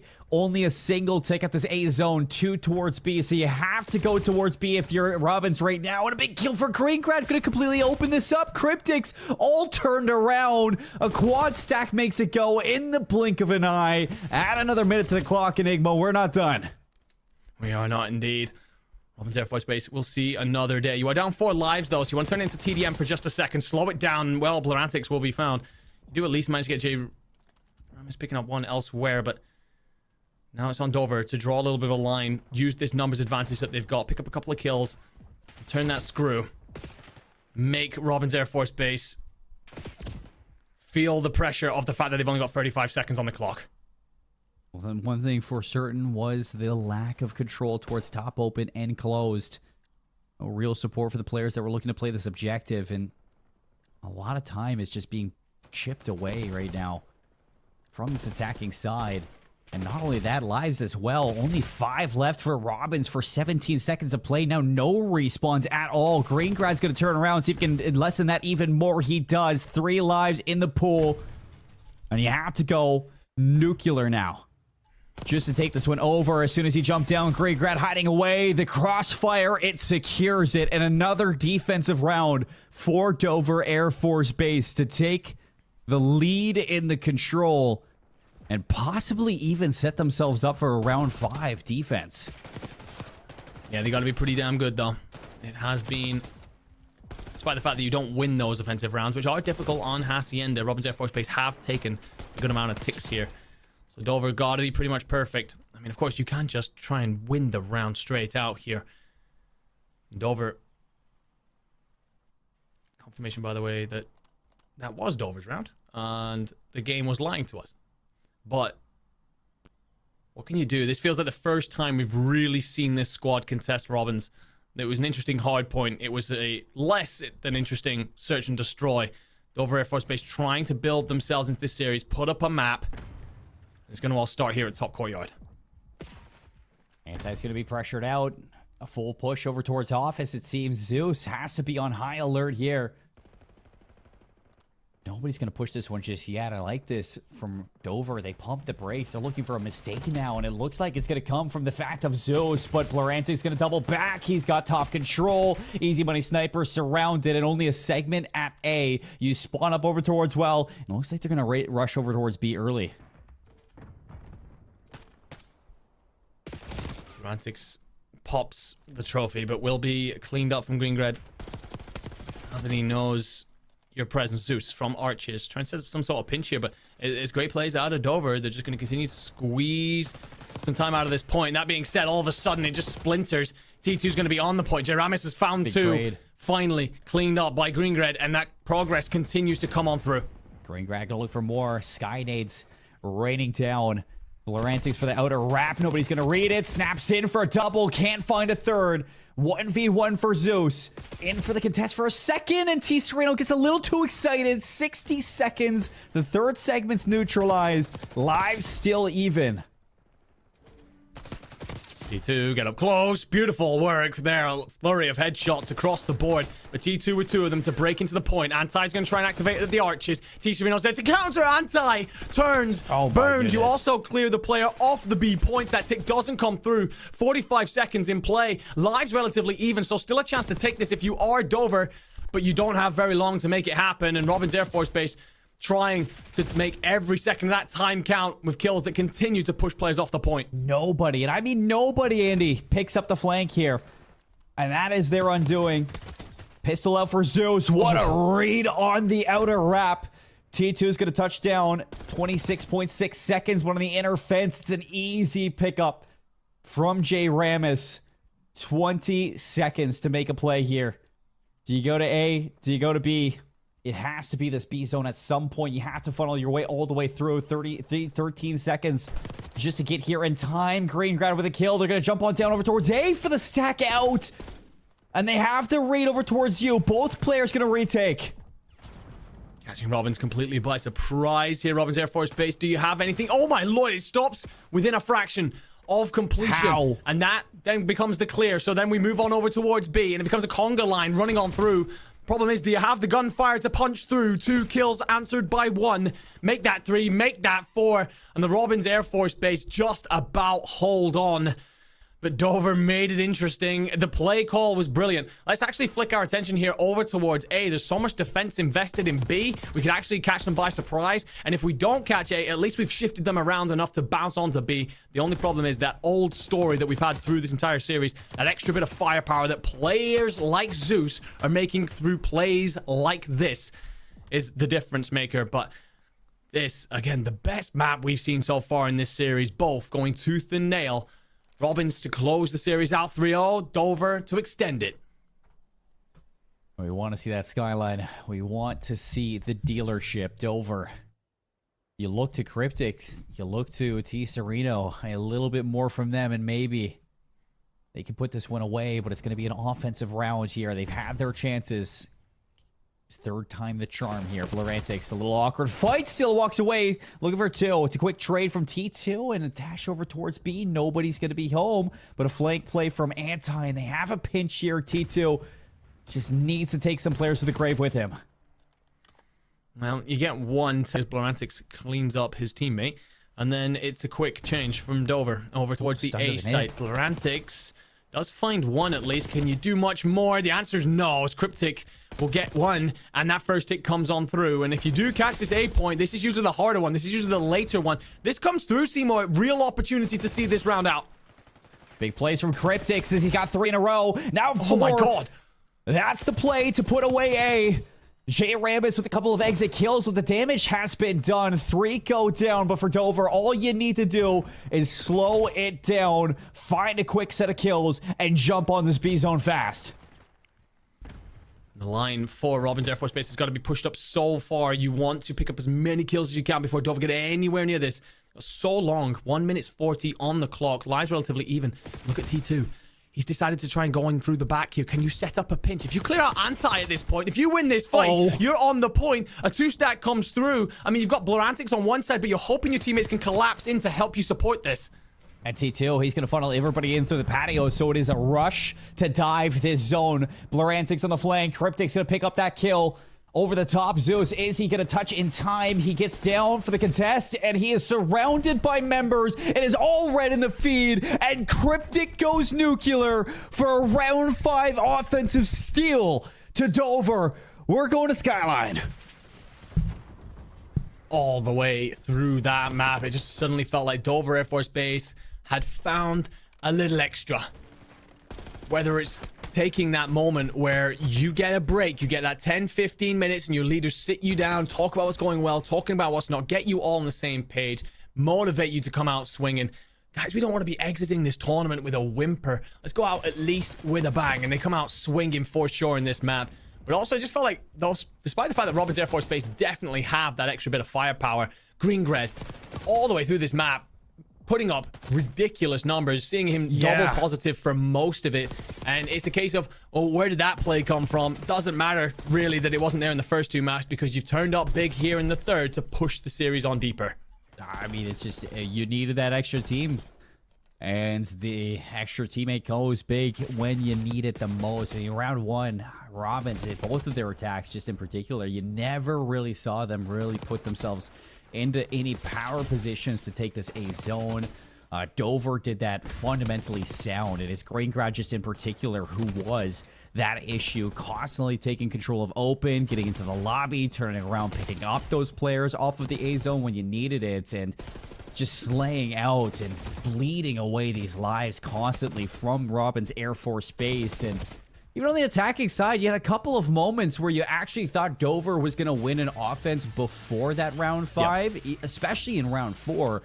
I think the biggest lack was the communication towards some of those big moments, and there was always 1 or 2 players that literally got away with murder on a flank play.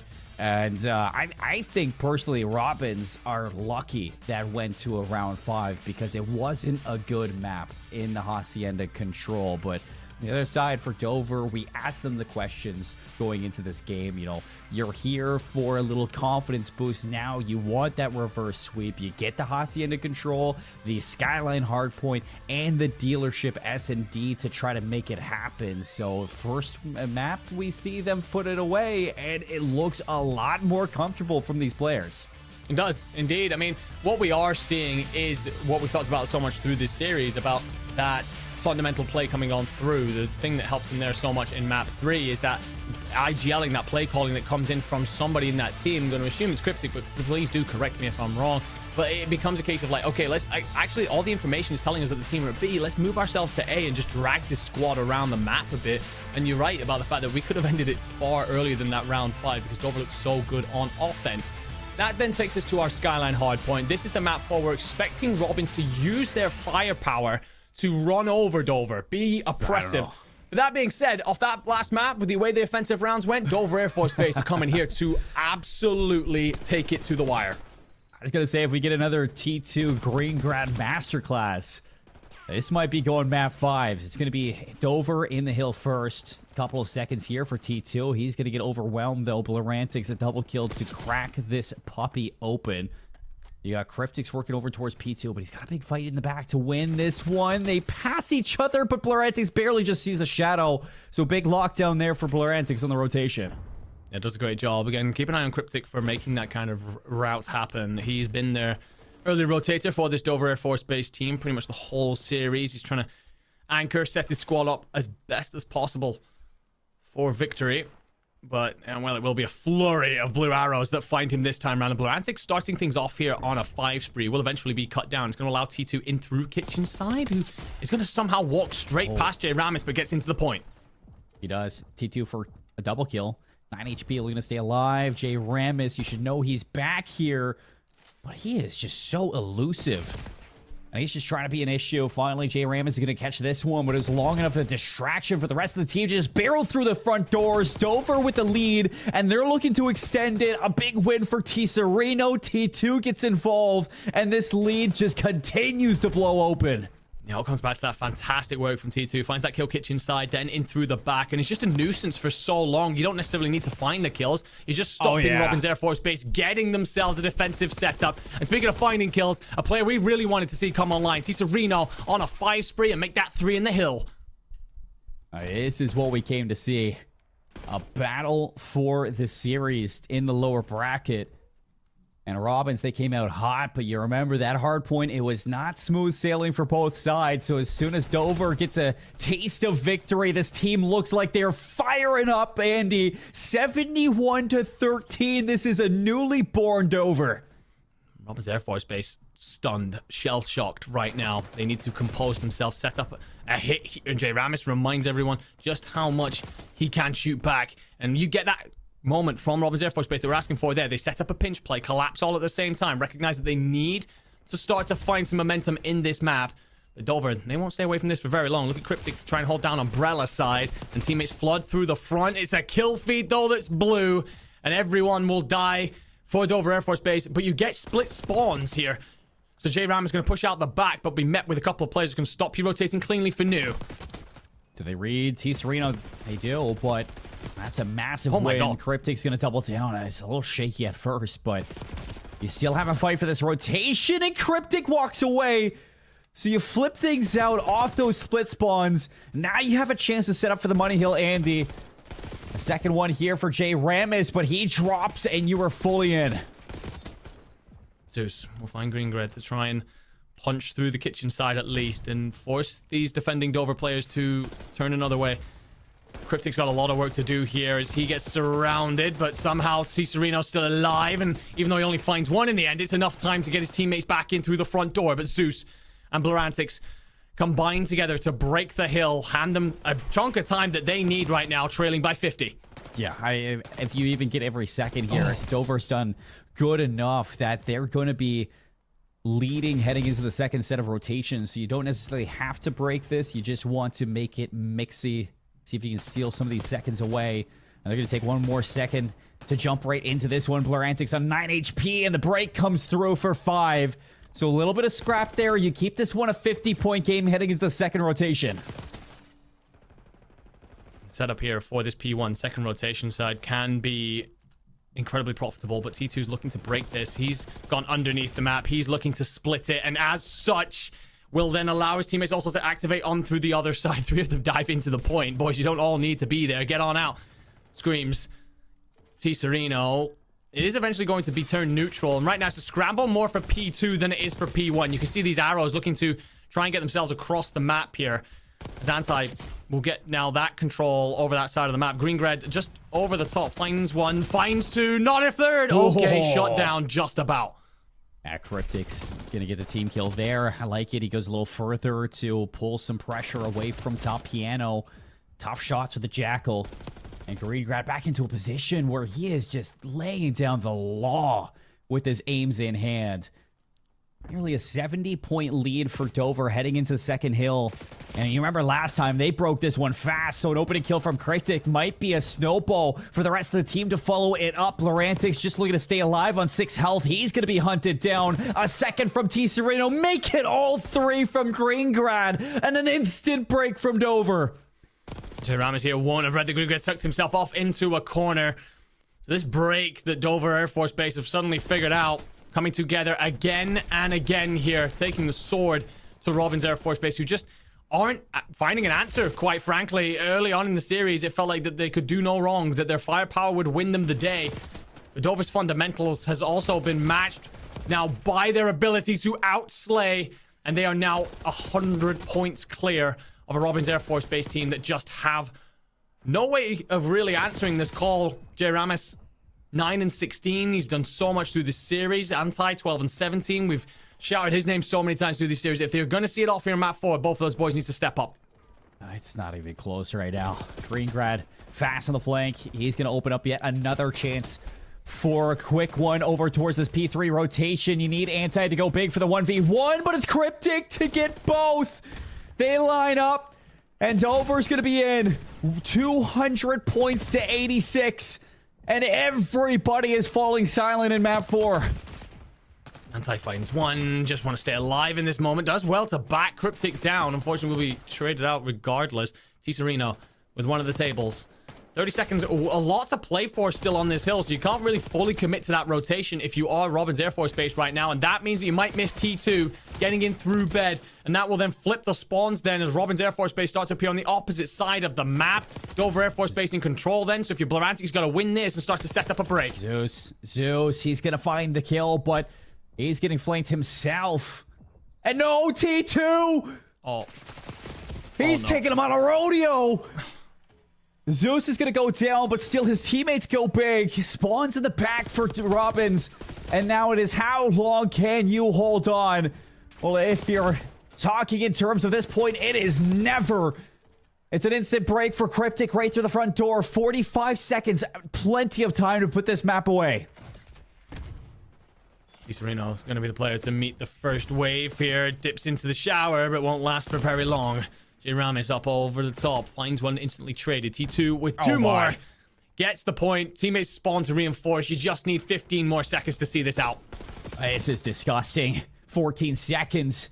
21 into time. Bang Zeus just trying to do his best to stay away from this Hellstorm. Cryptic now he's going to be in, but the slide through from Zeus. Trying to play a hero, and it looks like it's done it. So the last couple of seconds go your way, but for the P3 rotations, or the third set of rotations, Dover are here first. Boost from up high finds 2, but again, T2 to answer with 2 more. It's 23 and 25. I'm not sure. This guy's getting multi-kill every single time we've shouted his name. Romantic's going to try and answer with that SMG pressure up close. But as T Sereno provides cover from wood, T2's going to get into the point, and well, Robin's Air Force Base do enough to hold on for an extra couple of moments here. But for Dover, you can take your time. You don't need to dive this point. You can set yourself up for P2 if you wish. And instead, no, they flood it. They say they want to end this right here. Right now, 3 seconds, maybe 1 touch, but no.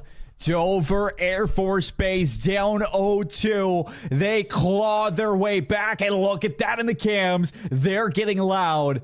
It is Trash Talk and Patrick Space Force Base, and these guys want to go to the distance. We got a dealership search and destroy, Andy.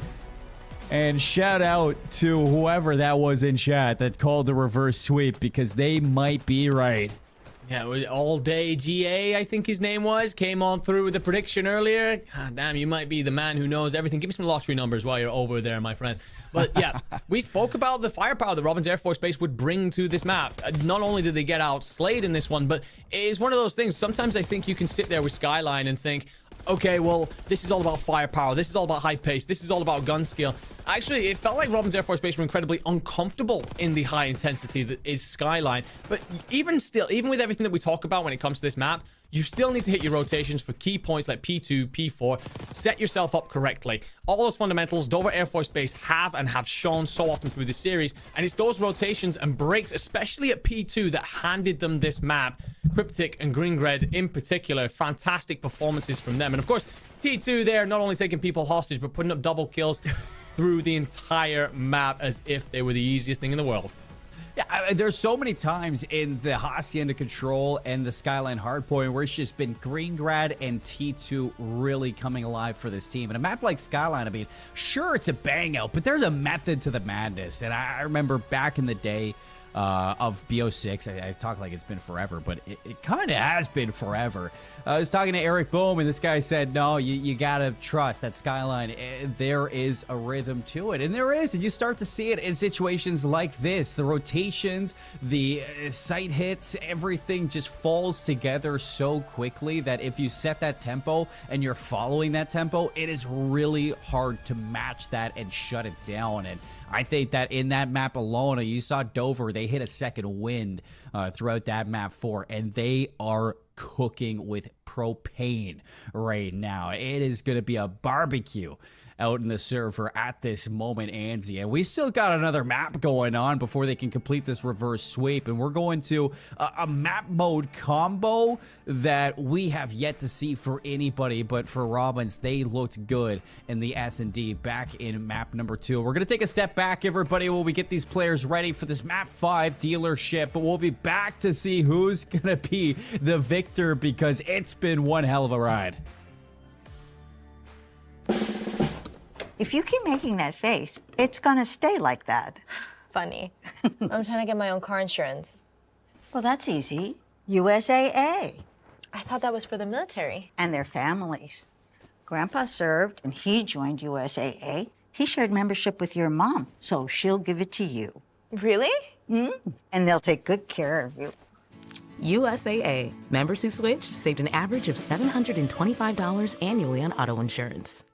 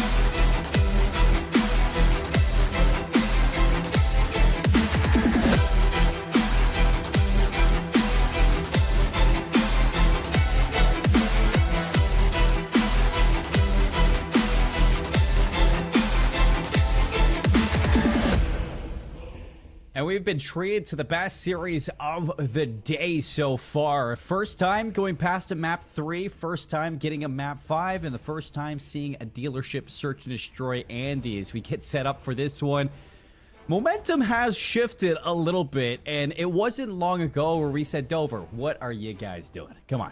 Like, you gotta figure it out. You gotta start putting some firepower behind your team, and then you get to the map 3, the Hacienda Control, and I don't know what happened between the break between 2 and 3, but maybe you just got the biggest pep talk in the world from T2 and Greengrad, because they seem like they are electric right now. No, absolutely. It's a weird series. If you're only just joining us, Robin's Air Force Base cruised into a 2-0 lead. We thought we were done and dusted after 3 for sure. Dover Air Force Base bounced big into number 3 and just took over on offensive rounds in particular, it seemed, even though they only won the final one. Theirs were so impactful at points.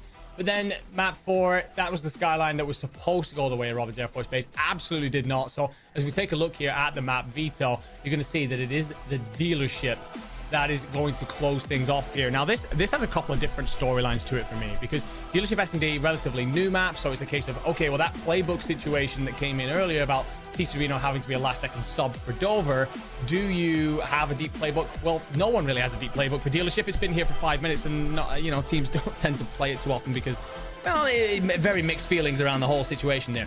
But it's a case of, okay, well, earlier on, we saw in the S&D protocol, that goes 6-2 the way of Robin's Air Force Base, but they were heavily beaten in the First Blood department. We get to dealership search and destroy. That's arguably our least relevant First Blood map in terms of, how you succeed there. So it's a tough one. Like, there's cases for both teams back, forth, and everywhere. And I hate calling this early, but we're nearly in the situation of a reverse sweep. Looks like it's going to be a super close game. Do we get ourselves a round 11?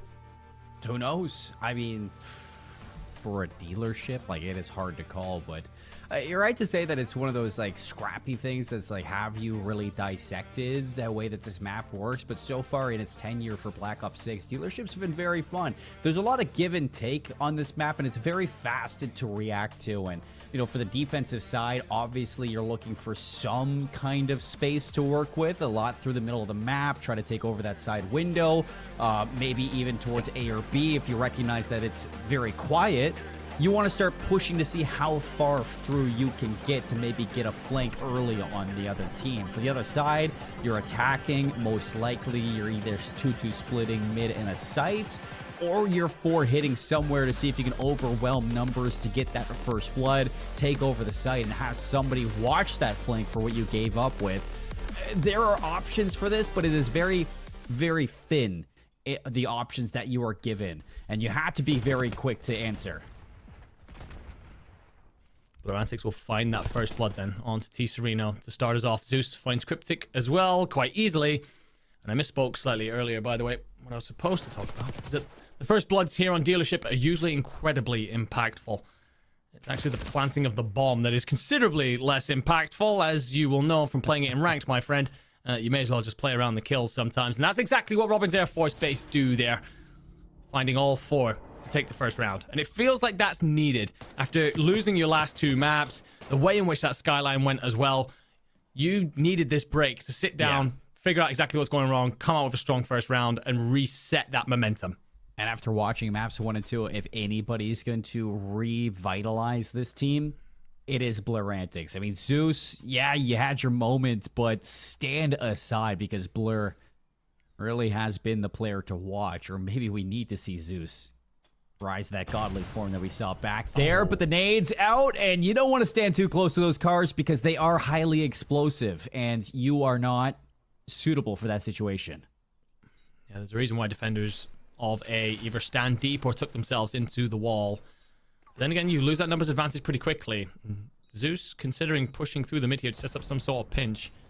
You don't need it. J. Ramis will find T Sereno via another explosion, and then you get players arriving in through vent as well. Cryptic's got to stay alive. You need to support your teammate. Anti's going to push, finds one, but then Greengred trades. But what that does, he gives intel. But Greengred finds the kill with the car into J. Ramis. And I ask you a question, Seymour. If Greengred had known that explosion was going to come through and turn it into a 1v1, is he still pushing? Oh, man, it's hard to tell. You're really gambling with that nade. I was wondering, like, Greengrad, you're so far behind sitting in your spawn. I mean, you've just completely left Cryptic alone, but Cryptic does enough to hold his life, to draw out that kill, the trade, and you're sitting back there because you just know the angle of that nade. And yeah, you give yourself up, but you probably don't expect that player to be pushed so far forward. You're trying to get into small room as quick as you can there if you're Greengrad, because you do need to check that bomb, even after the nade kill comes through. It's a tough one for sure, but it doesn't work nonetheless. Romantics will open up. Instantly traded though, and then it was a flurry of back and forth. Cryptic with 2 here at the start of this round. J-Ramis as well misses the timing, and Greengrad, well, he's pushed all the way through. The aggression catches J-Ramis out, turns it into a 2v1 in favor of Dover Air Force Base. Zeus on your own. But we know how good this man has been so far through this tournament. If anyone who can do it, he's certainly won, but, well, taking the initial damage, giving up your position, that's not going to be the best way to start things off. Greengrad really might be the best in this lobby right now, the way that he is playing.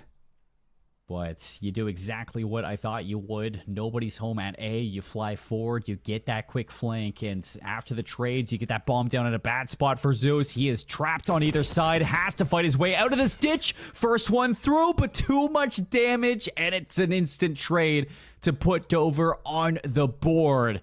I was a little bit worried for a second because I would have liked to see Dover play a little bit more close-knit. But Cryptic was right there nonetheless. Huge round out of Cryptic, by the way. Finds 3. And the first blood as well comes through for the Robbins Air Force Base. And Cryptic immediately answers back with 2. So puts the squad on his back for a moment. Helps them get onto the board. A bit more of that. That aggression, I got to give Greengrad plenty of props there. Just catching J-Ramis out. Something that's also going to keep Robbins on their toes in future attack rounds.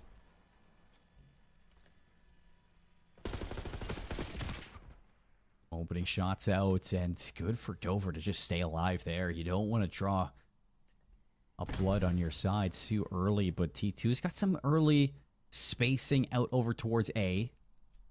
I mean, yes, you can pop out of this one, but with Blurantix in a position like this and a trophy, you're not going to back him down. So this is the better call with sending Greengrad over towards this B site. He's not hearing anything, so he's calling for the fast rotate. Going to be the correct call. The one thing is you don't have any control over mid. You have nothing to let you know. What?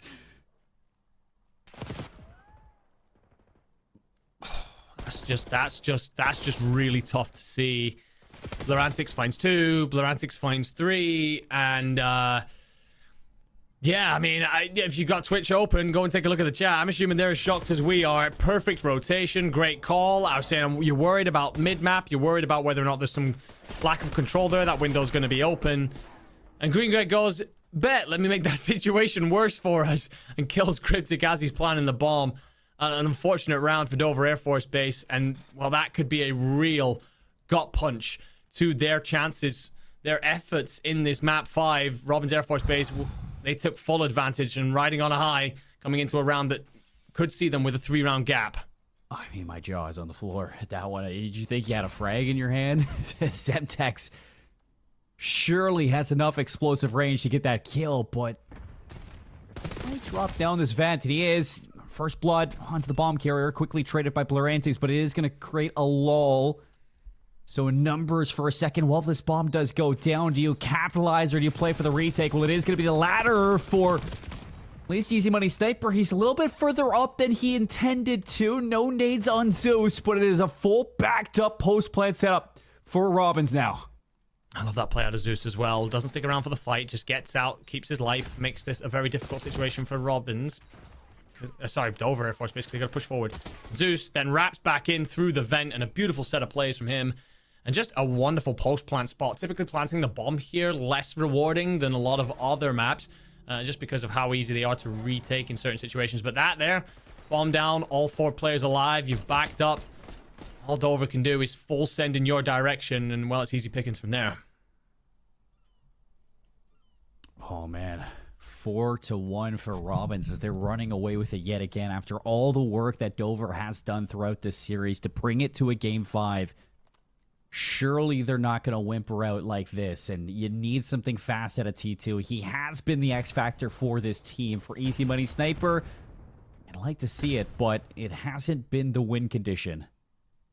Anything, though, goes a long way as trophies are down, nades are thrown, no progress for Dover at either site, and you don't even have mid-map control, so you're flying blind on this one. Anti's going to shoulder it.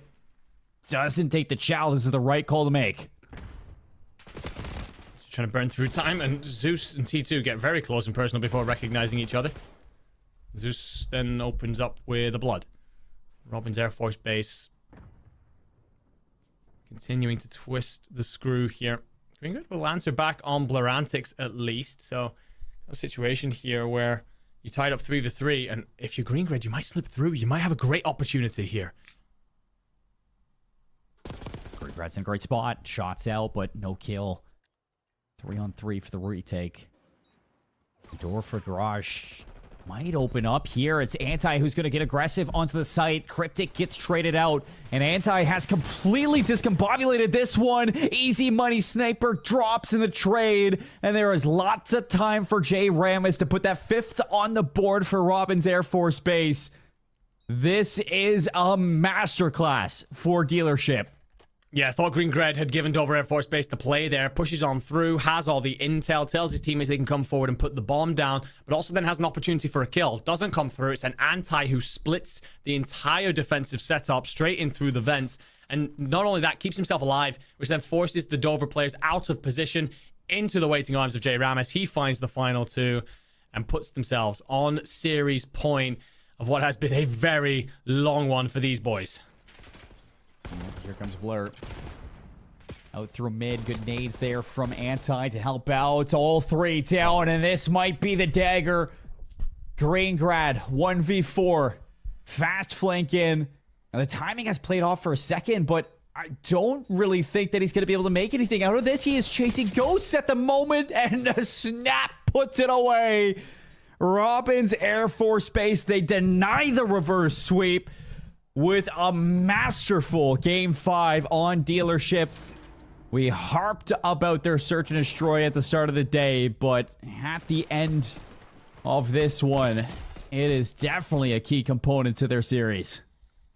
100%. They're S&D, and S&D winning series, winning championships, and so many other things we've talked about it. And this is why you find that your firepower is shut down by your opposition. So where do you manage to pick things up? Where do you manage to close things out? It's that S&D. But there's a really unfortunate moment that I'm going to have to go back to, and it felt like that was the real dagger in the back. It's that nade from Green Gred onto Cryptic just as he's planting the bomb. I do wonder if that round comes through, how this map ends up looking. I feel like that's the moment right there. It takes the wind out of your sails.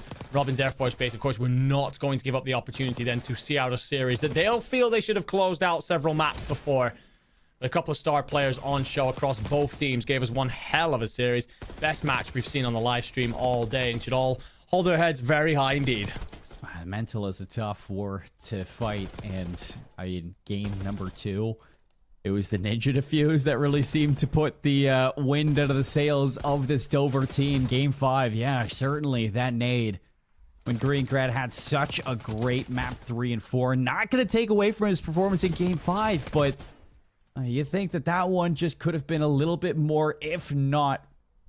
And not to mention, you get to that Dealership, and I do got to talk about it a little bit because T2 on that skyline, and even in the Hacienda control as well, he was such a good player in that sub role for the team, picking up so many different routes and making plays, making flank attempts. And in game 5, it was just not there whatsoever. So search and destroy is something you're going to look back at for this team for the remainder of this tournament, as you're not out of the tournament just yet.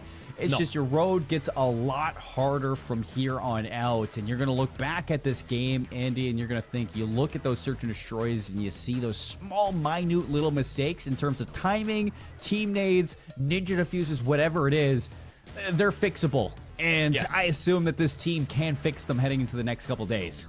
Well, that's an important point to make, because we were worried about Dover Air Force's base slaying power coming into the series, especially after that first map. We were like, okay, this feels a little bit like you're going to get run over.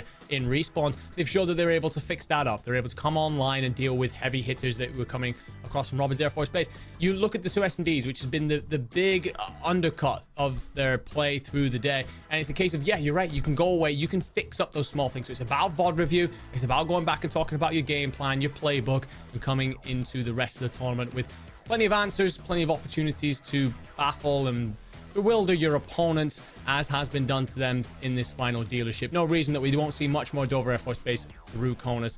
I'm really hopeful.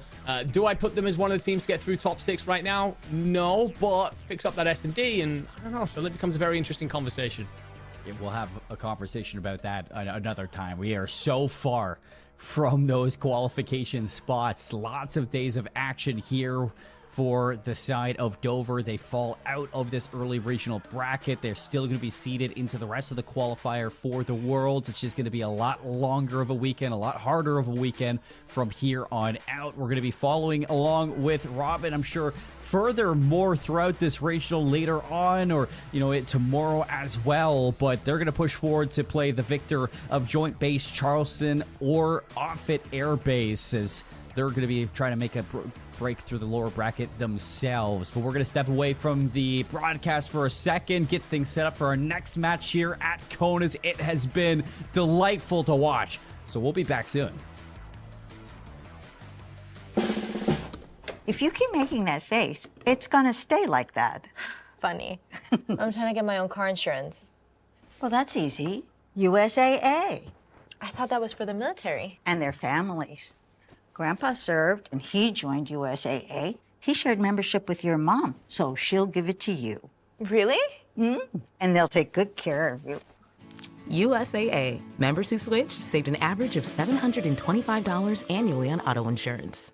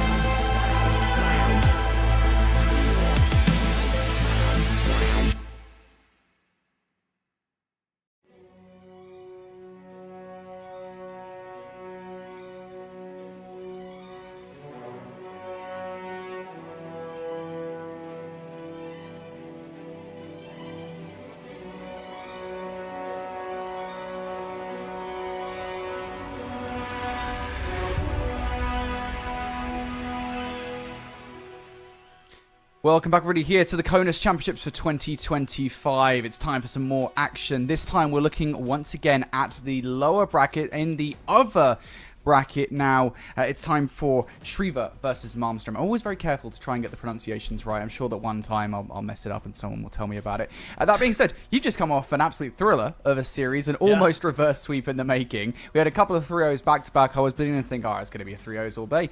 Evidently not, and I'm hoping this one isn't either. No, absolutely. I mean, me and Seymour, we're sitting there at 2-0 thinking, wow, this is anything on broadcast is being absolutely blown through. Whereas then, we get that incredible fight back from Dover Air Force Base. That, of course, whets the appetite. I've just gotten to experience a thriller. So is Seymour. So I think it's only right that you get to, my friend, right? So here we go then. This, hopefully, between Malmstrom and Shriva is going to be an absolute banger. And the, the place that we put ourselves in is, of course, that we are playing for seeding. All important when it comes to CONUS and then potentially qualifying on through to Worlds. So a lot at stake here to set up what should be a very exciting series. Yeah, and I kind of very briefly mentioned there the fact that now we're in the lower bracket, right? I mean, this is the key thing. Obviously, like we said, this is just for seeding. If you lose at this stage, if you get DFR'd, it's not technically DFR'd, but from our perspective, obviously, it is. If you do get knocked out here, you kind of, look, you'll be fine, but you don't really want to be, right? You don't really want to be knocked out at this stage of the competition solely because, as you said, you do end up with a low seed come the CONUS Championships. And that means if you are literally dead last, more or less, in your respective regional bracket, well, you're going to be ending up facing one of the best in your first round, one of the winners of the respective regional brackets, right? So you really do not want to be going out at this stage, even if there is technically kind of that safety net of, well, your tournament lives aren't done here.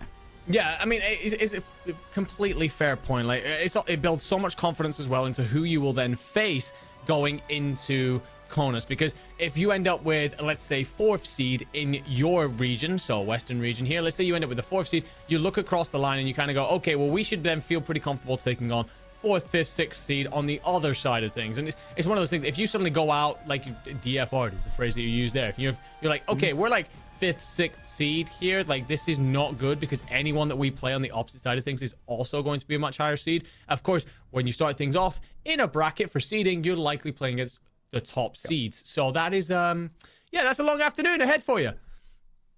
Not great. Yeah, you don't want to be also then going down to another lower bracket, right? It's just like there's a long day ahead of you. It's a long week as it is, right? So you do not want to be making that longer if at all possible. So it's important you win this match. I think that's what we're trying to say here. This effectively is last chance saloon, at least as far as the regional brackets are concerned. Let's start talking about the rosters then. I kind of want to start the conversation a little bit with Shriva, because Shriva's a roster that we haven't had a chance really to see yet at all. We haven't had a chance to see Malmstrom, at least you and I, but we do know about them somewhat. It's an interesting storyline because, we talk about kind of them not qualifying last year. Now they have done so, but without their captain. What are we expecting from this roster?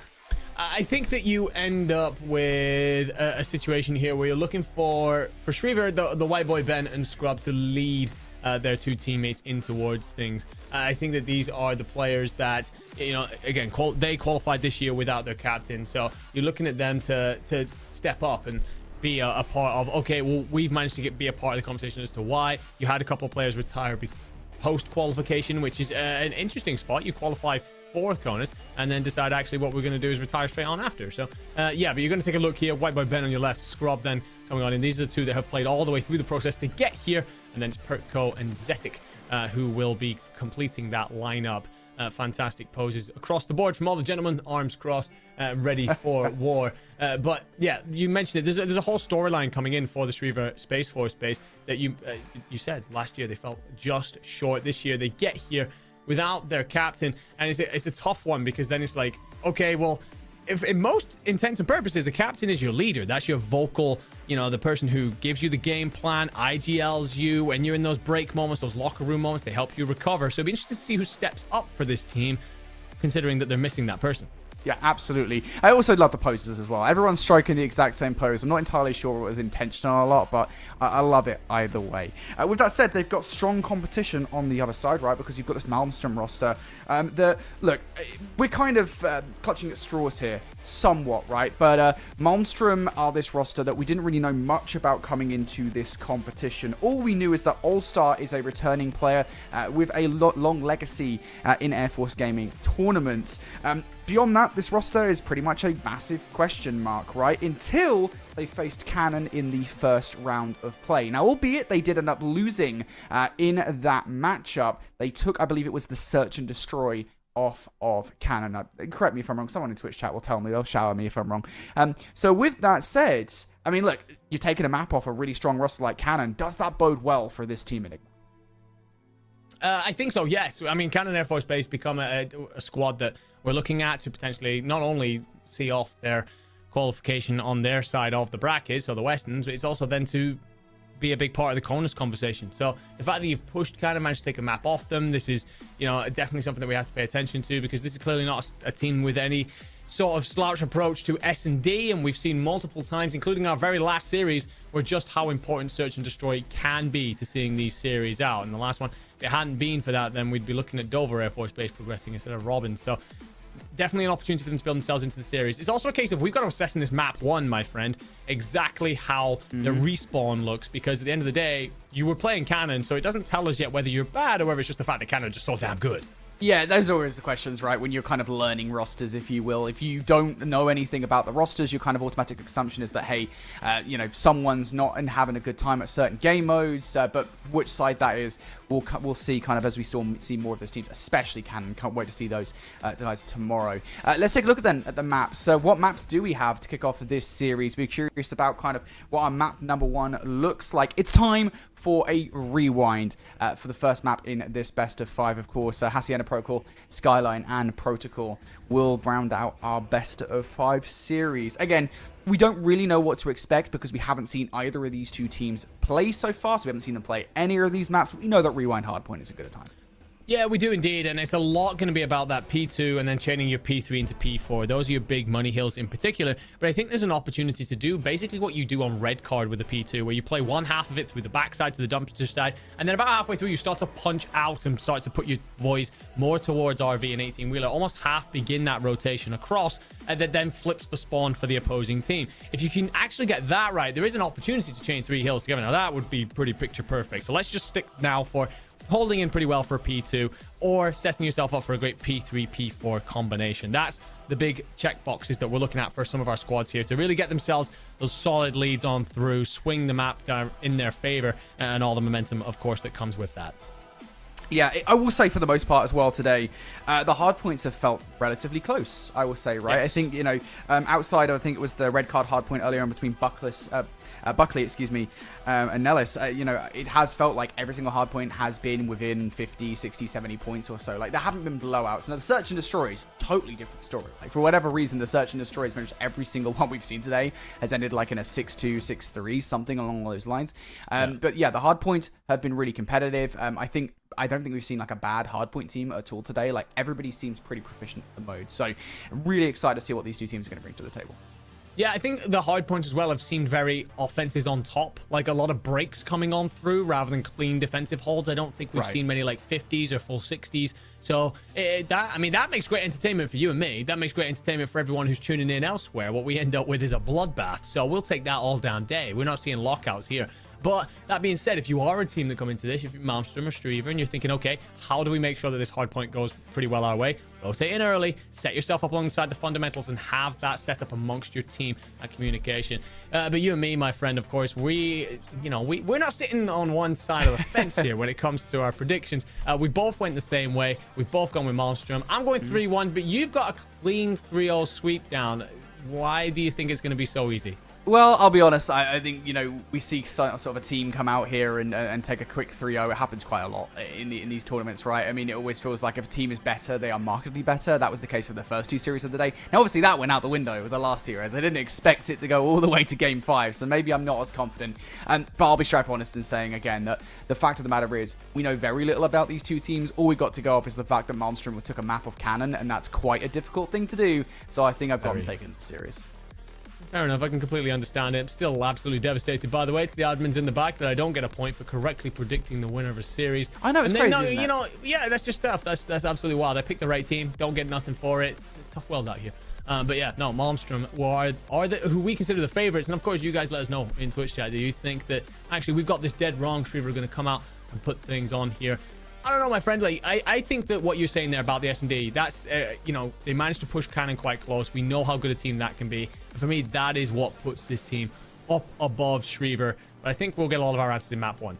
Yeah, for sure. Well, we are just waiting for map number 1 to get underway, folks. When it does, we're hoping for another game 5. Imagine that, like back-to-back game 5s to close out the day. That would be insane. It's been really fun so far to see Air Force Gaming. I will say the one thing I've been disappointed with so far today, if I had to choose one thing, if I had to say, look, I've come into this tournament expecting something, I need to see one off-meta weapon from somebody. I need to see something wacky coming out, right? I need to see like the equivalent, like a crossbow coming out at the start of a raid hardpoint. Something like that. Something snazzy to kind of spice up the tournament. Maybe teams don't want to do it in like losers round 1, but it would be fun to see something a little bit different. We're hoping for sounds like an LC10 coming on out here. And, Imagine. You know, I mean, I get to cover over a lot of Warzone, so you end up with a lot of that coming on through there. But we obviously have a massive sandbox, that all sorts of different things. I think it's one of the beauties. Sometimes there's, some beauty in the fact that some things are so consistent in multiplayer. But yeah, I'm with you. I'd love to see someone bring something different to the party. You know, just kind of bit of something special in there. Maybe something that you, as a player, you just feel more comfortable with than what everyone else is running around with. Taking a look at these players, we mentioned a little bit about them before, my friend. I mean, for Malmstrom, it's Sunder, Prosper, also Roshi. For Shriver, it's the White Boy Ben, Scrub, Pertco, and Zetic. By the way, I said earlier that it's 2 players who are new to that team. It turns out that there was a correction required there. It's actually Zetic who's just the new player. It's the 3 players who only had their captain retire post-qualification. So it's just the 1 new player. But that being said, I mean, does that put them on the back foot when we're talking about S&D already trying to bring a new player into a system, and then we're talking about Malmstrom being this good S&D team? Right. Yeah. I mean, you know what I'll say is I think, you know, because we discussed at the top of the show, right, just how much or how many of these new teams there are in this tournament, right? You know, that for the most part, maybe there's like 1 or 2 players that are competing in the competition, and then they've brought like a brand new squad in for this year. I feel like, if anything, like having 3 of the original squad is a pretty big advantage for you over most teams. Now, I don't know whether this Maelstrom team is like have played together before a lot, like how much practice they've had, like how long these guys have been playing together.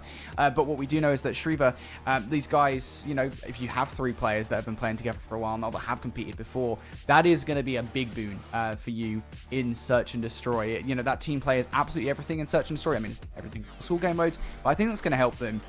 So actually, I think we could be in for a pretty snazzy Search and Destroy, hopefully. Anyway, fingers crossed that we don't get like a clean 6-0 now that I've said that. But yeah, hopefully we get a competitive Search and Destroy where we've got a team on one side that's been playing together for a really long time and a team on the other that apparently can take Search and Destroy maps off a team that also has been together for a long time. So expect big things when it comes to that Search and Destroy, but we got to get there. Yeah, we do, of course. I mean, we've got map 1 getting set up and currently underway with, I mean, Hardpoint. We talk about it, you know, nice and early. We've mentioned the kind of things you want to see out of Rewind, but I guess for me, this comes down to, we have a couple of maps out there in our pool where we're like, okay, we're looking for SMGs to take over, we're looking for ARs to take over.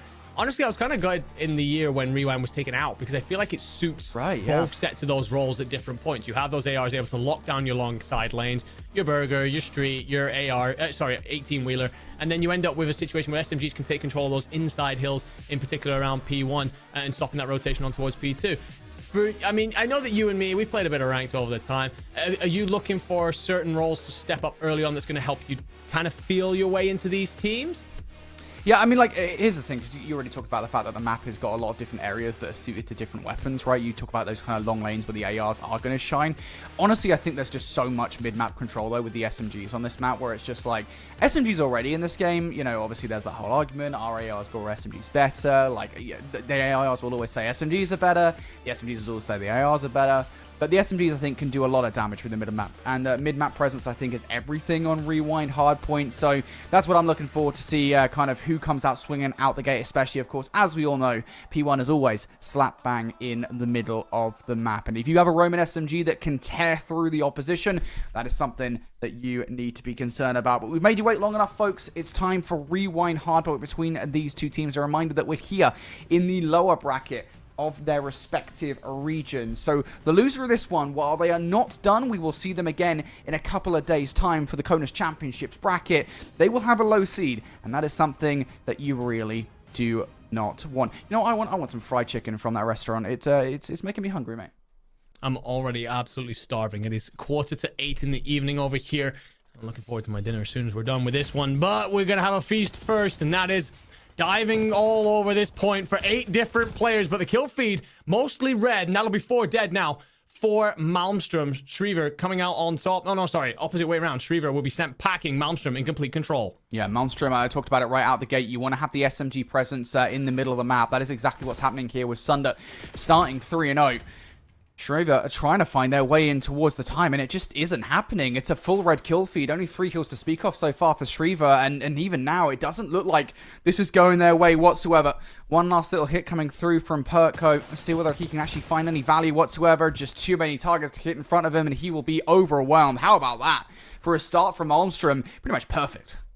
And has been indeed. Scrub going to be the only player to try and put a bit of a thwarting to Malmstrom's setup. He's got to get him through the back and hope to set this up with his teammates. Has not been spotted as far as where we're right now. And as Perk finds one in the front, opportunity to barrel on in. Does indeed. Finds one. And the damage into Roshi as well. Pinstripe feed. You still have control over the point if you're Shriver, and that kill will confirm that Malmstrom have got to go again. Sunder still hasn't died, by the way. 8-0, unless, of course, it's a Codcaster glitch, which can happen from time to time.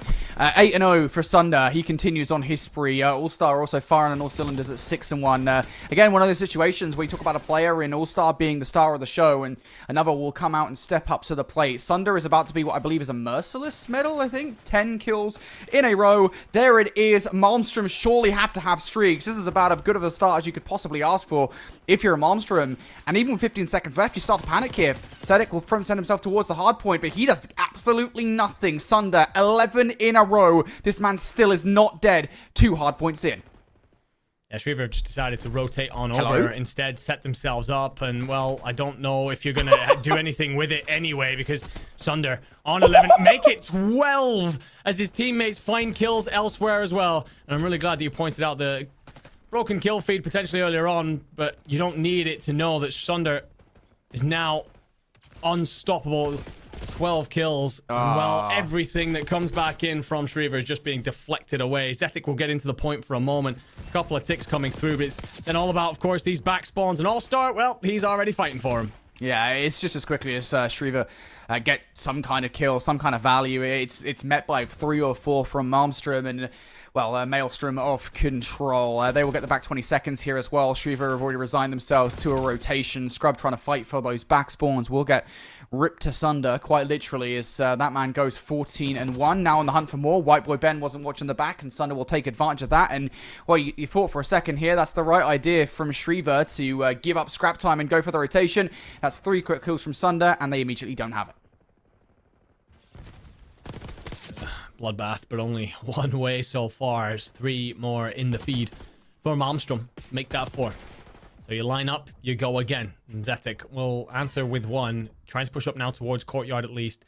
Getting to glass is the first part of your checkbox, but you've met no opposition. Rounding the corner, and you lose another fight. So for Shriver, it's a case of fighting. Always a man down, it feels.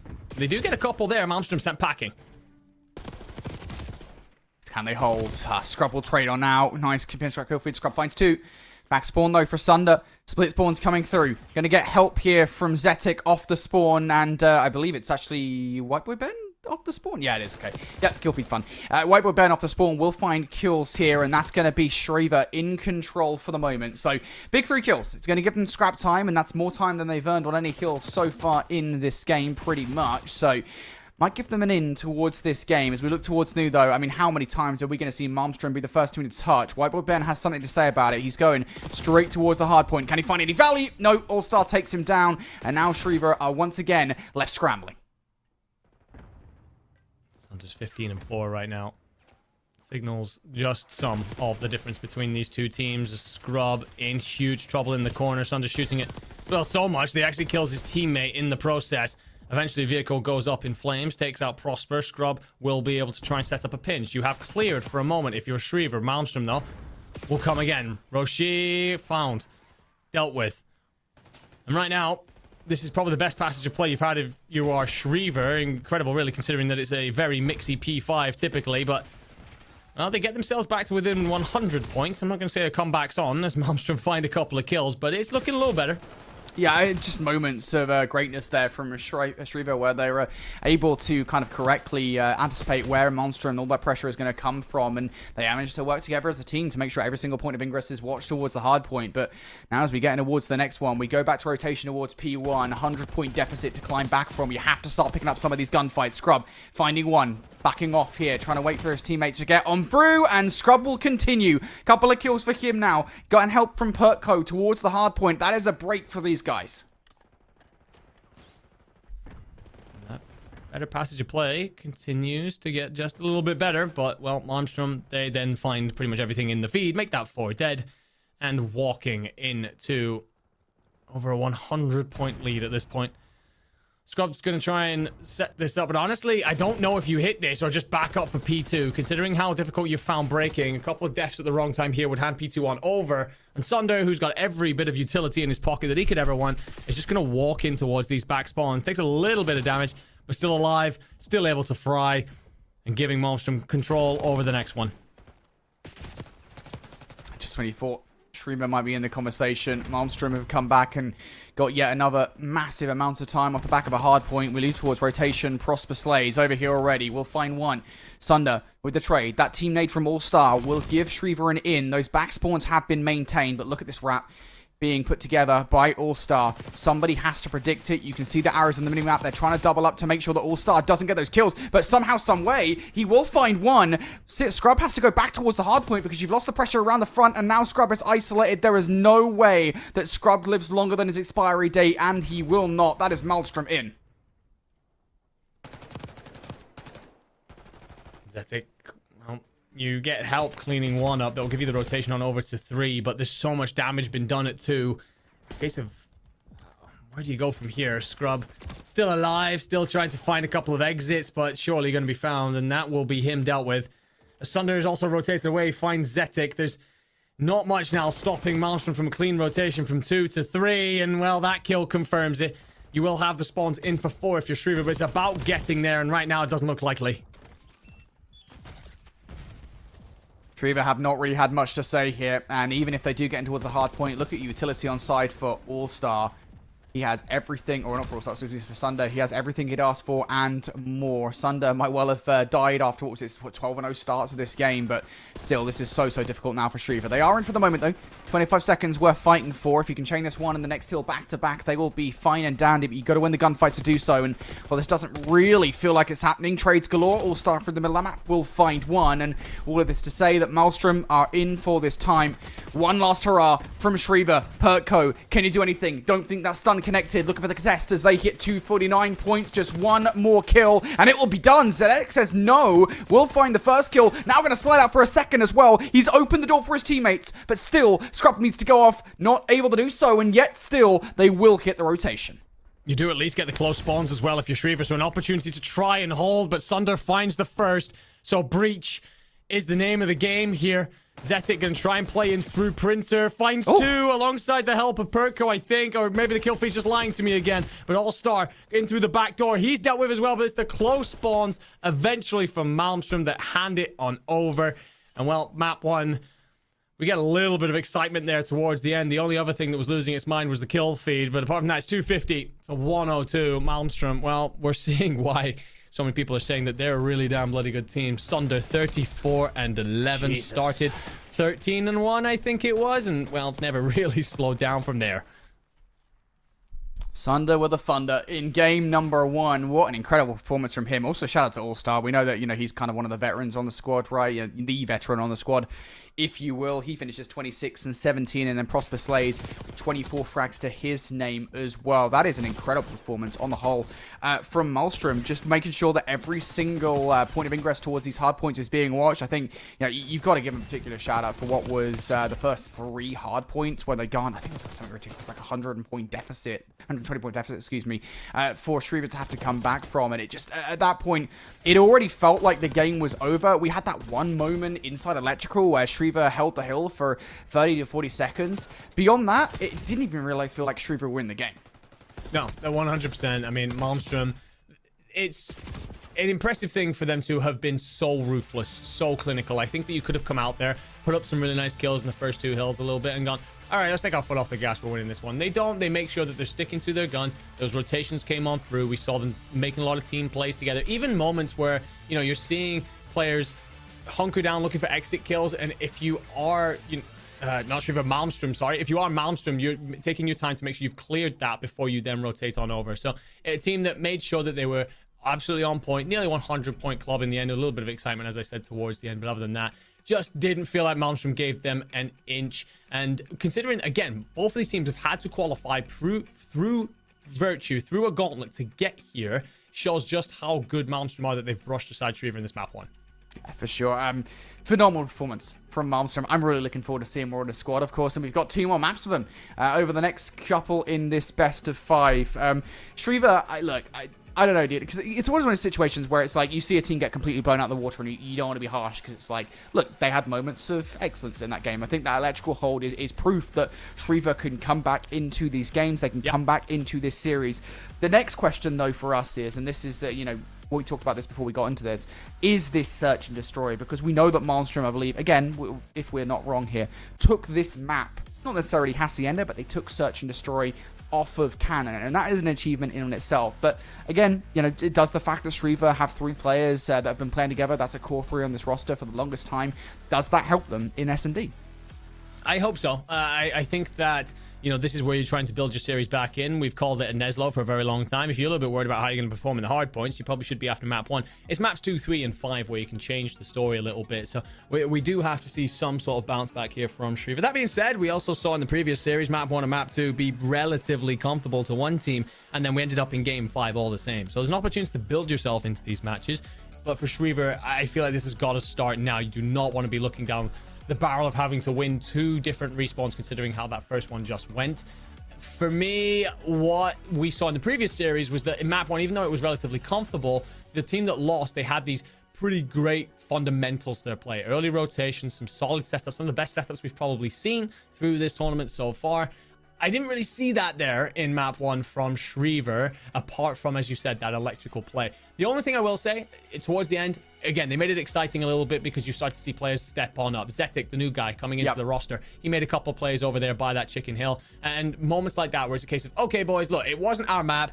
We've got a moment here to kind of talk to each other and build on any of the good stuff and take it into a map 2. And Protocol, it plays a lot around First Bloods, an opportunity to kind of just check the boxes as you go and make sure you give yourself the best chance. Yeah, you do have to bounce back. You really do here. I think it's very difficult to ask, right? When you kind of take a beating like that in one map, it's so annoying, especially given where you're at in the bracket right now. Again, the fact that these guys have their backs against the wall, it is going to take a toll on their mental to lose game number 1 like that. So they are going to have to bounce back here in game number 2. That said, we've got some content to show you guys when we get the next game set up. So we'll see you guys in just a moment with game number 2. It's going to be Search and Destroy. This is Map Mystery. Our PAC-F teams will put their Call of Duty knowledge to the test, identifying multiplayer maps as quickly as possible. Players will only have a limited time to name as many as they can. Nuketown. Oh. That's Modern Warfare, right? I think that's Afghan. No, it's not Afghan. What's the name of it, dog? What's the name of it? I used to skip it. It's Modern Warfare. It's first Modern Warfare. Oh, Turbine from Black Ops 7. Nice. Oh. That's Black Ops. Dust 2. That's MW. Nah, that's MW. 3? That's 3. I don't remember the name of it, but I played Infected on that map so many times. I don't even know. This is World of War. Dang. I don't pass. I know what the map looks like, but I couldn't tell you the name. Yeah, we're horrible. That's a World at War map. What? I know the games. I played the I would say maps. 5 seconds to pass. I didn't even play the game. Pass. I played this the other day. Bro, we play these damn maps so much. Boneyard.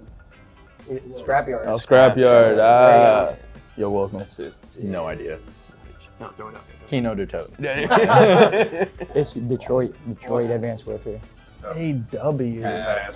You're kind of our MVP here, dude. This is from not Cold War. What is that? Definitely Kino der Toten.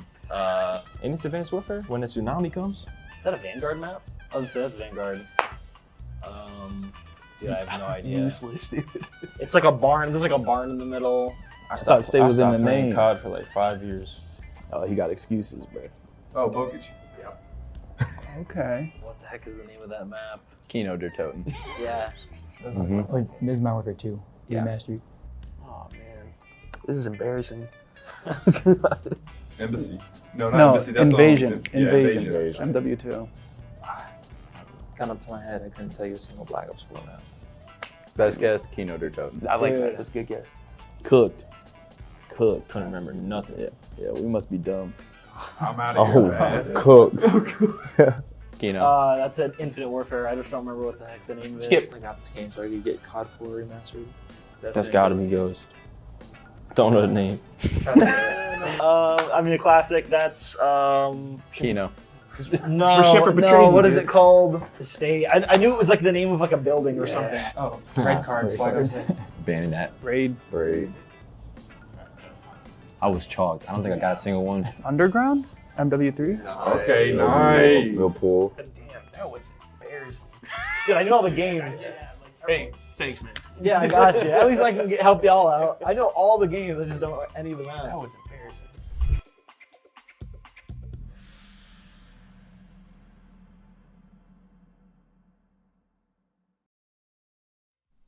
All right, folks, well, a little bit of a callback there to the PACAF Esports Championships, which we held, what was it, back in March now. Really fun to cast that, and CONUS Esports Championships for this year looks to be just as fun, if not more so. What wasn't fun was that game number 1 for Shriver, because, boy, they got rattled on Rewind Hardpoint. We go to Search and Destroy next, and they got to figure things out. We got to get some composure on the board, mate, because if they don't, this is going to be a very fast series. Yeah, the one thing, of course, is you've got this extended break coming on through, so you end up with a situation where your leaders can turn around and say, look, boys, all right, that didn't go very well. Let's be very kind about it. It's just not our map. So what we do, we sit down. Okay, we know what map we're on. We know what mode we're playing. How do we approach these first couple of rounds? Let's do a game plan. Let's trust each other and play around it. Get those first bloods. Give ourselves every opportunity with that numbers advantage. It's a tough one for Shriver because we know that their captain retired post-qualification. So you end up bringing in a new player in Zetic, who's probably also trying to find his feet a little bit about where he fits in the system. So it's a bit of a complicated one for this team right now. But at the end of the day, you can only take on what's right in front of you. And right now, you got an S&D to focus on and take down this Malmstrom squad that we know are pretty good at search. So yeah, tough task ahead, but it's the best thing you can do. You know, maybe I'm reading into this too much as well, right? But obviously, you know, you've lost the captain of your squad, right? The captain is no longer with you, right? You've had to kind of change things up a little bit. Does that affect your search and destroy at all, right? Maybe, you know, that the captain wasn't the IGL in S&D. Maybe it was somebody else, and so all is well in the camp. But I'm kind of curious to see, you know, are the play calls going to be exactly maybe as they were in the past for the Shriver roster? Are they going to be as confident? Are they going to be as well put together without the captain on your team, right? There's a lot of questions, I think, for the squad going into search and destroy. It's a very fair point. It depends entirely, of course, you mentioned it there, like, was the captain the vocal leader in Search and Destroy? Because we know many teams, including some of the very best in Challenge, you know, Team Notorious, they have a different playstyle and a different IGL process around S&D than they do their other modes. That might have been something going on here. But even still, like, a captain's still an important person to have in there. You know, we know that IGLs are important, sure, the play callers, but you often have people who are kind of like the right-hand man in the group who then helps, you know, spread that message through the team and execute that game plan. So regardless of whether he was IGL or not in these moments, it's a case of, like, you still lose a big personality in that team. So that's tough for Shriver, but they do need to figure out who that new leader is, and pretty damn fast, because map 1, well, that was to pretty kindly belt to ass. Then we move into map 2 here, and from Malmstrom, you know, you're feeling confident, you're feeling good. This break, it might have iced you a little bit, sure, but considering how comfortable you were in map 1, I'm not sure if you ever got out of second gear anyway. Yeah, I mean, that is the other thing, right? You know, we talk about momentum going from Hardpoint to Search and Destroy all the time in best of 5s like this. And if it's a fast kind of a little bit of a break between games number 1 and 2, you really do carry that momentum through into the first couple of rounds of the Search and Destroy. Sometimes it does just take a little bit for the losing team, the team on the receiving end of the whooping, if you will. I was going to say something else then. The whooping in game number 1 to find their feet in Search and Destroy. But now having this break, it does kind of feel like maybe that momentum has somewhat dissipated between games. Maybe we are going to be starting off fresh here going into this Search and Destroy. Obviously not totally. These guys are still going to be feeling a little bit nervous that they are 2 maps away from going into the CONUS Championships with the lowest seed possible in their bracket. But still, it is going to be, I think, a bit of a relief that they've had a little bit of time to process what has happened here. just take a breath and being like, all right, we're going to try again in Search and Destroy. We're going to do this as a team. Again, don't know what the strategies look like for both of these teams in Search and Destroy. All we know is that Malmstrom were able to take a Search and Destroy off of Cannon. Again, something that I hope is true. And that is in itself a big achievement. I mean, can I get a reminder here? Is it Protocol that we're playing on for this S&D? It feels like a while ago. Hacienda. Okay, so no, definitely not Protocol then. That was the last series. So, I mean, here, first blood win percentage, very important, of course. Even more so important when you're on that defensive side, because otherwise, if you're on defense, and again, you, me, Seymour, we've played a lot of ranked. If you're on defensive side, you lose a player early, that's a big map to try and watch with just 3 of you. So, looking for Shriver again to have sat down, figured out exactly how they're giving themselves those early round advantage, and then play it out from there. We got this beautiful look through at Hacienda, my friend, the gorgeous Spanish villa, here with us in Black Ops 4, and now here again in Black Ops 6. And for S&D, I mean, it's one of those. Do we see the teams head on out straight away for bomb plants? Do we see maybe an overconfidence from Malmstrom? And does Shriver have any answers? Yeah, honestly, I mean, that might be how they play it, right? You know, play this just a little bit passively, come into this and say, all right, look, we know that we're going to get aggression from Malmstrom, so let's play back. Let's wait for them to play into our hands. You've got to find a way to get around the strategies of Malmstrom and Search and Destroy because they were playing so damn well as a team in game number 1. That said, let's get into it. Let's see what they've got for us off the rip. Malmstrom on the defense feeling pretty confident, and this is a very passive look from Shriver off the start. It is, but first bloods will come through. Sunder finds 2. So, despite being completely outnumbered in the fight, still finds it. Zetic will at least answer back with 2 of his own. Does beautiful work. I mean, the first was impressive enough, but to spin onto the second gives his team an opportunity to turn this tie around. Sunder, though, I mean, do you miss him? You do. White Boy Ben will clean you up. So, the 2 players looking to pull off a 2v4 here as All-Star, trying to play in through the arches. I mean, the problem you have here, if you're Shriver, you got to go and get that bomb. But otherwise, feeling pretty good about how this has played out since those opening kills. Yeah, this has been a phenomenal comeback in this round for Shriver. Malmstrom now left up to All-Star. Of course, this is the vet on the squad. Would have to pull off a 1 versus 2. The one positive he has on his side is that Shriver have to waste some time getting up on down. He might get some good timing off the back of this. Shot's not that great, though. Down to 13 HP. Goes for an egregious retail and somehow wins the fight. And now backs away. White Boy Ben jumps with the bomb. Anticipate the push coming through. I think All-Star might have just seen a leg or something. Will be running away, but that rock is going down regardless. This is nothing but a reposition now from All-Star. He's going to go for a fast hit on the retake. Sees White Boy Ben hit the outside, and that is a 1 versus 2 for the All-Star himself. Incredible work from this man. I mean, it's a weird round. If anyone's just coming into it, you get Sunder finding the first 2 bloods that then Shriver answered back via Zetic for 2 of his own, but it's a weird situation where you end up with All-Star isolated a little bit, or at least he should have been. The fact that he finds 2 1v1s relatively for free toward the end. Shriver are going to want that one back for sure. And just when we're talking ways to get Shriver back into the fight, how they can really gain some momentum in this series, it was to take round 1. To lose it like that, that's a real dagger in the back. And that is tough. But I tell you what, it does kind of lend credence to the idea that Shriver's Search and Destroy is pretty good, right? They played that well in the situation, apart from the 1 versus 2, or 2 versus 1, I should say, from their perspective. So hopefully the Search and Destroy provides better fortune for them. For now, though, they are dealing with the same kind of aggression, this time from Prosper Slays. He wasn't actually going to finish his food, eventually does. Elsewhere, All-Star takes Zetic out of the picture. So all of a sudden here, you've got White Boy Ben and Scrub, 2 versus 4, effectively taking on different engagements. They are worlds apart, and White Boy Ben is now getting found out. That comm has been made to the team that somebody's over here, but that might work against them, considering they don't know where Scrub is right now. Could well open the window. Scrub will get top plat. Were you spotted by Sunder? I don't think so. You will have been now. And if he'd held the trigger for a moment longer, you would have actually found the kill. But your teammate dies elsewhere. You're going to be rushed. You're going to be cut down. Malmstrom too quickly on the board. If these starts have got to be better, quite frankly, from Shriver. That's twice now where you've lost 2 players pretty much instantly. You managed to answer back in round 1, and we were very impressed by that. You called it yourself. But it's a case of, can you rely on that consistently? Well, the answer very clearly is no. Even if we weren't talking about a mismatch of firepower as heavy as it is, it's just such a difficult situation to continually put yourself in. So for Shriver, again, let's back to the drawing board. First bloods. We're seeing some of those player counts. The look on faces are a bit doom and gloom right now. You got to find a vocal leader amongst that group to raise the spirits and the flag for the team. Malmstrom are just so aggressive at the start of these Search and Destroy rounds. They're pretty much constantly trying to get in behind you.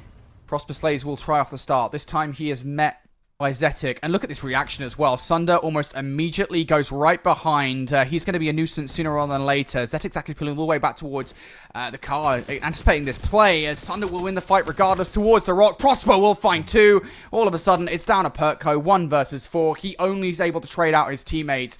Again, the team play from Malmstrom is just perfect. Yeah, beautiful work. It's just, it continues the theme that they had in map 1 where it's ruthless.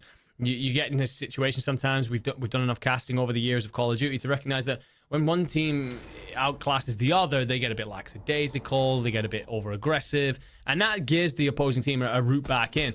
Every time it feels like that there's a light in the tunnel for Shriver right now. Malmstrom do their absolute best to snuff it out, and I think round 1 is a perfect example of that. I don't even know what you do. If you're Shriver, to be honest, I think the best thing you can do at this situation is like just try and anticipate some of this aggression, right? And react to it.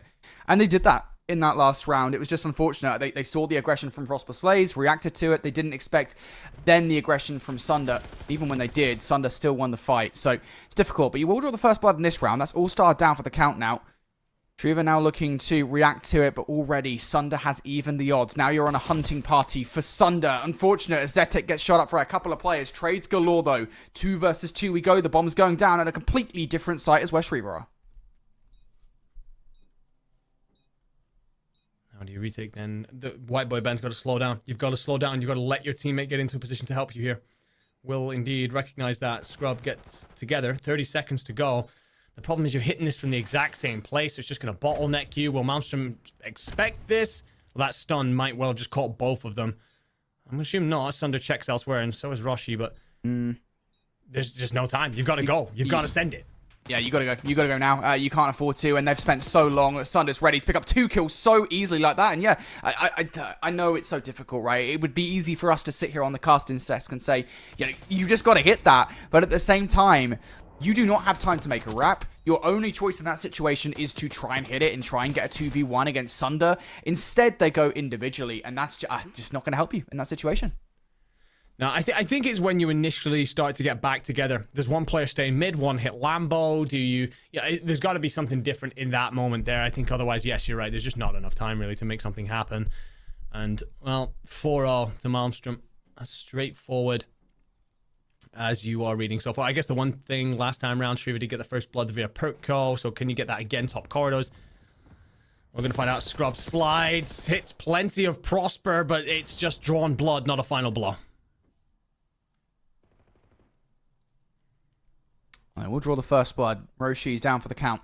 And already, look at this reaction coming through from Malmstrom. Couple of players pushing all the way through. They're wise to it, though. Zetic, does he have the trigger discipline? No, he doesn't. But we'll find the first. Actually, he spots out the second as well. Prosper knows it, so will not be willing to take that fight. You're still in a 2 versus 3. This is still a manageable situation. The bomb, then, should go down. It looks like they're planting not for office side, so they're planting for rock side. Trying to use that numbers advantage, turtle up together and trade the situation out. The one player that's going to be split off is Pertco. If he gets his timings right, could collapse in through the back of these Malmstrom players once they hit the site. But he's going to have to do it quietly. Prosper and All-Stars going for it. All-Stars wise to it. Might have got the audio cue on towards Pertco, so all of a sudden this is now a 2 versus 3. Approaching the bomb site from different sides as well. Prosper's plays, though, has been already tagged up. You need the help from All-Stars now, and it's not arriving anytime soon. They've put a stop to this one. There's simply no time.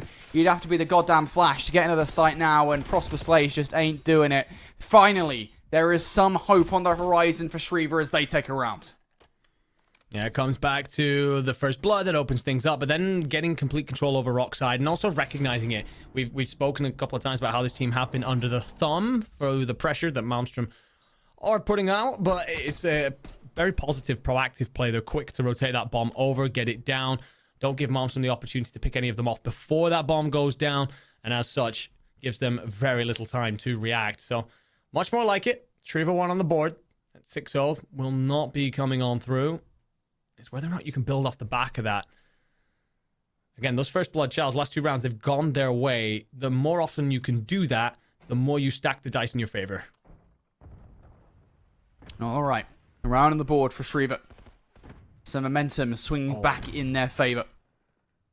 Aggression, once again, from Malmstrom. How many times does this work for them? It will work again. Perk code down for the count now. And White Boy Ben just stands there like a statue while Sunder knocks him down. Sunder for 3. One more player, and it's an ace.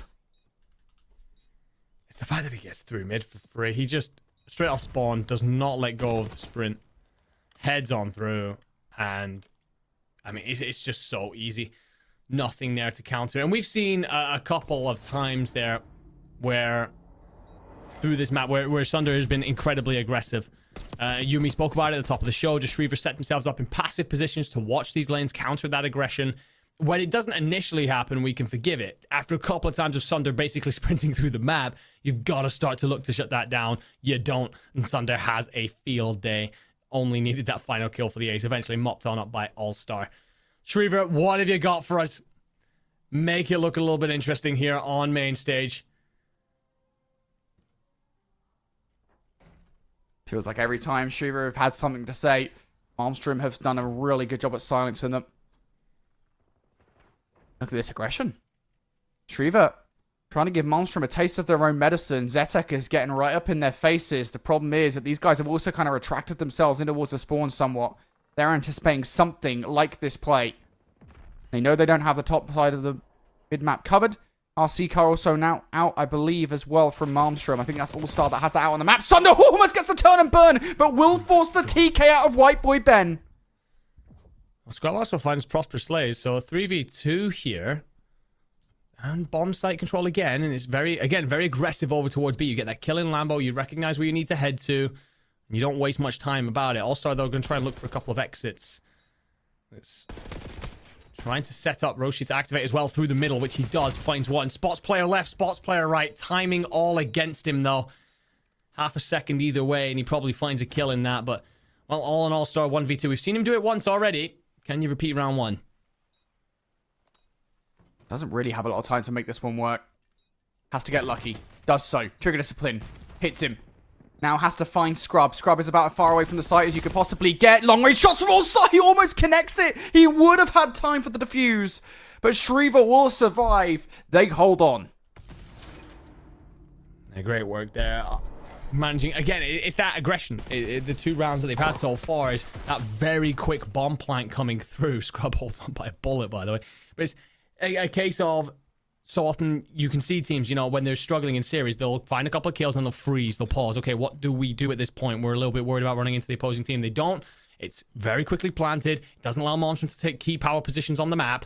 And as such, they're scrambling once that bomb goes down.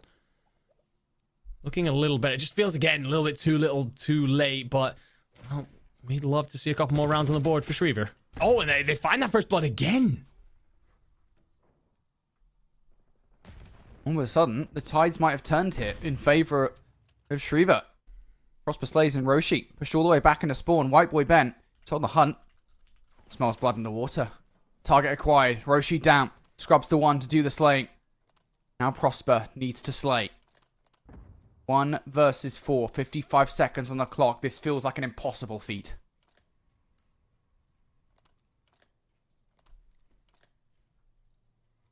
I normally agree with you, but we've had some weird stuff happen already today. Well, I mean, no, you give up your position. I thought you were about to die. It's an intelligent throw of the shoulder. You're trying to bait, but 30 seconds. What do you have? You check left. You're not reading that the player's right. You're timing. What? Wait. On earth? I was about to say, how do you get away with that? But, well, it's an answer on the board. Shriver, a couple more. I mean, hey, look, I cast the other day, Call of Duty League, Vegas Falcons won their first series on LAN. You never know, all right? You just never know. Shriver build themselves even more into this map. I just got to know the timing on that. We kind of saw the end of it there from Scrub where he finds that final kill. The fact that he even gets a look, the kill alone is despicable. Either way, it's 3 rounds here. Scrub checks arches there or something. That was weird. Yeah, I was just really weird timing. He must have like just about seen him and then realized, oh, okay, well, sorry, Perk, but it doesn't matter. Yeah, my bad. My bad, bro. It is a round for Shriva. They survive once again. It feels like Malmstrom here, giving them a lot more respect. Look at this stack on towards the A site. Shriva going for it. Shots out from Sunder. It's difficult to connect at this range. If anybody's going to do it, though, it's going to be the Jackal of Sunder. And no, the Amez of the White Boy Ben is better. Roshi also tagged up here. All of a sudden, Shriva bullied their way in a sight. Yes, another first blood here to tie us up. On those all-star, though. Oh, no way. Not a chance in hell that is your timing. Checks everything up to a frame where Zetic has stood, then turns away. 3v2. Shriva still holding that numbers advantage. Could have easily gone the other way. Zetic sticks around and baits Prosper Slays into his grave. And again, quick wrap of the bomb. Quick plant over to B. Don't allow Roche the opportunity to find a kill, dwindle those numbers down, or put yourself in a great spot. Now he knows where he's got to go. He's got 40 seconds on the clock and a 1v3. Shriva know how to play this. Just keep an eye on every single angle. Don't give anything away for free. It's the exact same setup as well that we saw before, albeit that was a 2 versus 1. This time they've got an extra body, making sure that harbor side is being watched. Zetic is that guy. Should have the audio cue now. The slide out and the shots as well. I think got a little bit of help from the teammate there from afar. Does not matter either way. It is yet another dub. How on earth have Shriva awoken like this? I won't lie, 2 rounds ago, it felt like delaying the inevitable. All of a sudden, I'm far more interested in where this is going. It's the first bloods, then leading them into trading out situations. I think does a great job there. Yes, he gets a little bit lucky with the fact that All-Star doesn't check all the way around the corner, but then you bait Prosper in for that next kill as well. So does incredible work up top. 4 in a row now. Has an RCXD to play with as well. What can you do with it? I mean, Malmstrom probably reeling right now, stunned at this bounce back.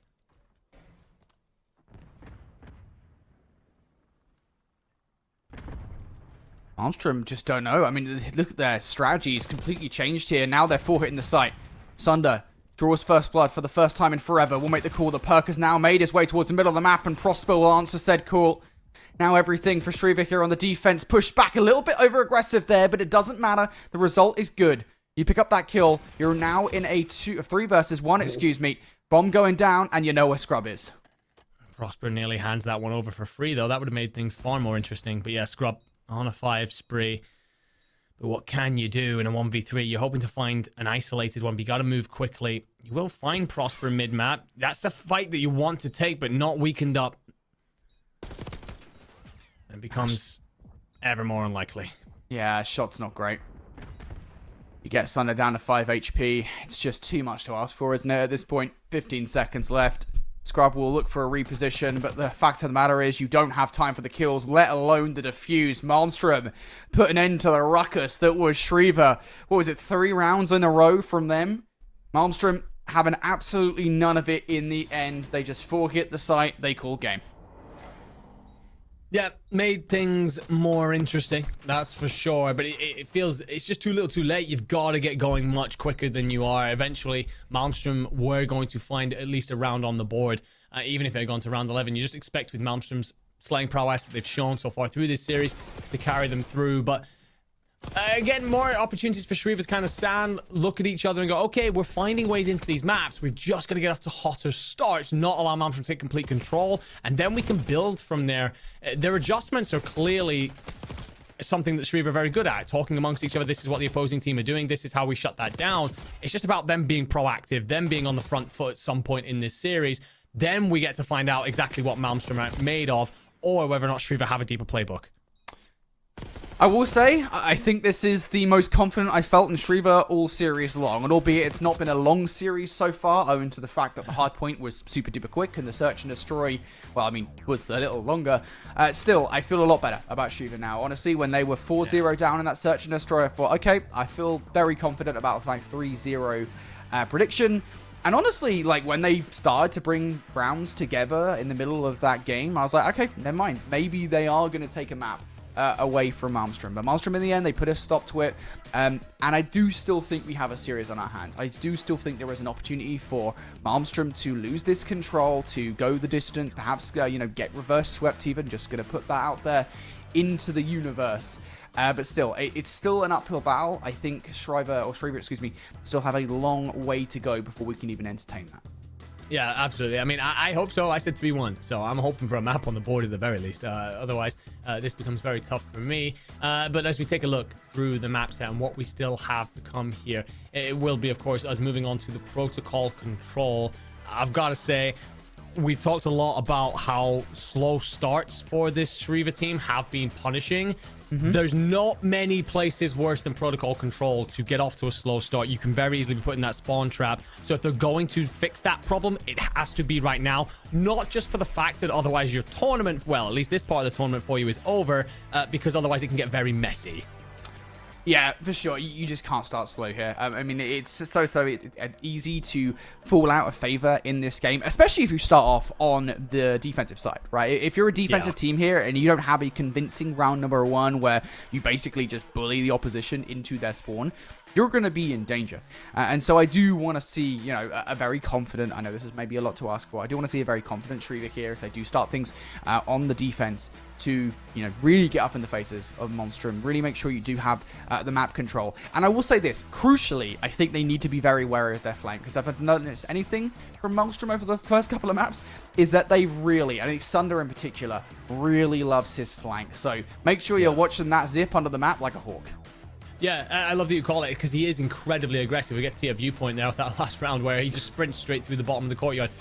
I don't know the cojones that you must have to think that that is a great play, but he certainly does. So then you are looking as well at that lower portion of the map to drop down to the zip, maybe play through spiral. And then what you end up with is a situation where, okay, well, if you're on defense, for example, you've already got your Grandma's control. If you've got a player like Sunder making plays, you suddenly can get Trips control, and well, you've nothing in terms of map presence for the opposing team if you're on attack. So it's one of those. He's definitely the right player to be looking out for here.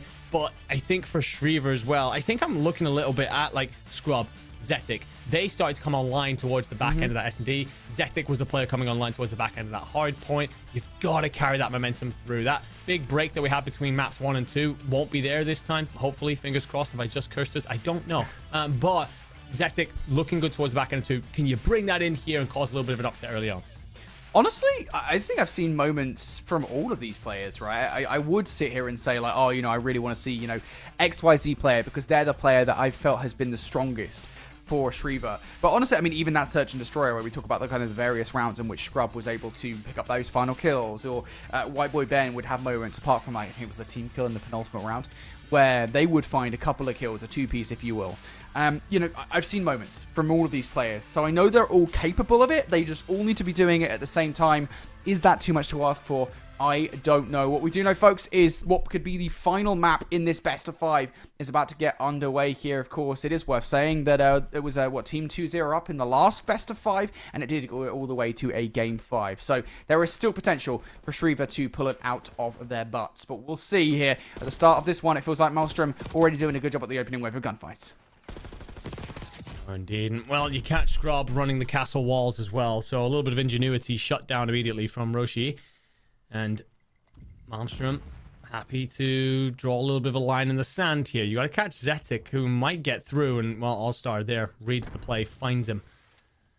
White Boy Ben up into Grandma's. A little bit of a weird map here for a moment as Prosper actually falls off the map. Zetic finds one. White Boy Ben finds another. So it's just on Roshi. He's the most advanced player, and, well, he does find a couple players, but he'll be cut down. An opportunity then to dive the point. Here we go.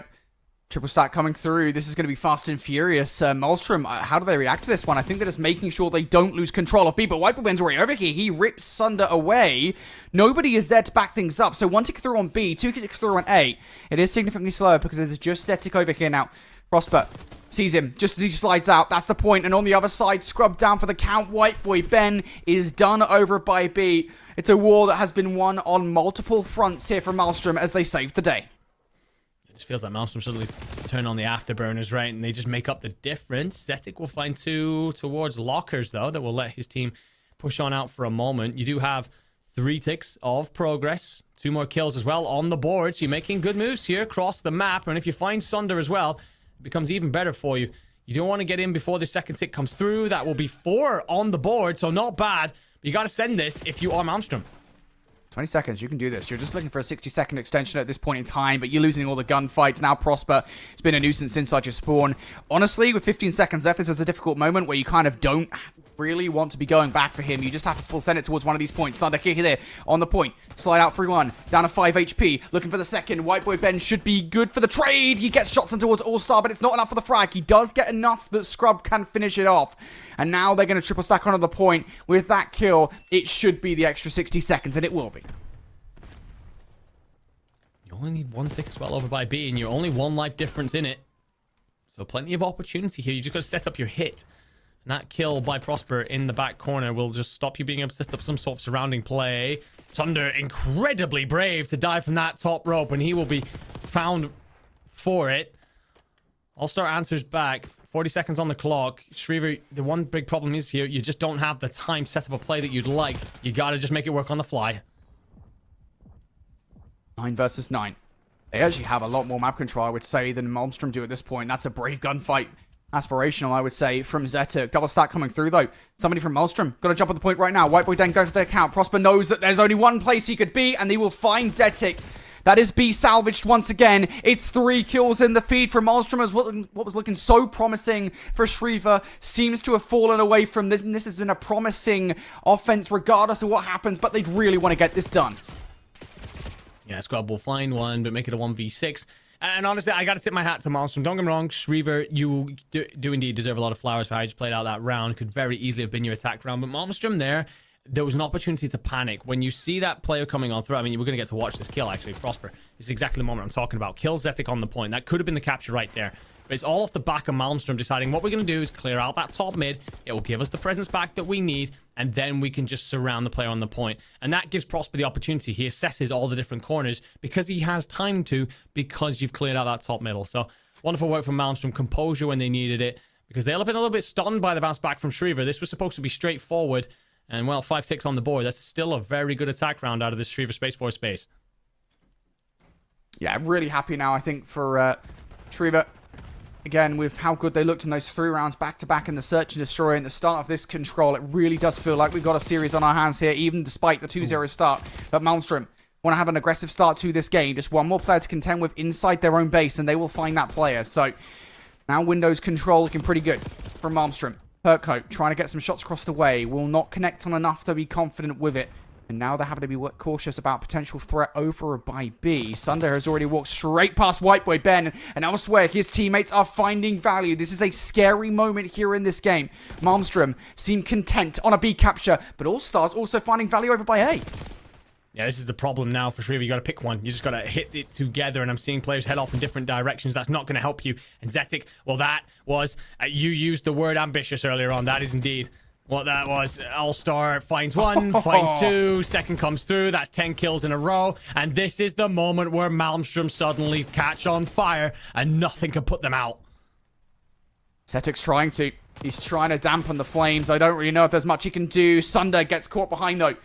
A might be gone, but B is salvaged. For how long? Look at how much damage that has done to the life total of Malmstrom. Or Shriver, excuse me. A 25v17 advantage from Malmstrom to try and work with here. Only 1 tick required and almost 2 minutes on the clock. That is a lot of opportunities. A lot of lifelines from Malmstrom to work with.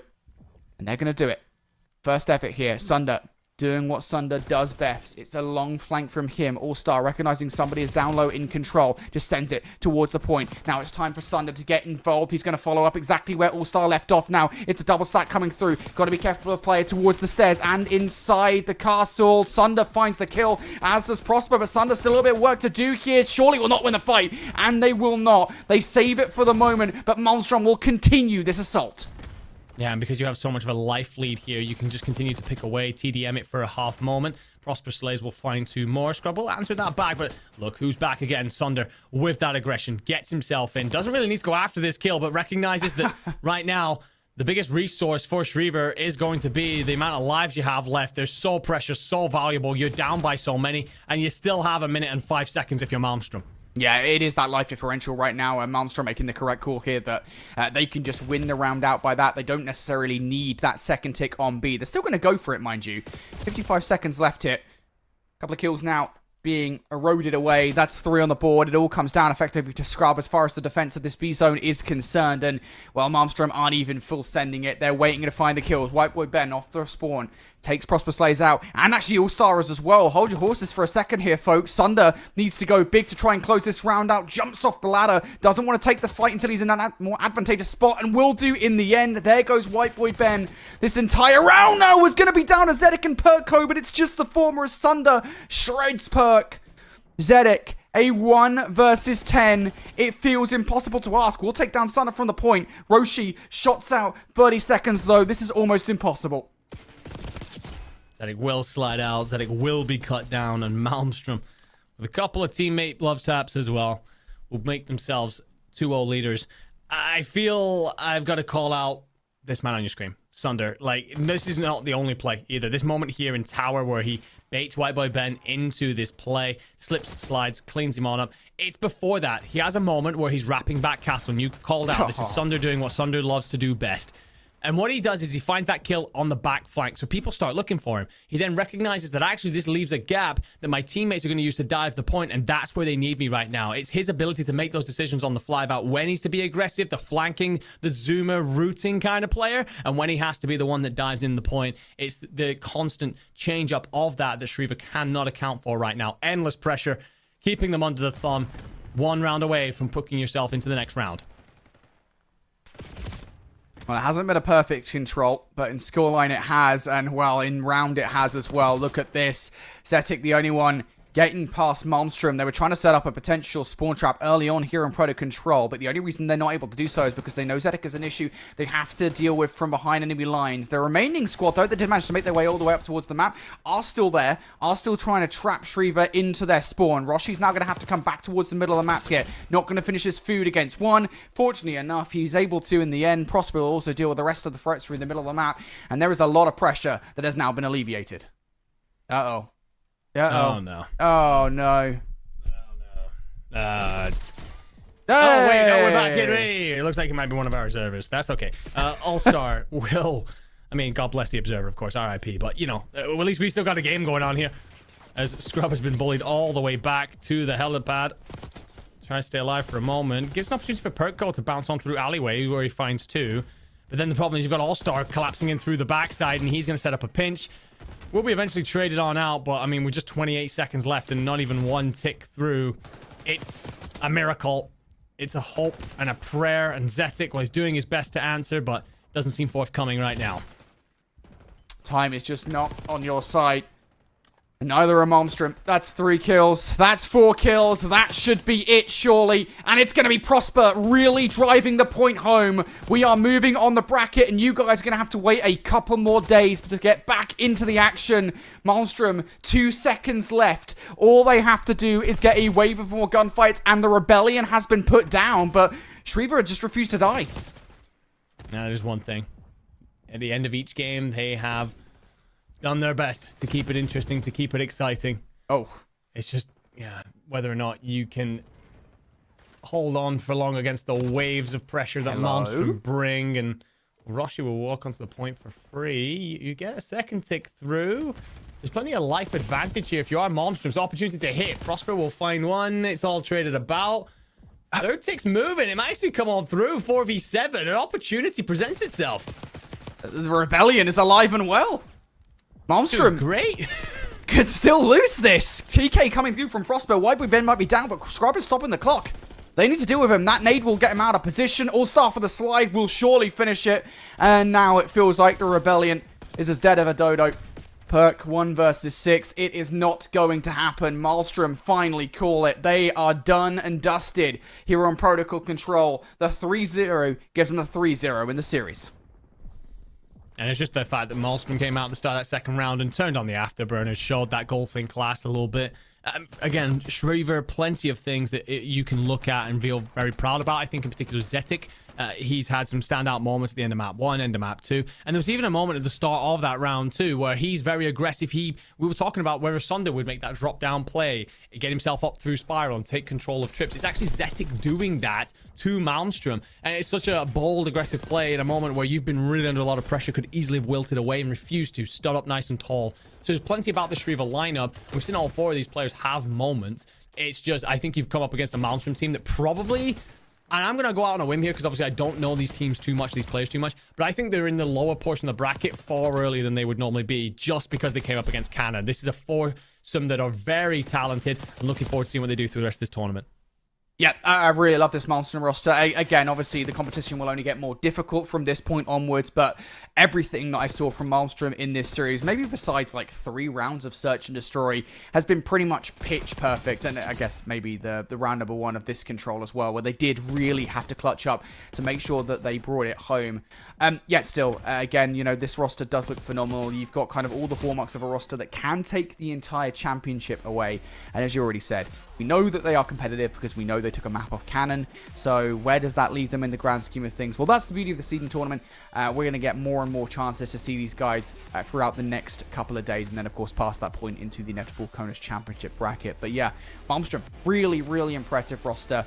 You know, we kind of knew they were good at Search and Destroy. They definitely proved that. Turns out they're also just as good at Hardpoint and Control. Yeah, so they're not bloody bad. They're pretty good, straight shooters. And again, a foursome that is just, it feels like, you mentioned it there, potential caliber to win the whole thing, and that feels like a kind of bracket that we put them in, maybe like a dark horse bracket to go up. I mean, obviously you get beat by Cannon, but it's a case of, okay, well, you coming on into LAN, everything's very different here. We can see there's a lot of talent in this roster. You've got a couple of days as well. Let's make sure we're doing our VOD review, our due diligence to make sure that we are taking that next step. You played Cannon, you should have figured a couple of things out. You then go and apply that to your gameplay. Looking at the talent, looking at the lineup, I'm really excited. I'm with you, my friend. I really like this lineup. Yeah, I also love them. But on the flip side of that conversation, Shriva, right? I mean, it's just like, you kind of feel bad for them in a way because there are moments where they look somewhat solid in that game, right? Again, you know, we talked about those 3 rounds of Search and Destroy where they seem to have put it all together. And individually, we saw moments where it's like, hey, these guys, they're mechanically perfectly fine. Like, there's nothing wrong with them. They look great. They look solid. I think just a little bit more team play and they will be perfectly fine come CONUS Championships. But we already talked about it. Now they are out. They are done and dusted. They have the lowest seed going into the championship bracket. Boy, they are going to have a tough time come that first match. Yeah, it's a weird one because, like, we've already seen a couple of 3-0s up here on broadcast. Do I think that they're the team that looked worst out of those 3-0s? I don't really know, because I just think that basically they've run into an extremely tough Malmstrom team that, again, are here early because they played Cannon. So it's a case of actually we might see them through the tournament. You said there, we've seen a couple of solid moments from all the players. In particular, I think Zetic's their standout for me through this series. And I think it becomes a case of, all right, well, if you can make adjustments and step up against a couple of those other teams I mean, let's face it, your first game's probably going to be really hard. And then let's say that they drop into that lower round 1. Then we start to find out actually what are you made of? Could you make a bit of a run through the lower bracket? We've seen crazier things out of teams that grow through tournaments. Well, Malmstrom 3-0. Their tournament lives live on here in the Western bracket. Next up, we're going to take a look at the Eastern brackets. Charleston take on Offit for a spot in the next round of play. Don't go far, folks, because there's more action here from the CONUS Championships after the break. If you keep making that face, it's gonna stay like that. Funny. I'm trying to get my own car insurance. Well, that's easy. USAA. I thought that was for the military. And their families. Grandpa served and he joined USAA. He shared membership with your mom, so she'll give it to you. Really? And they'll take good care of you. USAA. Members who switched saved an average of $725 annually on auto insurance.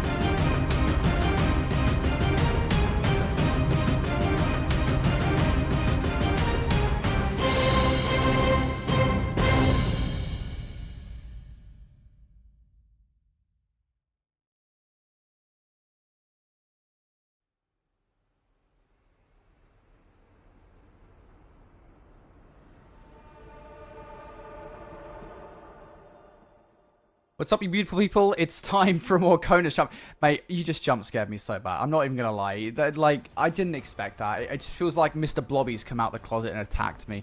That's Seymour. He's here. He's casting Call of Duty, apparently. This is the CONUS Championships. We got Call of Duty to talk about. How are you doing, mate? You know, I think I'm doing pretty good. Look, it's summertime. I'm in, like, the most summer outfit I've worn probably all year long. I stay inside. It's why my complexion isn't that tanned. You know, I only play Call of Duty, so I don't really get out to the beach very much. But you look at the package that we have for this broadcast, this summer vibe that we got going on. I felt like I just had to match it sometimes. And it's that vibe that it brings to me. It's why I love CONUS Esports Championships. It's why I love Florida. It's because it's always sunny, nice and warm. I even got my swimsuit on. Yeah. Can't see it, but I'm ready to go to the beach. Brilliant. Thank you for that, Seymour. All right, well, that's Seymour, everybody. We have games to talk about. We have esports to talk about. Next matchup on the docket is going to be joint-based Charleston going head-to-head with Offutt Air Force Base. Let's talking about where these guys are in the bracket right now to show you guys where they've been so far. You can't see where they've been so far, at least for one of these two teams. Charleston coming in, of course, as from a match that we don't really know about where they are in the bracket. We do know, Seymour, though, that Offutt unfortunately got their lives in the upper bracket shortly cut down by Langley. Yeah, it was not a long-winded run for Offutt. I'd say that matchup to Langley, the map 3 was quite a doozy, I'd say, but everything else was pretty quick towards Langley's side. But for Offutt and joint-based Charleston, it's the kind of same conversation that we had versus Robbins and Dover. It's just, you're playing for confidence. You're playing to push your seeding. You're seeing how deep you can make this run on the qualifiers to make your days a little bit easier in the next couple. And this is a big one, especially for, you know, joint-based Charleston, when you look at a team of players who don't have as much experience when it comes down to playing in events like this. Very much put together team with an emergency sub of Jib. This is very scrappy for them, and it is really last minute. So it's tough to look at this team and say that they're going to make a deep run, but when you look at Dinger for the squad, which we'll talk about in a bit, this is his revenge run where he missed out on CONUS last year. He gets to show up, and Offutt is just another team in their way to try to push through this regional bracket a little bit further on the day, Brody. Yeah, it's worth saying, of course, that the other lower bracket matchup from the Eastern region that you guys got to see earlier on today, that was Dover versus Robbins. Dover managed to push Robbins all the way to a Game 5. So again, I'm going to keep on saying it till it happens. Let's hope this one is a Game 5 as well. I want a Game 5 banger to close up my night. I don't know how you beat that. I don't know either, because it was an insane match. I'm hoping this one is as well. Obviously, as I said with the last matchup, this also applies to this one. It is last chance saloon, as far as seeding is concerned. You gotta win this matchup. If not, you walk into the CONUS Championships with one of the lowest seeds available. But we've already talked a little bit about them. Let's talk a little bit more about those all-important rosters going into this matchup. Of course, Charleston taken on Offutt. And, you know, yeah, it's an interesting run, right? Because you look at Charleston, you talk about the fact that there is an element of, look, now is an actual chance to do something for a player like Dinger. Yeah, I think that this is your revenge run for the year. You didn't make CONUS last year, so hopefully this is your chance to make a run in this one. And you have a couple players alongside Crafty and Oni who have joined you for this run as well. Crafty playing alongside you last year, just missing out on CONUS. And then Oni replacing Rezer, who is on this team as well. For Jib, this is a last-minute emergency. Easy wasn't able to be here because of his family last minute, and we understand that. Jib's going to not be in the at the base right now. He's playing online remotely, so not here to vibe out with the team, but here in spirit and ready to bring their A game, Brody.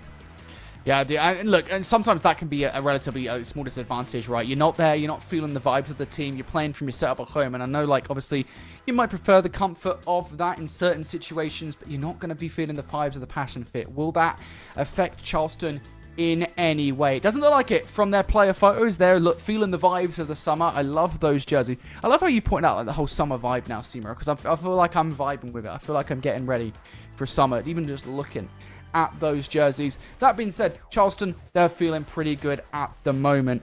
On the other side then, you've got this off-it roster led by Wazda. I hope I'm pronouncing that correctly. Apparently this is a very last-minute team put together by the man himself. Is it going to be good enough? Have they got the practice to get them far in this tournament? Yeah, I mean, Waz is a very decorated player when it comes down to Air Force Gaming. He's been around the block. DAF Gaming League Spring Champion in 2025. ForestCon last year, 3rd place. 1st place at the WMEL as well for a representative.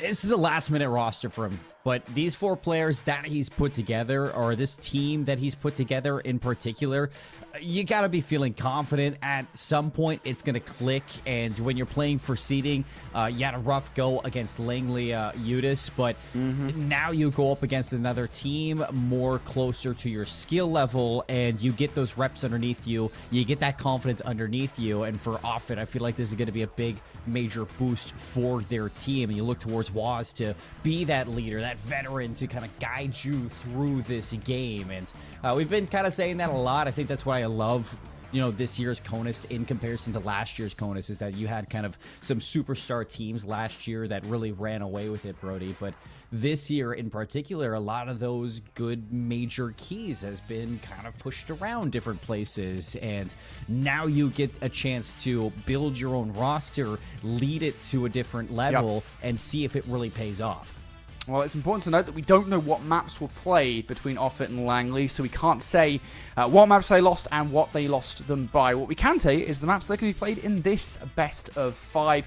Let's do that right now. What do we got for ourselves? It's, of course, everyone's most hated and misunderstood map of all time, in my opinion, Seymour. Skyline is going to start this best of 5 off. Of course, we've got Red Car Search and Destroy, a double vault, slap bang in the middle of our series, and then a Hacienda Search and Destroy if we do need it. But going back to that Skyline Hardpoint, yeah, overhated map. I love a good Skyline. It's a really fun map. I agree with that. You know, I think there's a lot of unnecessary hate towards this map. It is very mixy, but like I was saying to Andy earlier, there's a method to the madness for this map. And, you know, it really, I'd say, values speed and efficiency over, you know, slow play, anchor, proper rotations in this one. You want to make sure that your communication is on point. You want to make sure that you're hitting those right timings for the rotations, and you are always going to keep your head on a swivel listening to your IGL on where exactly the spawn influence is going to be. And for Skyline, if you can kind of figure out that rhythm and figure out exactly those small little moments on where the flip happens or the split spawn happens, it is a lot easier to figure out and find that those big moments for your team than we knew in the past. When you just look at this and just expect it to be so bloody, so chaotic all the time, it's not like that these days. And I think I'm right there with you. Skyline, it has grown on me quite like lots of those, you know, fast-paced maps that we've had in the past for Call of Duty. It just took time. It really did just take time. Yeah, for sure. Well, I loved it since the beginning, mate. All right, I'm not gonna lie. I've been there since the beginning. I've been a Skyline stan since day one. When they wanted to get rid of it, I was not for it. But you know what? It stood the test of time. It stayed with us. That being said, let's talk about our predictions for this series. Is it going to be a Game 5? Do we think it's going to be a Game 5? No, we don't. We think it's going to be done in either 4 or 3. Again, honestly, I think just down to the fact that we know kind of a little bit more about this off-it roster, but maybe Charleston could come into this and surprise us both. Scratch that. I'm getting a last-minute change. I'm going to pull this off. This one's going Game 5, Brody. I think that offense still going to take it, but I'm going to give the benefit of the doubt over towards this Charleston team that they have what it takes to push this one the distance. I gave them a map, but I changed my mind. We're going to get a banger in this one. I believe that we're going to get a banger in this one. For the records, if he gets that right now with his new prediction, he's not getting points for that, right? We're going to clarify that. Somebody in the admins chat, somebody in the predictions chat, get that right. Because obviously I'm leading the predictions right now. Prediction said it's loud. Look, I stood on business, Brody. What are we doing? And I announced it before anything happened. This is not okay. This is not okay. This is fixing. This is fixing, okay? Do you know what? Actually, I hope in a sense now that Offit win 3-1 just to see you out-predict yourself of a point. That's all I want in life. That's all I want. Look, I'm just about the vibes, Brody. What can I say? And I sat there, I looked at it, I thought deep about it, And I think it's going 5. Okay. All right. I appreciate it, mate. I appreciate it. I give you respect for it. That being said, you're wrong. This is done in 3. And I hope it isn't. I hope I'm wrong and it is going to go to a game 5 because that would be sick. I'd love to cast a game 5 today and have a series end on a search and destroy. With that said, though, Skyline Hardpoint is just a few moments away, folks. Can't wait to get into this one. Skyline Hardpoint is always a fun one.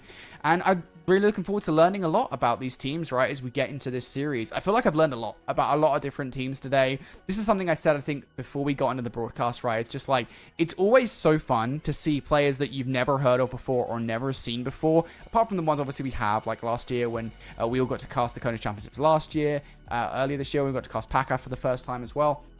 It's always fun to see new names kind of enter the arena and say, hey, look, we're really good players that you should be keeping an eye out for. We've seen a lot of those today, so hoping we get some more of those in this series. Yeah, there's been plenty of surprises throughout this tournament in general. And it kind of... Hold on.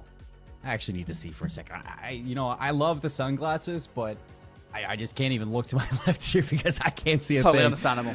But it's one of those things for DAF Gaming League, for Air Force Gaming in general, that it's why this is built. We love seeing, new players find an area to have that, competitive edge, that relaxation, that friendship, the bridges built to create long-standing stories and memories for you as inside of it. And the resilience for these players goes a long way.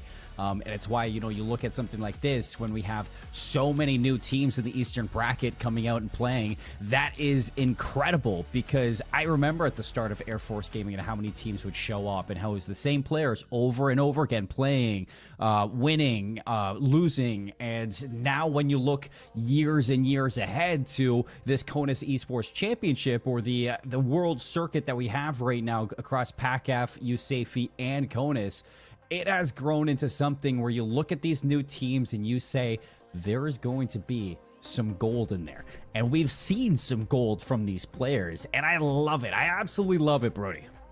Yeah, sure. Do you think then, kind of tangentially on that topic, right?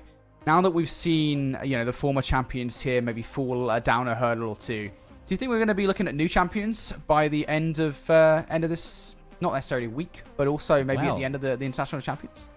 Technically, I think we're in for it. In the way that, I'm not going to take away from Buckley, but you see the performance that Buckley had there.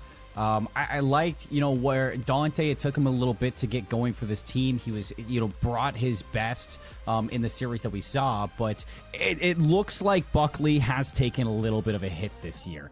And when you look at, Cannon has improved and upgraded, and they feel good, and they talk the talk, they walk the walk.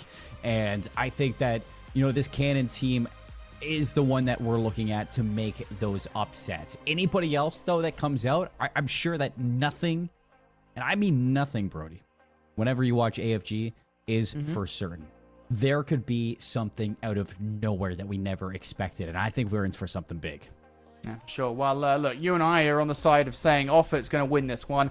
I think there's some Charleston fans in chat bigging up their team, so let's hope for their sake that Charleston does show up to this series, and let's hope for our sake that both teams show up, and it's a banger of a matchup. Off the start of this one, Charleston already opened things up with the first couple of kills here. Offutt will be the team spawning up on that P2 side of the map, but as it's a blue field feed here, Flux will be the last one left alive. All of a sudden, even he's not alive. That is a flawless start from Charleston. Yeah, flawless, and not the time that you really want to. Still white hard points, so lots of just unsecured hill time that one of these two teams has to start thinking about. For Charleston, they're putting a lot of focus on this rotation over towards New. Offutt now going to be looking to see if they can secure some of this time at P1 and fly forward. And with these kills, you can see that they're going to look to try.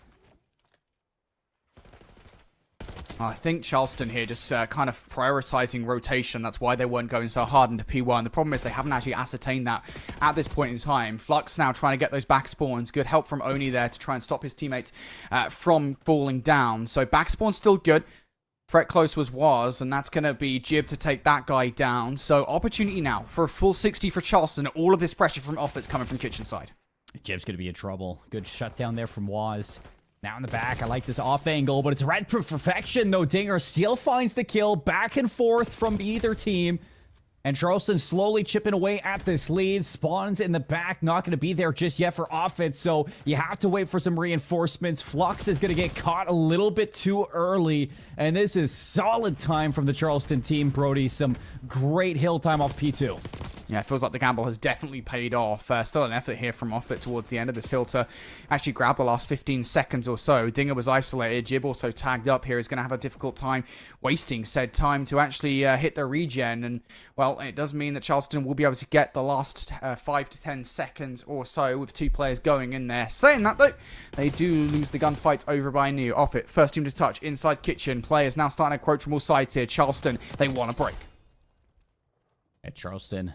from the front line, Jib slides out. Big shutdown onto Apply.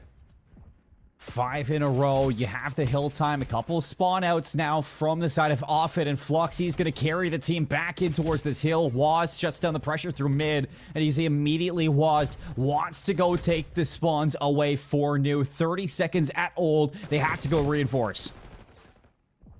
Still worth fighting for.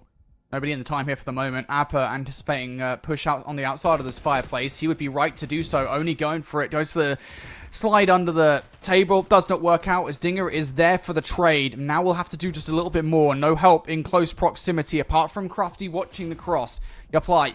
Down all the way to 2 HP. Not ready to take either of his fights just yet. Now goes for it. Slide out. Will only find one. Good trades and good scrap for Charleston. Seymour, 4 kills into this game now. It is a very back and forth affair between these two teams. It really is, and this is lovely to witness. Very neck and neck in the race that is to winning map number 1, but a couple kills here for Charleston as they're grouping up to make a hit at this P4. 3 unanswered kills, leaving last alive Flux inside, only able to find the one. So a clean setup now, Charleston on the other side for this P4. Office still going for it. They do manage to get your play in towards the point. The problem is that back area. It's so difficult to take a player like Oni out from that back kind of patio space. So this last 20 seconds, while it isn't secure by any stretch of the imagination here, you got to imagine that back Amez coverage is going to be a bit too much of a nuisance for Offit to actually want to cross through.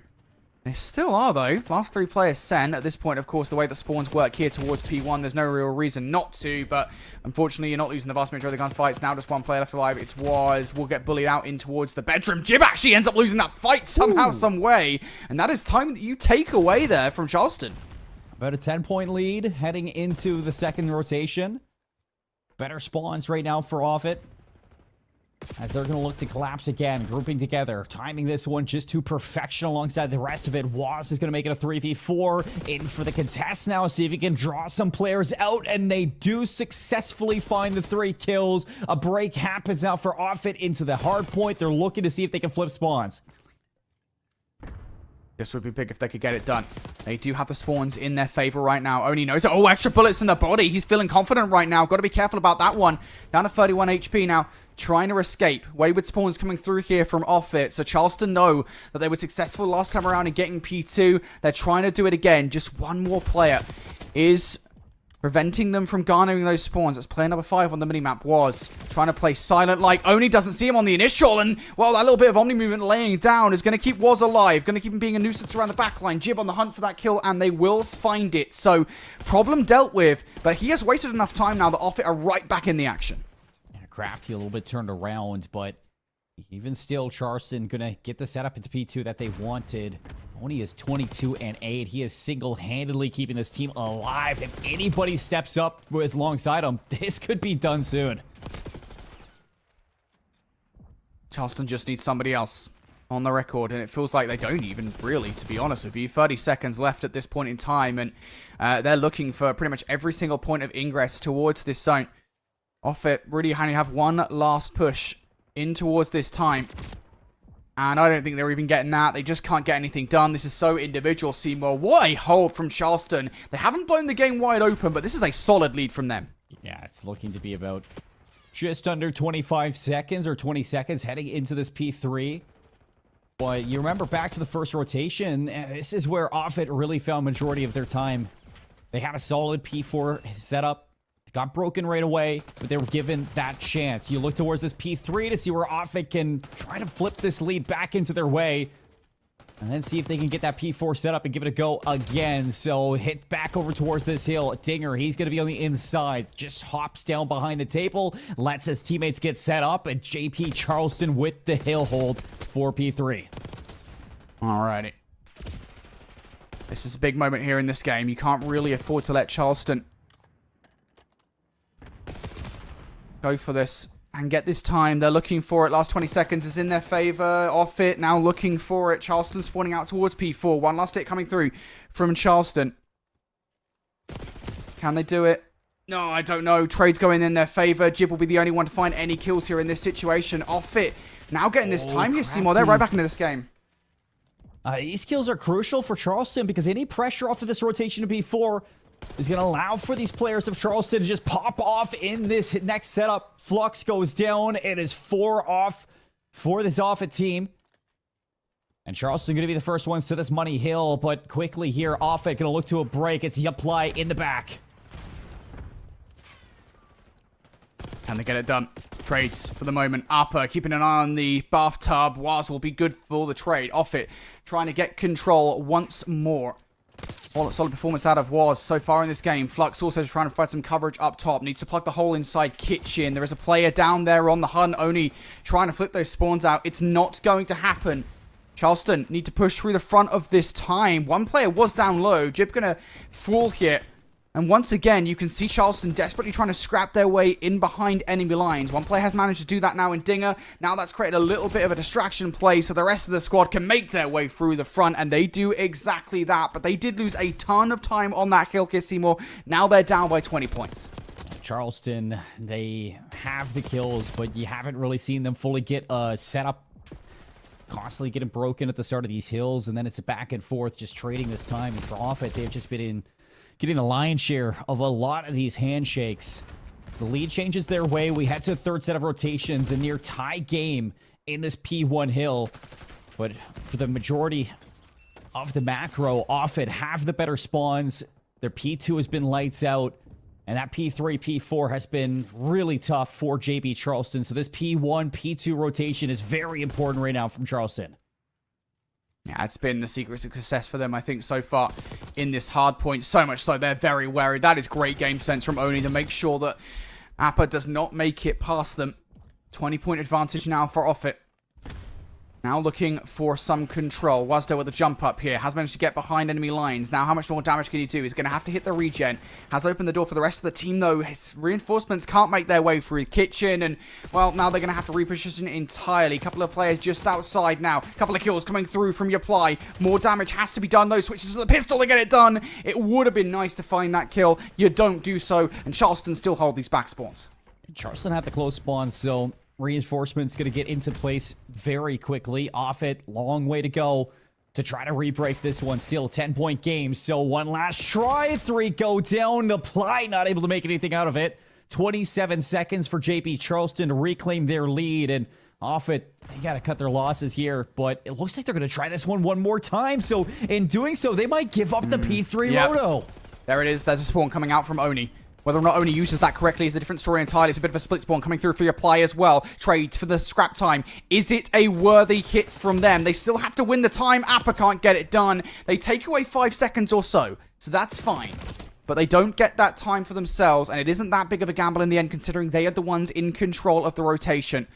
But Charleston have been so scrappy, so frustrating. Split spawns now starting to come through. The comm has to be made. Yapply's not turned around though. Doesn't recognize Oni, and now it's Charleston in control once again.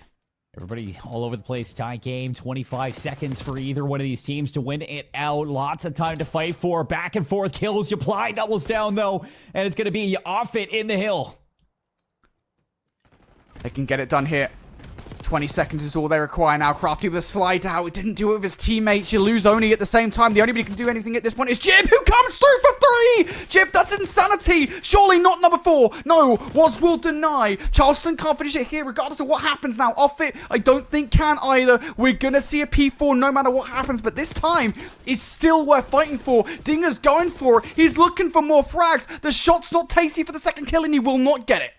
And right now, Offit, they just got to fly. Players in the back. Waz takes out Jib. Oni's going to get overrun. And now Offit have flipped things out. And they can win it here. You got to go. You can't just pre-aim. Look at Dinger on the minimap. He is staying super steady. He was waiting for his teammates. I don't know if they've got the time for this, though. Jib's got no choice but to fly towards the hill. Goes for the back kill instead. And that small choice is going to be the thing that stops him from a chance at preventing Offit from getting the victory in the closing moments.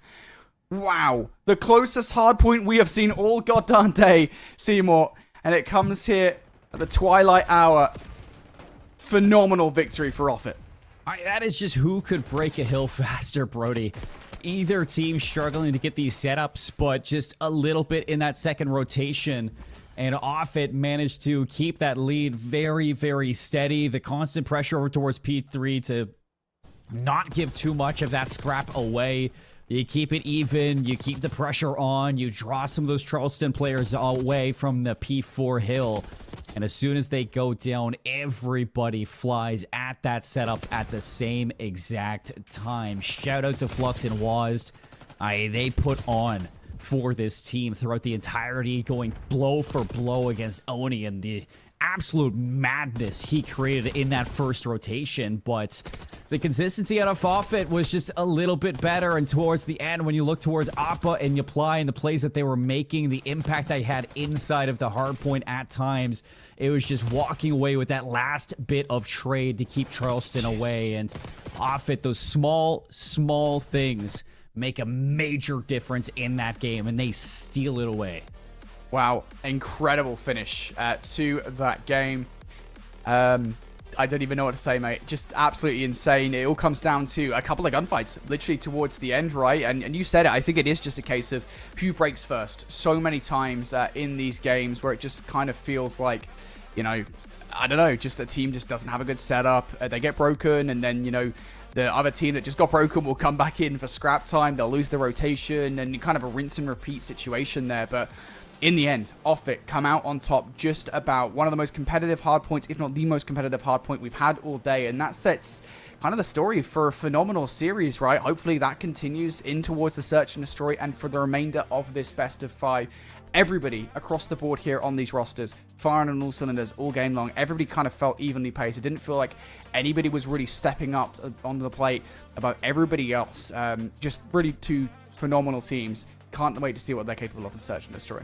Well, Brody, unfortunately, every single banger hardpoint we've got has been met with a blowout search and destroy right after. So which way it'll go, I don't know, but that's just the way that the history has shown for today's matches. As we look towards our maps for the series, this search and destroy on red card is going to be one that I think has the potential to obviously go the distance. We see that happen with red cards very often, as it's usually the offensive play to B works, or it's the defense who is going to be walking away with that shutdown to the middle of the map or over towards A. It's really hard to win those defenses after that B site has fallen.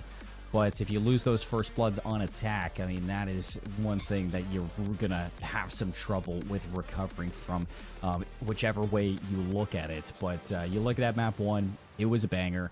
Nothing really to be upset about in that same case. The biggest issue, I would say, off of that Skyline hardpoint heading into the rest of it is that when you look at Wazd and Flux together and the consistency that they were bringing to it, when they were making those big plays, they could full-on leave the hard points, trusting in Appa and Yaply to make those clutch plays to at least secure or contest a little bit of time for them to get back to that hard point and help out. On the other side, for Oni, I mean, you saw so many opportunities for him to make big plays, but on an island, and he didn't really have that help in the big play moments where he was constantly getting pressured from 2 different angles, turned around, not really able to focus on what he was going to get done.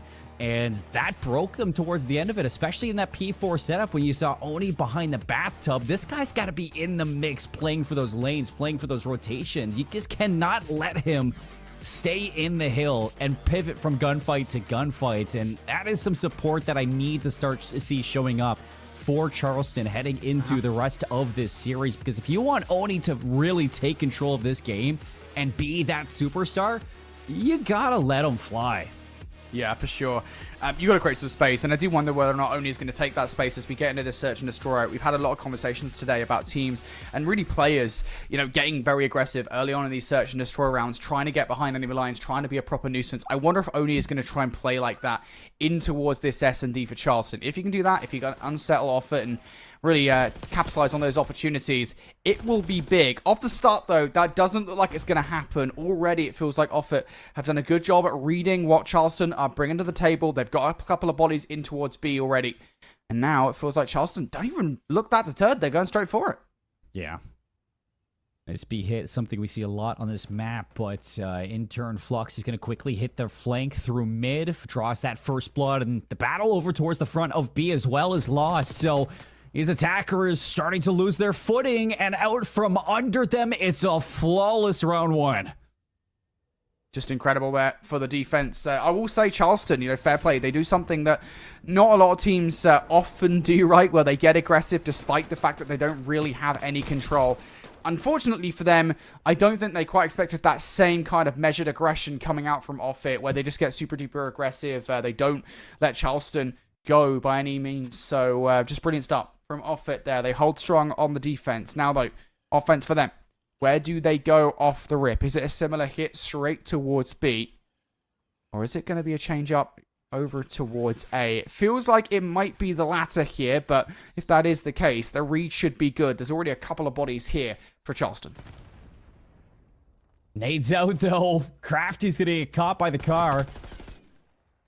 And that's going to set some trouble here for Charleston on this ace defense. You see Trophy, though, for Dinger, and he's not able to get it down in time. Flux with the Semtex up top, slides into Dinger's DMs and says, "See you later, bud. I don't even want to see you this round." So, bomb down at A, 1v4. Oni, give me something good. Now they know where he is. It's a big issue here for Oni. There's only so many different paths you can take, and really the only realistic one in this situation is also the longest. Oni has repositioned, has spotted out, and you really need to get away with that gunfight in a clean fashion, because now, once again, they know where you are, and it is a flawless round from Offit. Mind you, they take a while to find the last player, but still, Offit looking so strong right now. What is that skin? That skin is a proper representation of Twitch chat drooling over Oni. Oh, I've just never seen that before. I don't know, it really caught me off guard. I kind of need that skin now.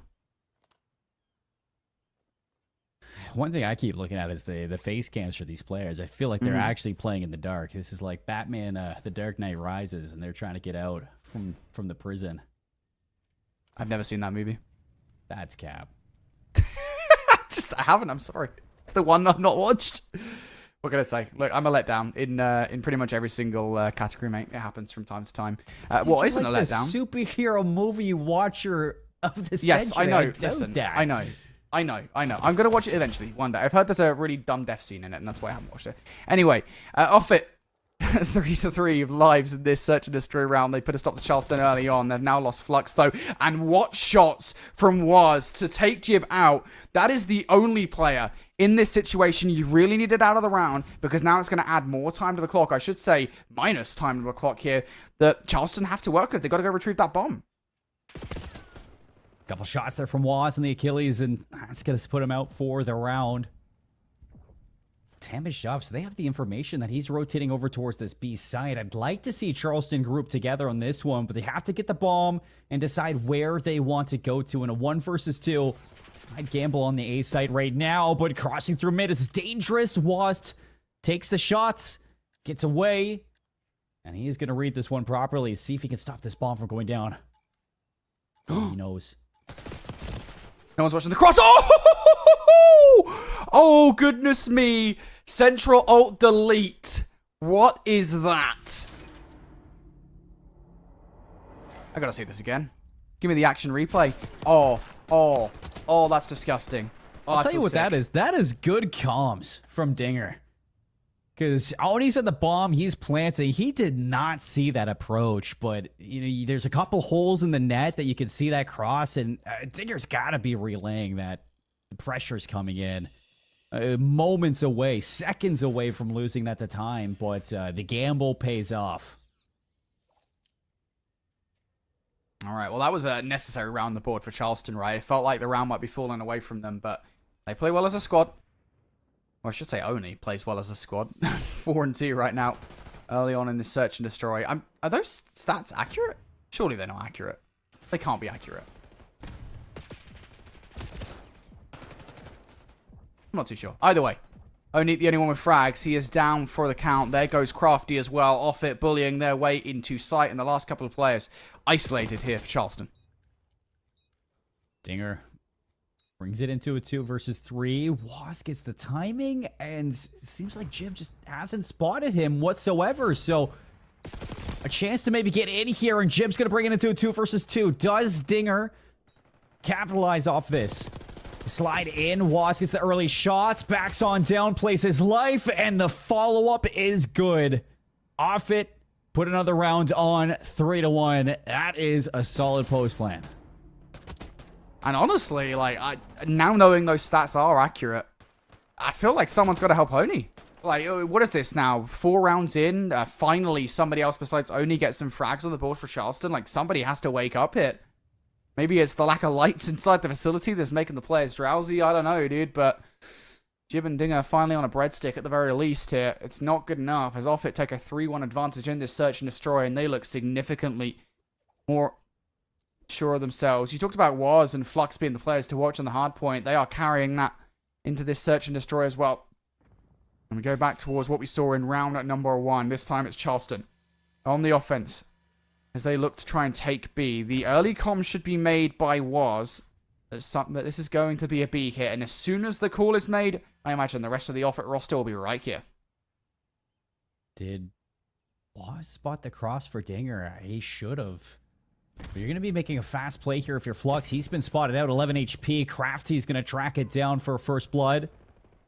Full rotation out of Offit, off of this A site. And with the pressure of seeing Dinger cross into lights, I think that's what draws them away from this A site. But if Charleston are quick enough and recognize this, they can try to get this bomb down fast as long as they're watching this top window. Oh, they're watching it, all right. See ya, Jib. Big kill for Waz. 3v3 we go. Dinger puts the odds back in Charleston's favor. Oni, even more so. Now down to Waz. 1v3. Lovely Nate to cook it up. 15 seconds left. Time is really not on Charleston's side here. The bomb going down, though, will put it right back in their hands. Waz is on the hunt for some exit frags. That stun is going to let them know where he's coming from. Dinger still not sure about it, and now I think they most certainly will be after those shots. Dinger has all the positionings as well to work with here. Just needs to throw some shoulders. Reposition from Waz. 25 seconds. On the hunt.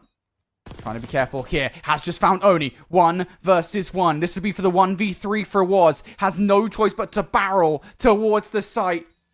Has no idea where the last remaining player is. He's hopping on the defuse. That's his only course of action here. He's not close. Does Dinger get there? Does Dinger get there? Does he get there in time? He doesn't! Waz has got the defuse for the 1 versus 3. Oh my goodness. That is a sell.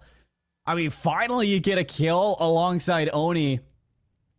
And you give that chance, but both players just completely disconnect from one another. You don't play for the trade, you play for the time. And you leave the bomb so isolated, you don't even have time to check. The 7.5 seconds that it takes to hit that defuse, you have to be in a position to check one last time. That is so disheartening. Man, that is the kind of thing that completely breaks any momentum. This search and destroy has been filled with moments like that for Charleston. Offit looking so strong. Flux down for the count, though. And that's the big player. Keep an eye on player number 1 on the minimap as well. Oni has been the playmaker for Charleston, and it looks like it's going to be again. He is right on their butt, and they're not going to expect this. Good shot from Oni. 6 and 4. 2 versus 2. Plays his life. Can you get some help, though, as you need Jib to activate in this position? No shots on either player, and it's Oni, again, in a clutch scenario.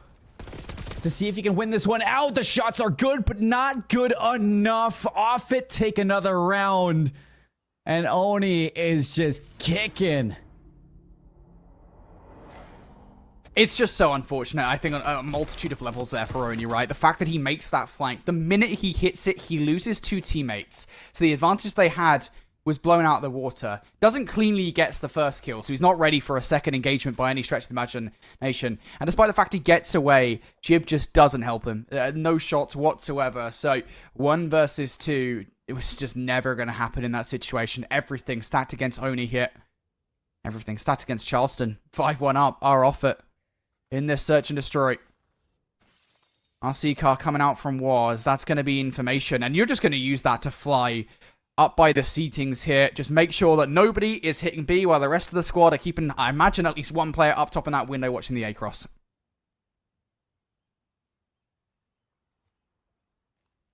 I'll tell you, Brody, BO6 has just been one of those years where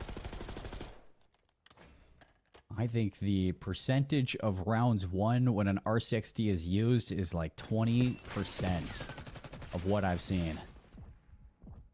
So that could be cope, but that is my imaginary stat that I'm bringing out for this round for the Charleston cope. And it looks like there's going to be an attack over towards A. The RCXD is going to blow up. Yaply's been spotted, but Appa's got the backup. First blood to Offit. They've wasted so much time in this round. Ooh, nice shots from Oni. One player's actually broken the line. Oh, I thought he had. Was has now surely made the call here. Flux will turn around and pick up Jib. It's all starting to fall apart for Charleston. They will trade things out. 2v1 now. Dinger, the last one to go down. Off it. It's not a flawless search and destroy. They had to fight for it, but it is a dominant one. 6-1 is the scoreline as they go 2-0 up in this series. 7 rounds, and I want to say 4 of them were very winnable for Charleston. You look back at this one, and it is a killer of a search and destroy when it comes down to the clutch. Off it, just walking away with rounds that surely boosts their egos. Was 11-1, 1,500 damage, and so many times where you really just get away with whatever you want. And there were times where, you know, Charleston were really making some smart adaptations, some good heads-up plays, and then in the lapse of judgment and a lull of the moment, it just completely goes away. Moments when the communication just looks off, some players just losing their confidence halfway through a battle, and some mistimed rotations or some slow hits towards the sights that just give Offit so much room to play with, so much time to play with, and I think that is going to be a tough one to watch back if you're doing some VOD review for the rest of the day. Search and Destroy has not been kind to many of these teams, Brody, I will say. But for those who have prepared for this tournament, they look fantastic. Yeah, definitely. I gotta feel bad for Oni. I'll be honest, there were so many situations there where Oni was trying to pull something out of his butt, something out of thin air, and it just was not happening. I feel so bad for the guy. And it's not like the rest of the squad were doing badly, right? I mean, they also had their moments. They just could not get anything together. And on the flip side, I mean, what a phenomenal search and destroy for Offit, right? They were constantly taking advantage of those situations. But just going 6-1 up like that, it's going to be such a massive knock to the mental of Charleston, because you come off that hard point, right? And it's like, oh my god, that was such a close hard point. Like, we can really make this series competitive versus Offit. You go into the search and destroy, and it's like, yeah, we're ready to go. Coming out of the search and destroy, I think you're in a totally different mental game, Seymour. It's just like, yeah, this it feels like it. I mean, it's not done by any means, right? I mean, you're going to have the mental to try and come back, but still, like, you're now going into Corel where you just got battered in S&D.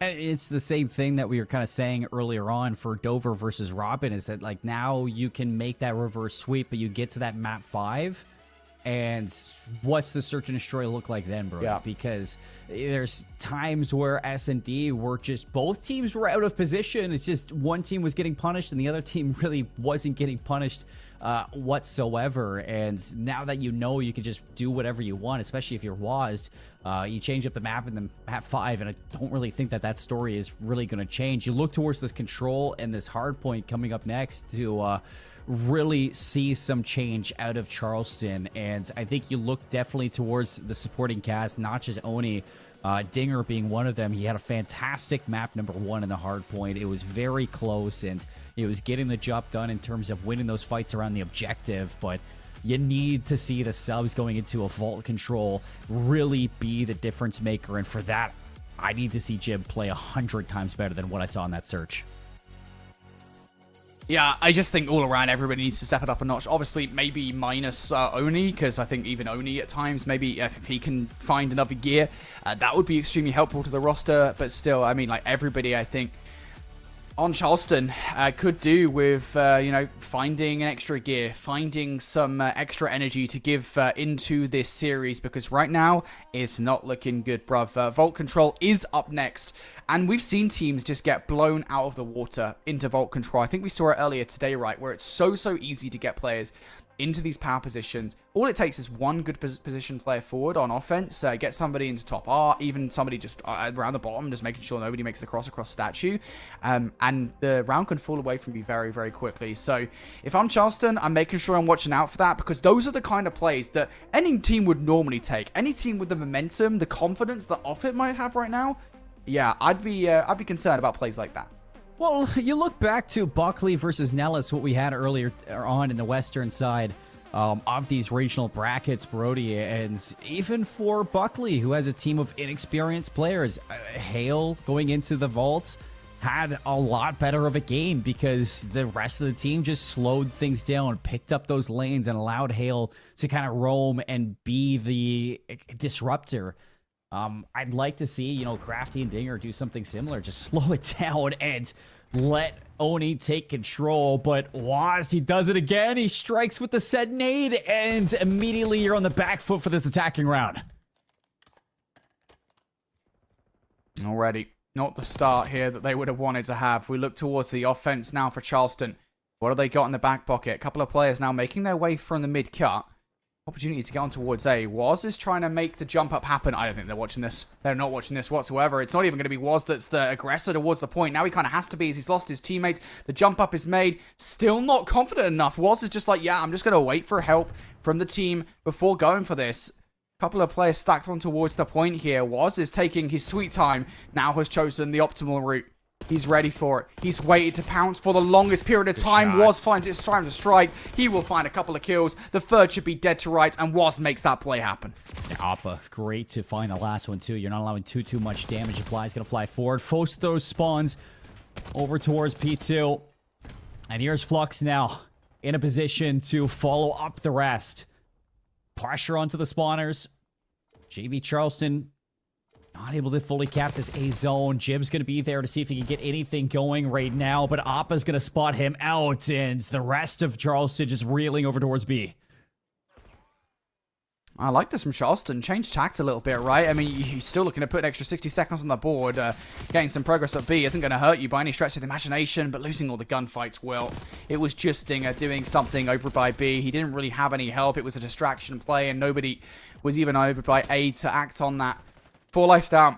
You got one last chance. 15 seconds on the clock to hit one of these points. It will stop. That's only by virtue of only by B. What is he going to buy for the squad? It's a big question.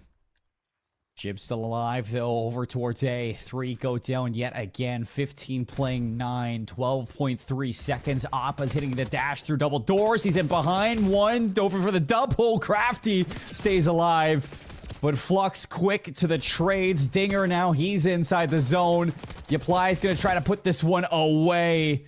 With 10 seconds left, maybe it gets extended. It does get extended. So finally, Charleston get that A zone. 3 segments, but 3 lives. Yeah, that's the problem here, right? It's the fact that Offit have done enough of a job where this feels like an almost impossible task for Charleston to pull off. Still, they are on offense, so getting that A zone, I think they'll be happy with. It is just down to Oni. If anybody would pull off a 1 versus 11 on Charleston, I would say it'll probably be them, considering how they've done so far in this series, and despite the fact that they are currently the weakest performing player on Charleston, but that's not going to happen here. Oni down for the count. Extra bullets in the body coming out from Offit as well. They are feeling themselves here. Nothing changes from the first maps that we got. Look at this. Triple nade through windows. This is what I'm talking about. You look towards people like Waz to be like, hey, guys, one of the biggest things on Volt is that set nade off the start. And so many players who are inexperienced will fall for that trap. We see it there in 4K. Charleston gets smacked onto a milk carton that says missing from this series. And even Oni is kind of getting cooked right now. Oh, that's not the start you wanted. If you're Charleston, Oni's not the only one getting cooked at this point, right? With Dinger and Jib taken out just like that. Double stack will mean that A is going to be a steady progression here for Offit. They continue to win every single fight as well, and it continues to be very, very individual. This is not looking good whatsoever. A teammate is really the only thing you can say negatively about Offit off the start of this one. A is about to go. Only put some bullets in. It isn't enough for the stop. The apply will get it done, though. And there's the extra 60 seconds, and they've got away already towards B. This one's going fast. Charleston have to be careful. A lot of pressure over towards the pool side as they don't want to allow these players from Offit into their own base. So they take care of that aggressive pressure, but Flux is cutting off the rotations over towards the B zone so the rest of the team can march down the street and start to stack it. Here comes Flux. He's going to hop on. 2 minutes. The time is stopped. They do have a flanking player in Dinger, but it's being watched by Waz. You have to remove Appa here in this situation. You have to get rid of him. And no, Appa's continuing to be an annoyance. Dinger, as you said, still down low, is the reason that right now Waz can't jump onto the point. Sooner rather than later, somebody's going to deal with him. Nope, never mind. Duply's actually not going to win that gunfight. So Dinger's still a threat. They cannot act on the setup that they've had ready to go. Finally, skills starting to come through. Finally, Dinger towards the point, and Dinger will activate for yet another one versus Waz. Dinger almost single-handedly stops Offit from doing anything there, despite the map advantage they had. But still, a 4-life discrepancy between these two teams. Offit could say go for it at any given time. Oh, whoa, okay. Shot punch from Flux. Take me back to BO4, please. As now we get to see Dinger, his turn to see if he can stop this march over towards B. Good shots on a Waz, but he's lost his teammates. 3 players on for the stack, or it's the double stack out. 1 in R Jib. Oh, he is chasing Ghost yet again. Second progress is going to be locked in. Fight over towards Yaply inside the statue. Third segment going to be interrupted, but Flux walks away. Dinger has to go, and he has to touch the zone, neutralizing it just in time. They're not done. Goodness gracious. By the skin of their teeth, Charleston survive for the moment. Again, that life discrepancy that I was talking about still has not reduced between these two teams, and yet still, this feels relatively one-dimensional from Offit. Look at how kind of where they're coming from here. They're all going down that one mid-street. They have a little bit of a different play now as the apply tries to make his way through the middle of the map, but he's getting cut down. Offit kind of want to win this round by lives at this point. There we go. Finally, a couple of kills come through, and another one from Waz. This could be it. Human turret in form of WASD. And it's just not going to stop anytime soon. 18 and 8, 3 in a row. Now for the slide out. Double challenge to Crafty and Jib. They keep it going. 28 seconds, 4v6. Flux now through vault doors. Waiting for the rest of his team. Stun, nade. It's going to connect. But no kills just yet, and Oni, he's starting to come alive. Crafty hiding away. 4v3 now, no respawns for Offit, and somehow Charleston are stealing this. Foster comes out. Big clutch for him. Oh, not going to hit the second. All of this now reliant on this flank from Upper. They're not going to expect this whatsoever. Here we go. First kill is good. 1 versus 1. He knows where the last remaining player is. Shots into him. Down to 57 HP. That stun needs to connect. It goes past. Oni might go down regardless. No! The jump from Oni to survive. And Charleston take it in the end. A 4-life advantage looming over them for the longest of times. And Charleston survive it. I mean, surely, like, this is a situation where Oni isn't actually at the stat line that he is, and Codcaster is lying to me right now, because this is a complete 180 from what we got in map 1 and 2. But for Offit, there were so many times where you had an opportunity to triple stack that B zone, and it is the difference in winning that round and not winning it, because it was a hairline of a fracture from getting captured. Like 2 minutes ago, Brody. It was so long ago it felt. But no, Oni, in fact, is 9-13. A 4 spree at the end. Gets his team over the finish line. And let's see if he can put this stat line behind him and shut down off it on this offensive side. That's a pretty good start from off it, although it should be said they do, generally speaking, have good starts to these rounds. They had a brilliant start to the last one. We know how that ended. Still, though, they'll be happy for the moment here. Charleston being pressured. That's a player you've got to go back for. You can't let Waz do this inside the base because it is very easy here to get Spawn Trap on the offense. You can see player number 4 in the minimap, Dinger's going all the way back to deal with him. And Waz might be wise to it, but Dinger will get the kill regardless. That is a massive shutdown because if Waz gets in a position to get more kills, this round could have been over before it started. 41 seconds on the clock, so lots of time to recover. And you can see a couple of these members from JP Charleston starting to push towards this B zone. Double stack in. Oni is here. Jib's watching the flank. You have the setup that you pretty much want. It's just, can you get the kills? That's the question. Feels like Flux has already got the kills, though, in this one. And that life advantage, once again, has reared its ugly head for Charleston. They have to get on towards A. It feels like the target of attack. All of this reliant on a flanking play from Oni. Jib and Crafty have picked up some kills from the front. Oni, there we go. Will pop off. The door has been opened. 17.5 seconds, though. And on the other side, Appa has a flank of his own. And his is more potent. He gets a double. That might not be it just yet. But once again, it is another dagger here. It is sending Charleston reeling. Yeah, 12 seconds, and you're just getting no progress in either zone just yet. Jib, he is racing to get over towards this B zone, and the rest of the team is behind them, but they really need to shut down this double door pressure, and that's it right there from Dinger. Jib wins this fight inside, and here is your chance.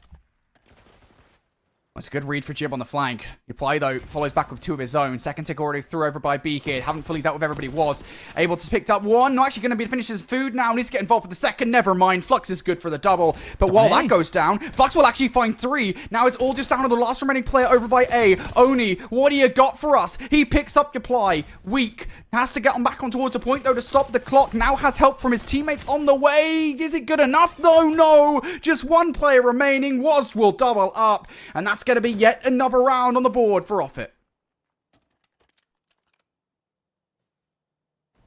Joint base Charleston, Brody.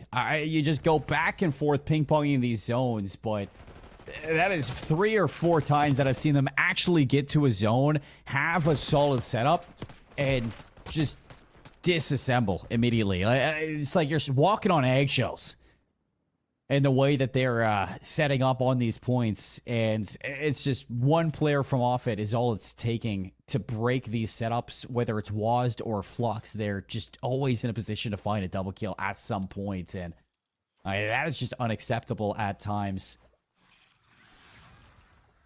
So, 1 last chance in this series to see if you can bring it to a map 4, kickstart this reverse sweep, and JP Charleston, they need something here on this defense. So they have it. Not winning the opening gunfights again. That is something that has been consistently the case here for Offit. Double stack on towards A. Oni, at the very least, will deal with somewhat of the pressure.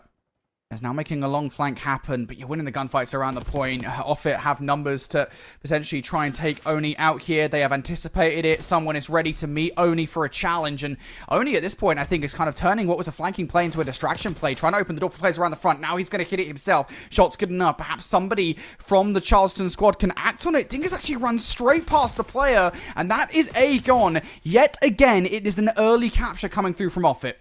Yeah, Offit gonna get that A zone already working over towards B, and last time they didn't stack it. This time you better bet they're gonna be here. Flux literally killing you in your own spawn. And this progress is working really, really fast. Waz is gonna slide out, and that surely is it for this series. 3-1 in the control. You let 1 round slip, but the rest of it, it is lights out from this team. Offit.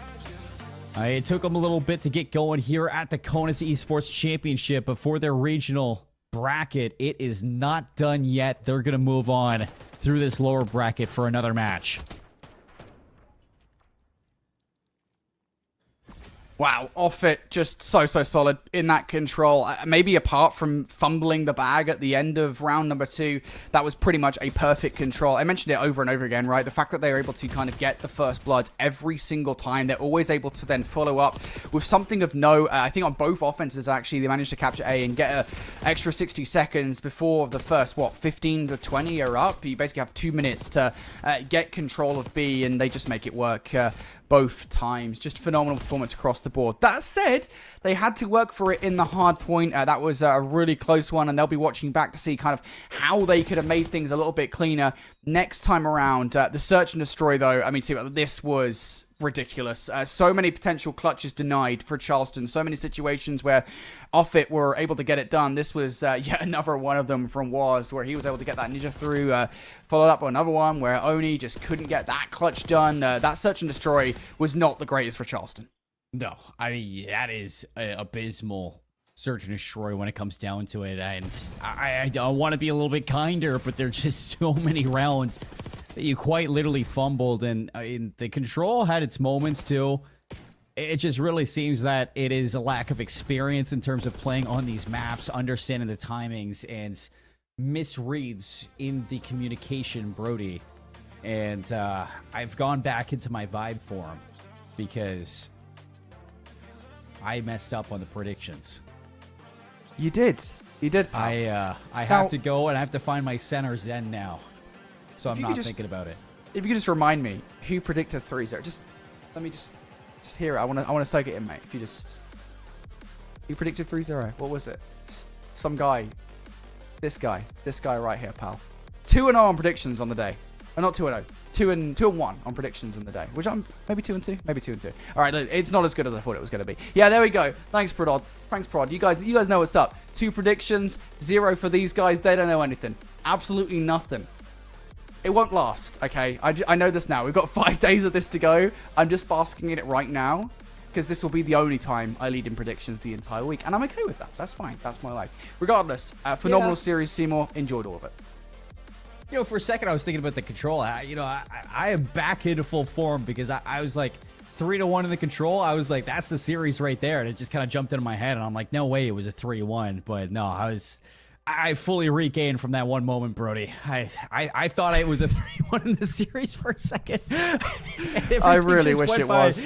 And it was just a full blur for that whole set. But yeah, I mean, it's tough because you go to the CONUS Esports Championships and you're thinking about how the series is, a learning curve for a lot of these players showing up, playing Call of Duty in a competitive fashion. For some of these players, the first ever time, Brody. For others, they're trying to show them the way.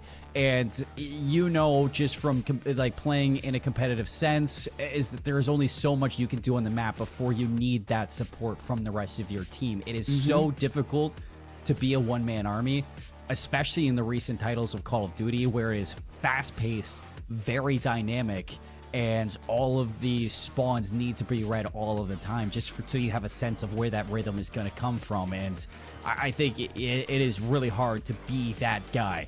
So for Oni, I was given a little bit of a rough edge in that control, but there's only so many times when this guy could be the savior of your team. Yeah, for sure. Well, it can't be a one-man show. There's 4 on the map.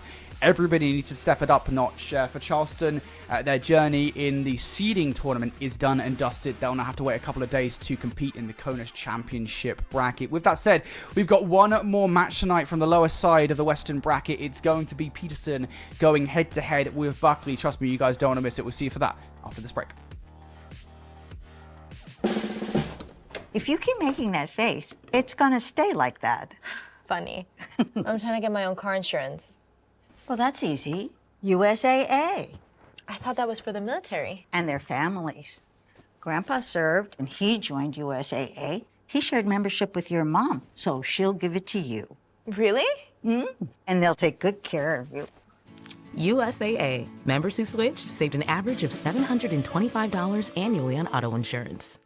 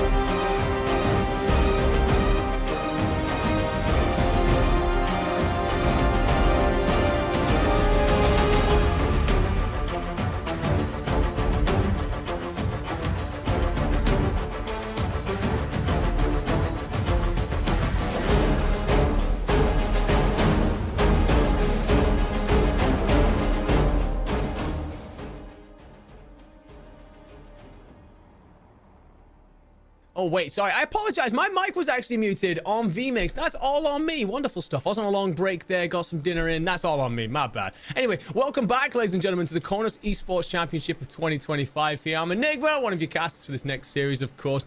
Alongside me, well, Seymour, he's sticking around. He's doing the late shift. Seymour, you just got yourself a series there, my friend. It looked pretty good from here. Sounded pretty good from here, but we've got another team marching on and another team that's already accepting their fate ahead of CONUS. Yeah, I mean, it was okay, I'd say, for the most part. I mean, you look at the redemption that we got from the East. Out of a team like Offit, they looked a lot better in their second series than they did earlier versus Langley, Udis. But for Joint Base Charleston, I mean, granted, mega gas in chat for Oni. It just wasn't all there in terms of a team effort. And when you go into the next days, obviously we're going to be talking about that improvement day to day and seeing if you can, pick yourself back up and make that work around for. It's going to be a tough road. Lower seeding means that you're going to have tougher battles and so forth, Enigma. But just in general, I think that a lot of teams here this weekend have some work to do. Yep, a lot of teams do indeed. And as we pull up the bracket, we can take a look at some of those squads that are indeed looking at to not only make the work happen today and on through into tomorrow, but some that have already left us and will instead be having a couple of days of rest and relaxation. Hopefully VOD review. Taking a quick look here, we saw Cannon Air Force Base tee off Malmstrom 3-1. Hellas Air Force Base beat out Buckley Space Force Base 3-0. And of course, Malmstrom beat out Schriever in the lower portion of the bracket 3-0 as well. So this then is all about settling another one of those top 6 seeds, so Schriever being one of those. And this will be Buckley Space Force Base against Peterson Space Force Base, my friend, who will then be going on through to Malmstrom, whoever the winner ends up being. This is the final game, of course, for today. So, I mean, looking at this bracket, I guess throwing over to you, my man. You know this region, this space better than anybody. Any big surprises on the day? Well, I think for the most part, I thought Buckley would have a little bit more fight in them against that Nellis team, but Tones has put together quite a wonderful lineup for that team. I think for Cannon, losing a match to Malmstrom, I mean, we saw how good that Malmstrom team is, but to take a map away from them has me very confident for the rest of this bracket, for the rest of this tournament, and how things will shape up for CONUS itself. We're going to have some really good matches along the line in the future, but just in general, I mean, you talk about the defending champs in Buckley now taking on Peterson. A little bit of a Space Force battle head-to-head. This is some redemption for Buckley Space Force Base, as, first time you show up here, you have a tough match against Tones, but you need to pick yourself up and make those improvements if you want a better seed.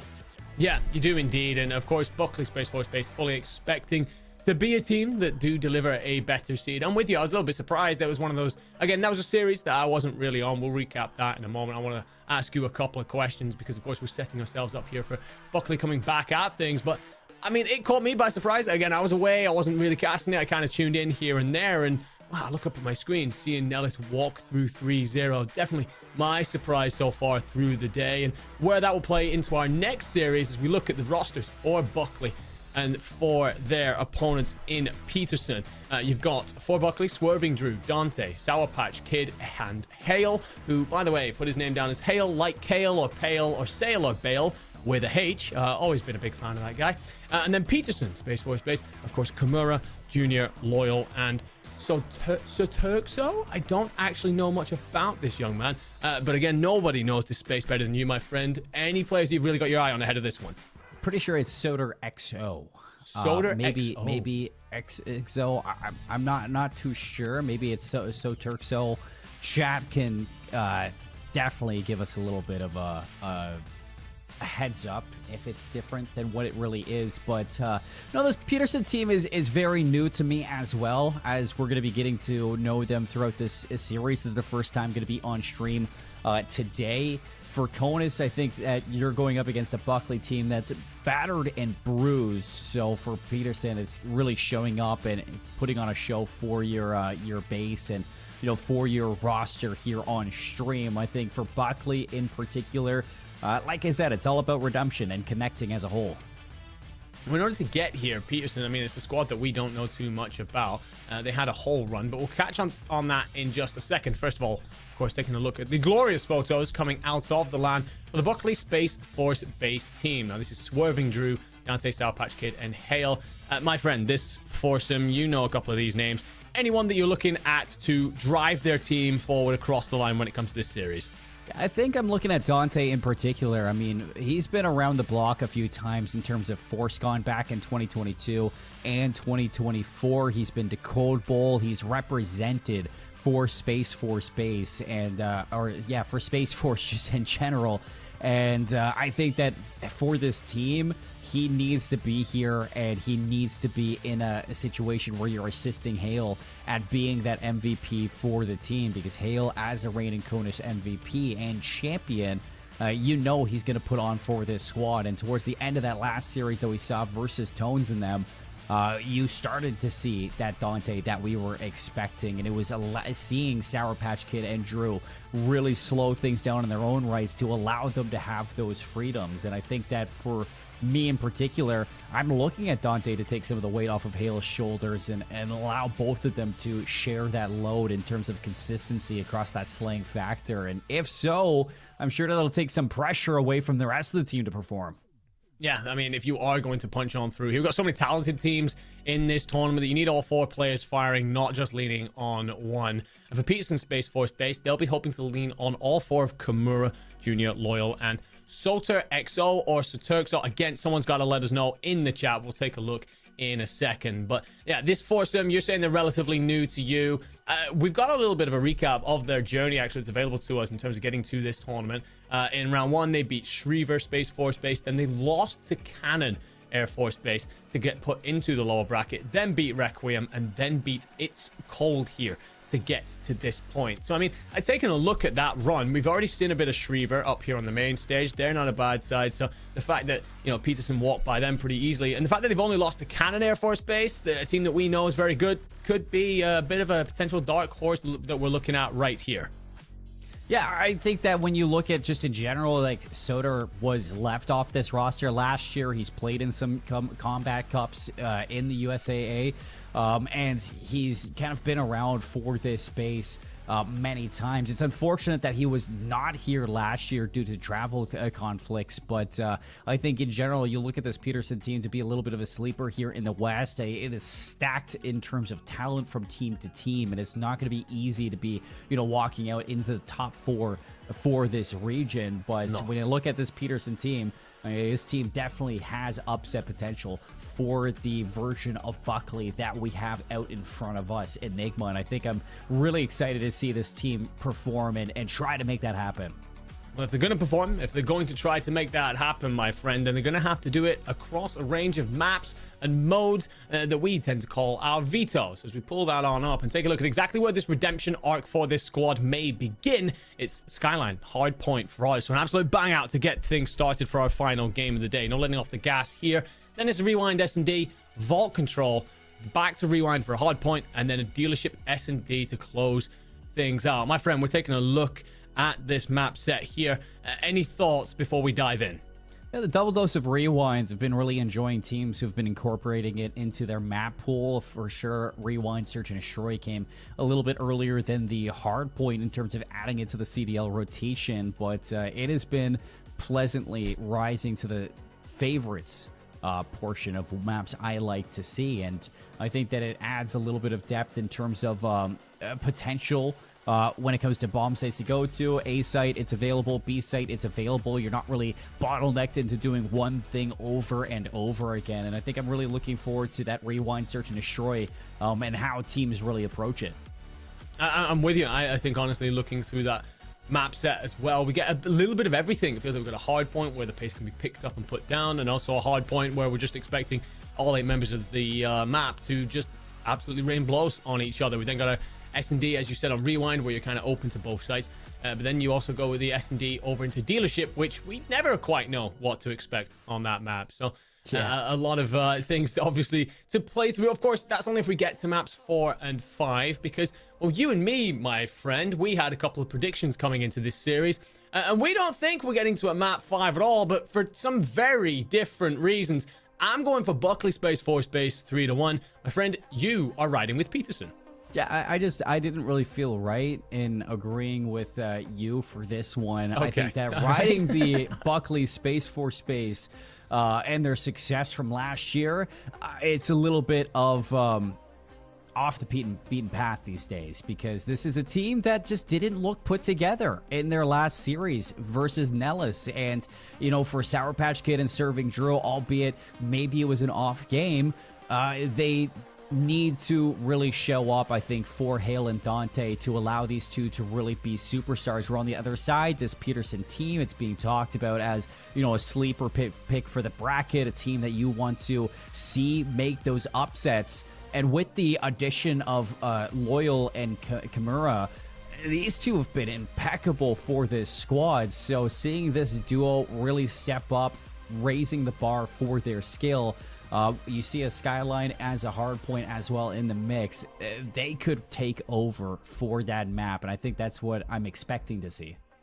I mean, it's a fair shout. You talk about the strengths of this Peterson Space Force Base team. Also looking across at Buckley and saying where you've seen a couple of gaps already from a series that you cast earlier on. Personally, looking at this team to have a little bit of a redemption arc of their own through this, kind of remind everyone just how damn good they are. Yes, it's only half the team. We've still Dante and Hale available for this squad, but otherwise, I think that you've got yourself, you know, two players that should be looking to prove themselves alongside the talent that they are up on that stage with. Maybe first time up on a LAN stage, a little bit too bright under the lights, but here I'm expecting them to have gone through some VOD review, have been reminded that there's a lot of talent in this tournament. But you got to cast over that matchup earlier, my friend. I'm obviously riding with Buckley Space Force Base. You tell me why I should be concerned considering how that series went against Nice. I didn't cast it, you did I with think Brody. You're just riding the hype train.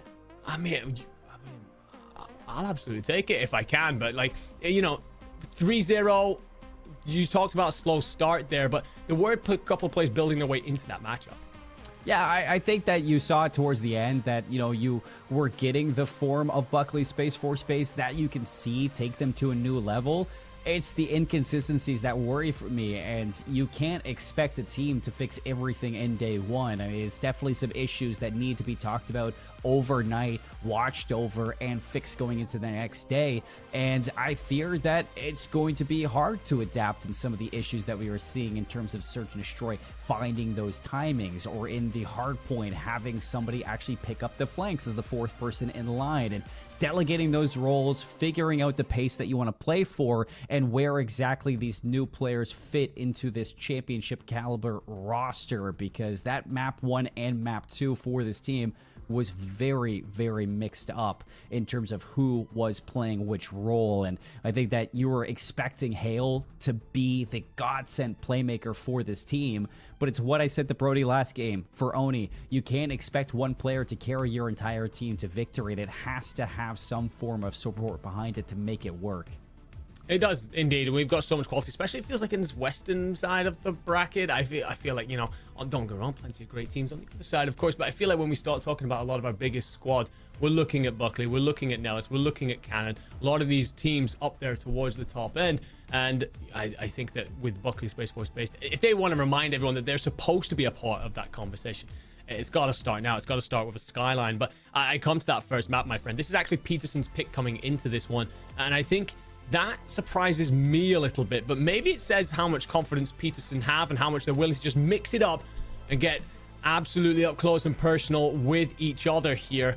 I'd have expected maybe a Skyline pick out of Buckley if they're looking to use that star power that they possess. But Peterson, they're happy to try and draw first blood here as we get the fly-throughs, get ready for map 1. I gotta ask, does that lean anything into the series for you? For this map pick being for Peterson? Yes. I think Skyline is just one of those maps that if you feel good on it, it can be a comfort one in terms of getting hot in the slaying, and if you have the right communication, dictating the pace of play. And, you know, you have that X factor that is Junior, but Loyal and Kimura that can certainly take over this game. If you can shut down Hale, you can shut down the team. So that's what I'm looking for. Well, Killfeed said that Hale had found 2, but actually Killfeed's going to lie to us for just a moment, as it's actually going to be Dante Sorry, Sour Patch Kid apparently, who finds 2. Dante with nothing. Hale in through to the point, though, of P2, which is obviously trying to lock things down over there and get yourself that cleaner rotation. That being said, it will be Peterson space for space. We're very happy to soak up most of P1 already. But then, that being said, you find 3 kills in the feed, and you're going to flip Buckley all the way out. And that's a lull in the play that you just do not want to let happen. So, Sour Patch Kid, he's going to try to post up into a corner to hold his life, but he's going to be spotted. Peterson holding the lead heading into that second hill. And it is just Hale that you have to be looking for, who is going to try to pull a couple of these players away, but Kamira's going to get the good timing against him, and Peterson are going to have to set up towards P2 first. Just the worst possible start, really, if you are Buckley here. Well, talking I've just done about you bouncing back and what you're going to do in this series.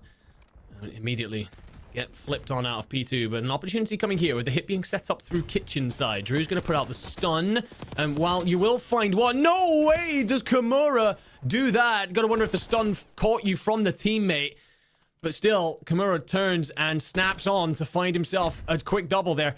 Maintains control for Peterson. One last hit surely for Buckley before you've got to begin to consider that kitchen rotation. Heal up the rope, but unfortunate nade from Sour Patch Kid. And that is going to plague your entire break attempt for that hard point. So for Peterson, you're going into this P3 rotation with a massive lead off of the extension of P1 and the mass of P2 that you were able to get. And Buckley, they're going to have a couple kills here set up, but you got a flank coming in from Junior. Indeed, got to be paying attention to what is coming through your backside. Speaking of which, Kimura, well, he will see his teammate be cut on down by Sour Patch Kid. Dante, bit of a pinstripe feed, still falls the way of Peterson. That feels largely how it's going so far. While Buckley are here to contest the important parts of the fights, just laying still in Peterson's hands. There will be a couple of answers. A swarm, a flurry of kills, and Buckley space for space. Find 3 of the 4 in the feed, and make that 4 dead now for Peterson. They will have to spawn up and consider whether they rotate or hit this again. Yeah, Dante looking for some space. The rest of Buckley space for space backing up. See if they can absorb any of this pressure. Hale's going to be laying down, and timing might not go his way as Kimura's going to be back there. He should be able to shoot him in the back, so he will. 3 go down. You get the break for the scrap time. You flip the spawns out Enigma, and with a 40-point lead, it should be where you can take your lead to the next level. Will indeed be an opportunity to do just that as you set up Kimura on this back head. He will find one, but the nade's perfect to flush him on out. Dante with 2 finds Soda, but then it's answered back Junior, who started 10 and 6 here. Hell of a way to announce yourself into our series. And Peterson space for space continuing to control things, and you're pushed up quite far as well. You're gonna have great map presence. Hale's gonna be the last player here to contest. You do find one, but I feel for him it's just a case of staying alive and, well, potentially overheats. Flies into the bottom bed, cleaned on up. And for Loyal, oh my god, the pistol work is perfection at poolside, and that will continue to just drag out this Peterson time. They're already up by nearly 80. I'm starting to see why this Peterson team has been named a dark horse in this tournament, because the teamwork that I'm seeing out of Junior and Loyal to extend through these hard points and start to look for space through the middle of the map, it's cutting so many of those spawners off from Buckley space for space, who have just not been able to get anything going in terms of slaying between Dante and Drew. Sour Patch Kid, he's about even, but he hasn't been able to get any objective time, so players just all disconnected and nobody except Hale really doing anything. Kimura with 2, Soda with 2. This is starting to be painful to watch if you're a Buckley Space Force based fan, because not only is that a complete control over P1 for a moment, but you're also in for P2 side, and Loyal catches Dante through the middle, and it just feels like those moments as well. 50-50 gunfights that could go either way. They're all going the way of the boys in red right now. Kimura's going to watch on over from top. Plat finds one, will be cut down, but it just isn't enough really to impact the hill. That being said, keep an eye on Hale. He's trying to find a route here that will let him put some pressure onto P2 and hope his teammates do work elsewhere to support him. Yeah, Hale's on a solo mission right now. He's going to take down Kimura on that rotation. A double kill with Junior is going to flip these spawns out. Peterson giving up the last majority of that hill time, but Sour Patch Kid going to immediately get shut down off of the exit. And that's giving Buckley a chance to get broken off of this one. However, big double kill coming out from Sour Patch Kid. Junior's going to be forced out of the rope, and he's still got a chance to hold this from the inside out. Feels like the best passage of play we've seen so far from Buckley. Just as I say that, a couple of kills go the opposite way, but you have managed to lock yourself in for a decent amount of time. And that gap that was up around 80 points now cut to shorter than 40. Soda tries to hit piano side. Hale and Dante answer back. Dante on a 5 of his own. 6 now for Hale. Apologies, kill feed lying to me for a moment, but we get a good passage here from Buckley. And could that be the stabilization moment? A quick flurry of kills. In fact, 4 kills from Peterson may well put an end to that passage of play. But Buckley, that's the best they've been. Now, how do you set up for P3? That's the big question here. Drew doing a great job at soaking that hill time. And Sour Patch Kid has stepped up in terms of matching Hale for that slaying presence around the hard point. But in terms of breaking, it has been difficult if you haven't been the team to rotate. So Peterson pulling that lead back again, 30 points up. Buckley looking to group up for a couple of kills in for the break, but Kimura's going to be here to solidify this hold. Junior's going to take down Sour Patch Kid, trying to push through those couches, and a lot of kills coming out from Peterson to just back up Buckley space for space and hold control of the hill. It just feels like that moment where Buckley space for space did indeed come online. Lockdown P2. Peterson recognized he got to flick on the afterburners a little bit. Get this gap going yet again, and 65 points in hand. Now the rotation over towards bed. And last time, this was all Peterson. And I don't know what Dante is trying to achieve. Sorry, Hale's trying to achieve in that moment. Wherever it was, wasn't successful. And it's going to allow Loyal to get in through the backside. Set up on the umbrella. Not necessarily the play you want there of a Jackal in hand. So he's going to head back to that hill. And as such, you got an opportunity here for Hale to come in round Hedges' side. Loyal, are you reading this? A huge moment potentially for breaking that hill. And 2 kills go the way of Buckley. But Peterson, they're still not out of the hill. They're still soaking it. Sour Patch Kid for the slide. He's going to get into the back of Bath. Fight on the outside. It's Hale to lock down those spawns. All eyes forward now for Buckley, as they're going to try to hold on to this game as long as humanly possible. Down 80 points. Loyal, a little bit of information paralysis. Still going to snap over towards Sour Patch Kid. Hiding in the corner. Dante, can he do enough damage? We're going to another set of rotations, but this is a mountain to climb for Buckley space for space. Oh my god, especially when Kimura is having moments like that. That's shutting Hale down, by the way. He's no slouch on the sticks. And continuing his reign of terror onto 3. And this is the guy that's 20 and 17, by the way. We take a look at Loyal. 35 and 18 and 45 seconds in the hill, by the way. He's been doing a little bit of everything. And right now, there's no answer from Buckley. JR, 20 and 17. Loyal, 36 and 19. Kimura right there alongside them. And Soter also positive here across the board for the rest of Peterson. 247. Only moments away from putting away this map, and Buckley are just reeling to find any sort of control. But JR, an angle onto Dante. Loyal's going to dive on in. Both players just stacked on top of each other. And it's going to be the kill into the last one to win it out. Peterson take map 1 and shut down the skyline. Well, it feels to me as well. I mean, we're going to see a scoreline here. There's about a 100-point gap, but I mean, it felt like so much more than that, in my opinion, Seymour. It felt like as soon as we got started, really, Peterson Space Force base, they got off to that hot start, and they never really let go. You talked about the last series, where it also felt like Buckley got off to a slow start. Is this whispers of shades of the past here, or is this a case of, well, Peterson is just so damn good, it wouldn't have mattered how Buckley came out? There were just situations when you would see that, for example, P2 setup hit so much time, bring it back to a 20-point game, and then Buckley would completely forget to go to P3. You're fighting for P1 control and for spawn control over towards P4, but nobody's playing the objective. You're finding kills everywhere but where you need to be. And that's a major issue for Skyline, because a map like Skyline has to be dynamic. You fight through the hills, not around them. And when you have control, that's when you start to look towards space. I mean, yes, you're going to send somebody towards those spawns, but you have to put pressure to the hills, fight through them, and get that space, get that contention going, because if not, then it's a map where you can just pivot from sightline to sightline and take those fights inside the hard point very easily if you're getting the right communication. And that's exactly what we were getting from Peterson. Just players winning their fights on the inside of the hills and then spreading to get that space after that. It was happening again and again, and I think that this team looks so polished.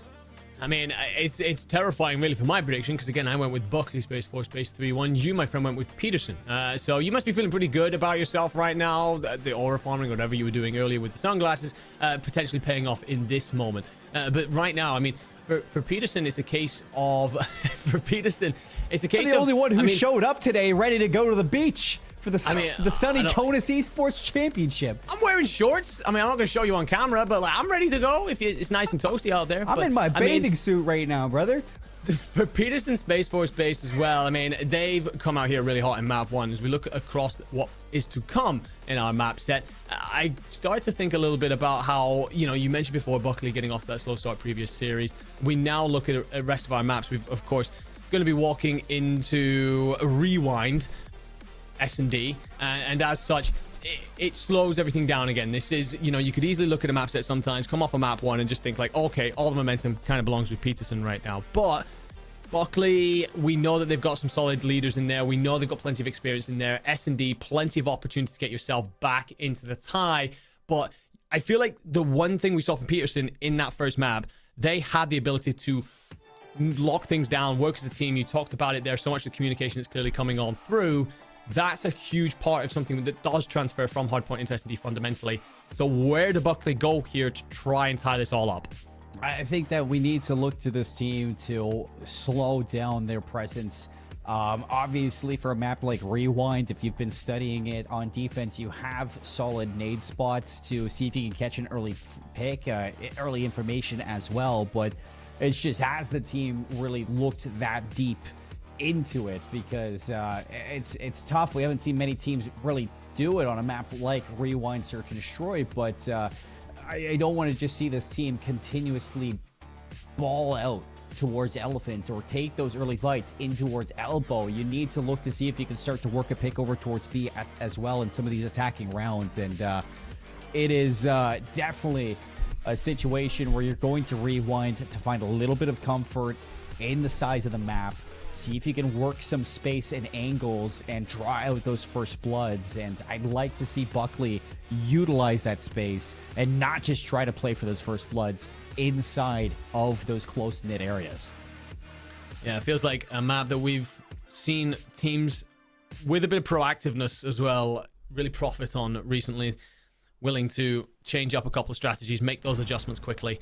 And the pre-nades will go out, connect with absolutely nothing here as both teams set up relatively passively for a moment, but, well, all of a sudden, Buckley go flying on forward towards this B bomb site, and I just don't know if that's going to reward them with much.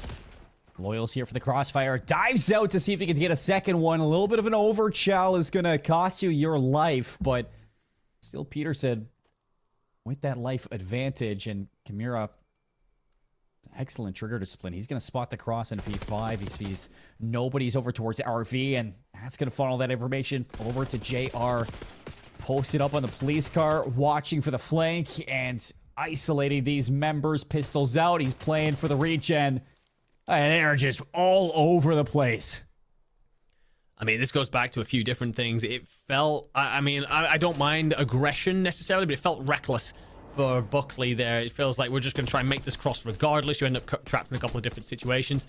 And then the bomb goes down on the bomb site, which then tells Peterson everything that they need to know.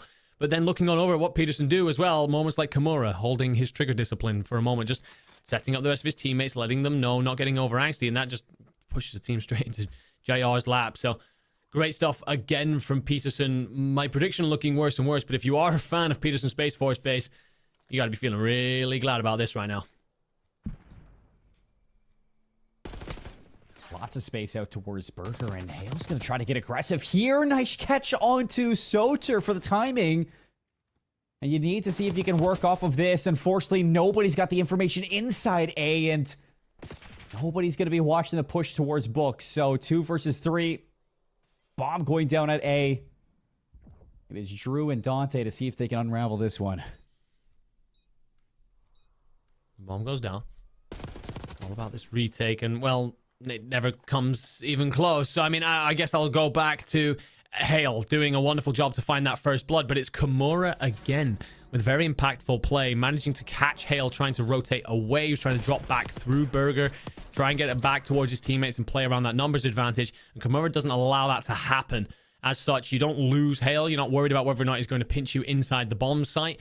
You've got control over the situation, and as such, that numbers advantage that was there for Buckley for a moment never materializes into anything. And then Peterson Space Force Base make it simple from there up 2-0. And, well, it's kind of hard to believe right now, but Buckley really struggling to get into this series. Oh, that's one way. Oh boy, I mean, you look towards Hale to be the one to lead you to the promised lands, and hey, that is a record round.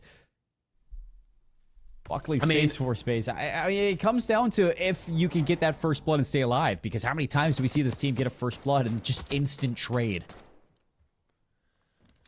I mean, it's a great play out of Hale. I think it catches Peterson a little bit off guard. I think that they're expecting, you know, we just absolutely bounced you through the Skyline Hardpoint. We've walked to 2 rounds straight away here in the S&D. I think they're expecting a bit of passiveness from Buckley, and Hale goes, actually, let me change that script entirely, trying to put his team on his back for a second and give them a way back into the fight. That being said, if it's back-to-back rounds, then it's exactly what Buckley want. If Peterson take up another here, it's all for naught. Oh, lots of presence over towards B as they've completely gone in towards Courtyard for the most part there. JR is going to catch Dante on the flanking play, and let's Hale actually down 3 versus 3. Presence over towards A, and it's really on to Drew to see if he can stop this bomb from getting into the A site.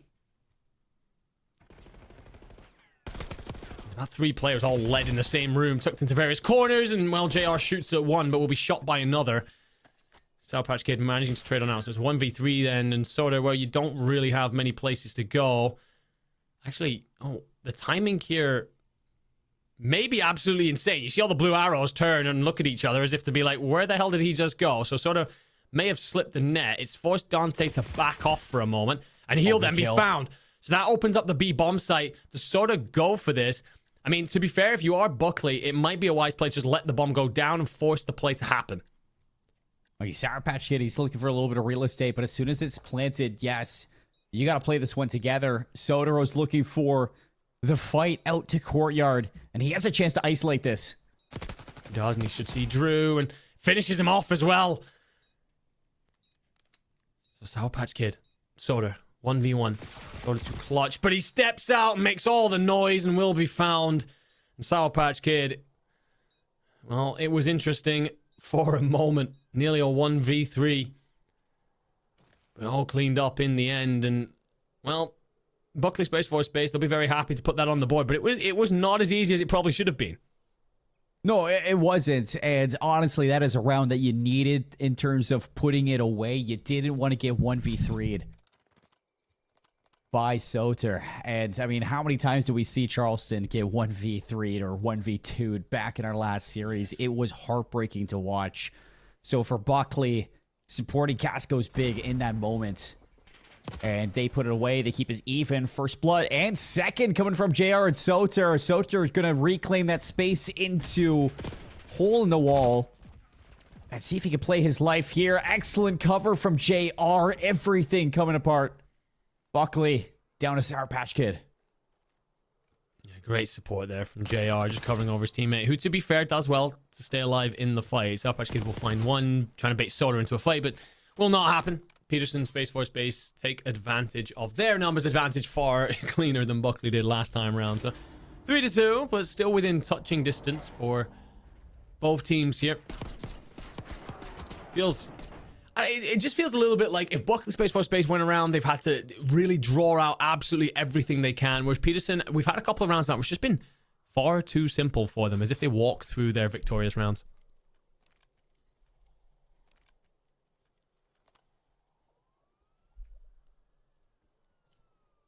I mean, just in general, I think for this one, Buckley getting caught by some pretty impressive angles there out of Peterson. Soter through the top window. Nobody expected that, but off of the aggression, it's just a late hit into this A site that is catching you off guard.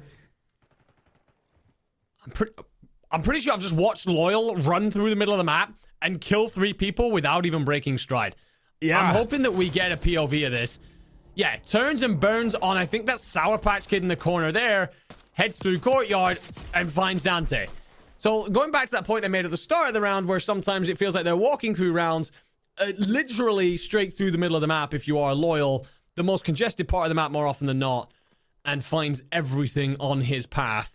Not sure where we found these gentlemen from, but what a ridiculous trio of players these 3 are looking. What do you mean? We found them in Peterson Space Force base. Well, thank you for that. Yes, we did. You're not wrong, technically, but... well... You know the point I'm making.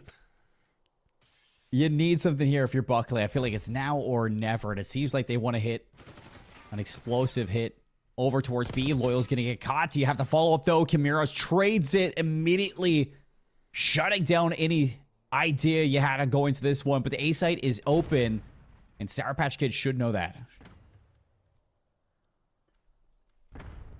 And if I'm JR here, I think I'm overextending through Burger to see if I can take a different angle, but it's going to be Soter to be the one to make this play on the opposite end. I agree. That would have been what I've been thinking to do, try and set up some sort of pinch play. It's the best way to retake. Hey, no! Okay, Sour Patch Kid just about comes out on top of that one, but it was nervy for a moment. The thing is, Kimura does find the kill to turn it into 1v2, but you're giving up your position. And for some reason, Buckley are handing him single fights. Unfortunately enough, it's Hale in the 1 versus 1. Bomb is planted for you. The timing as well goes your way. And things fall into place for Buckley here in this round. I mean, that could have been a lot worse. Soter tries to make the play overextending through RV. He misses the timing on the Buckley player coming out of Elephant. And Hale gets gifted this one to put it away, bringing it back down to a 1-round difference. But like I said, that is a must-win round for Buckley Space Force base. We do not want to see them going down 5-2 in the history that we've seen today so far. And let's see if they can put 2 back-to-back. Aggressive through electrical. Dante here's got a very deep spot watching over B. Worried about that aggression. Would have Sour Patch Kid close by to rotate on over if required. It's a slower undertaking so far than we've typically seen, but well, you're looking at... I mean, the thing is here for me there, Drew's just kind of left a little bit hung out to dry. Not sure how he's going to defend all those different places, but Kimura then finds one as well from deep. Hale will answer with one of his own to make it a bit more interesting, and some straight shots to nearly tie things up. I think Dante, he wants to chase this kill, but the timing for Loyal is he pops back in, catches Dante, tail tucked between his legs, and it's Hale for the 1 versus 3 to keep this one a tie game on rewind. 25 seconds. And how do you find 3 kills and a defuse in that time bank? Quite simply, you don't. And you don't even find one. Peterson Space Voice Base put themselves on map point. Just one successful set of plays away from going 2-0 up in the series. And it's moments like this as to why Loyal, his technical ability is outrageous. Just moments like that where he's happily bouncing around the map, caught midway through his slide and still snaps, turns and burns against a player that we know the talents of. Again, reigning CONUS MVP, #1 ranked player last year, ForceCon runner-up, Cold Bowl veteran. There's a lot of things that go on Hale's CV. And you've got Loyal doing stuff like that to him. Insane talent. First blood from Dante. Immediately he's going to be traded, though. It's Hale going down. Loyal's going to find some timing. Oh, did he stop shooting? I think he killed him. I think he thought he killed him. 2 versus 2. And here's Kimura now trying to take some space back. He's going to pop himself in a corner, and you know this is a B hit. We've all been there. Stop shooting at an opponent before we've actually killed them. I mean, you hear an RCXD come through, and we're going to assume that this is being used to delay the play by Peterson. Gain that intel for free.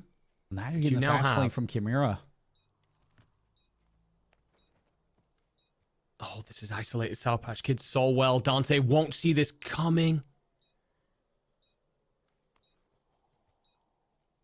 He's got no info. Soter, you know he's trapped into the tank. He's at 18. Dante's not able to win those fights, and Peterson take a 2-0 lead. It is so simple. You just walk in like you own the place. And nobody sees it coming. No information on the retake. No post plan set up. No chance for Buckley to tie this series just yet. Felt like, again, I go back to the point that I made midway through the map. This constant, endless situation where Peterson were walking through their rounds there. It felt like if Buckley were going to take anything, they had to go tooth and nail and claw rounds away from Peterson. And several times almost getting clutched up on as well. For Peterson Space Force Base, an enviable amount of talent that led to a ridiculous amount of aggression. I think back to moments like Loyal walking straight through the middle of that A bomb site and finding 3 on the way. A couple of very fast breakoffs, but also understanding when to counter the Buckley adaptations with their own passive plays, their own discipline. Going back to, for example, Kimura in the first round and deciding to be very disciplined with his trigger in order to set up JR. Something about this Peterson Space Force base I really like at the minute, my friend. And it's not just because they're taking apart one of the top teams that we've talked a lot onto this tournament. It's just because I'm seeing 4 players that seem to all be on a wavelength right now and individually ridiculously talented. It's the fearlessness that we're getting out of them in terms of the search and destroy and the hard point, the plays that you're not afraid to make. If you're Kimura there towards the end, just being in a 2v2 and then recognizing that you can walk through hole in the wall, you have an information point where you can either see them come through elephant or hear the door breaking into the A site. Instead, you sit there, you tell your teammate, you tell Soter that they're going towards B, drop that RCXD and see if you can try to hold them still while I wait for the right timing. It is knowing your map like they do, and this is a team that certainly does have an idea going in towards this tournament, some experience playing competitive COD, and you can see it in the way that they carry themselves. No, it has been a wonderful watch seeing Peterson Space Force Base perform the way that they are. That being said, we still have a couple more maps to potentially settle the rest of this series, although maybe one. So let's take a quick look at the veto and remind you guys not only of the story so far, but what is coming up next. It was a 250 to 147 on Skyline for the Hardpoint, and then a 6-3 on that Rewind S&D where we've just been.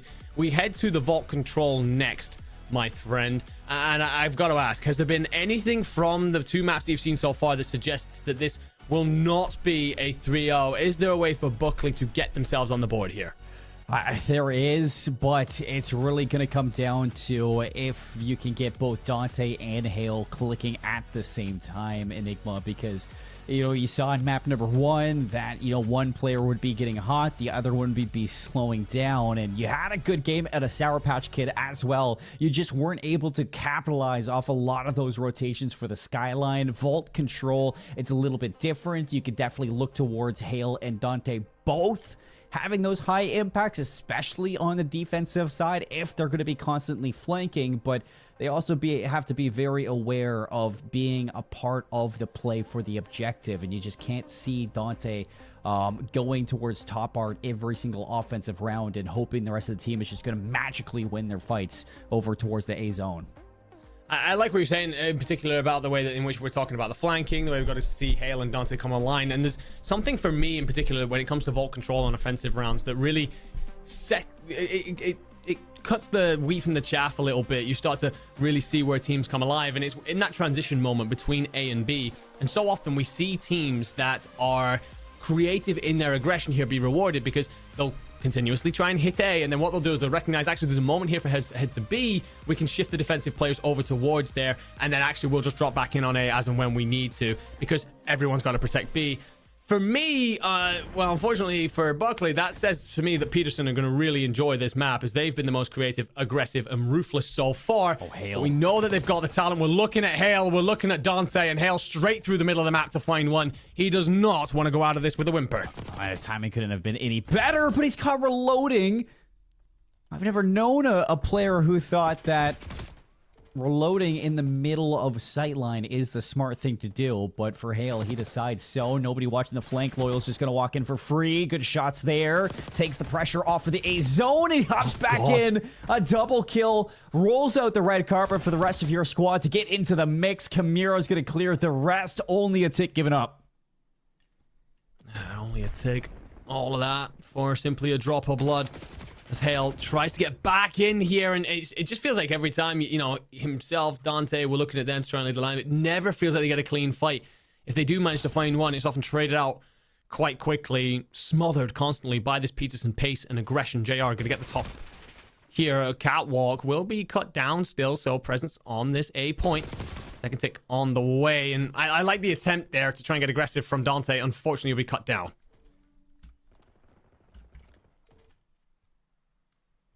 So one more chance here for Buckley for the A attempt. You have Sour Pitch Kid trying to get in behind. You gotta finish that one, buddy. Come on. No way it happens yet again. Enigma, this is tough. It's tough to watch sometimes when that happens 2 maps in a row.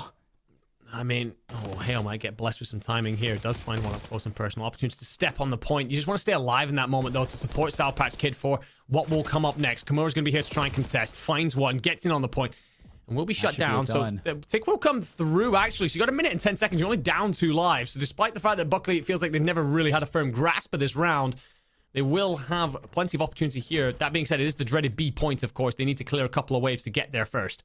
Yeah, well, I mean, granted, the pressure has been good from Buckley Space Force Base, and it's been in all the right places at the right times to transfer the pressure into objective presence at the same time. Here, Loyal has been flanking nonstop, and nobody's been able to get a beat on him. Triple kill through A, and that life lead that was once pretty narrow has now blasted open for Peterson, and you got JR in your spawn. Loyal just so fluid, like water, the way he moves around this map. Well, 6v11, Buckley, you will have one last swing at it. It doesn't help when you lose Dante, separated from your teammates so much. And, well, a couple more kills come on through. Literally, 3 players against 11. 10 seconds on the clock. Loyal is just having a hell of a time as he barrels on forward to find 3. Dante last alive. Do you at least find yourself a couple of kills? You get on the point with 0.1 second left, but, well, that will be all you manage to walk away with. So, the 3 ticks given up, 10 life advantage to Peterson. I'd say that's a pretty good defensive round for Vault Control. Yeah, but I mean, it's control at the end of the day. You're not supposed to win offensive rounds. It is the harder one to get going, especially when you're not getting 4 or 3 down at the same time to get towards one of these objectives.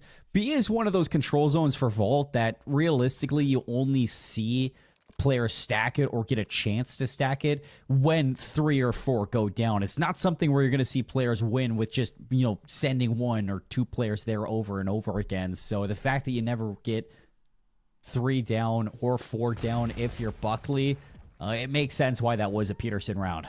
Oh, I love this.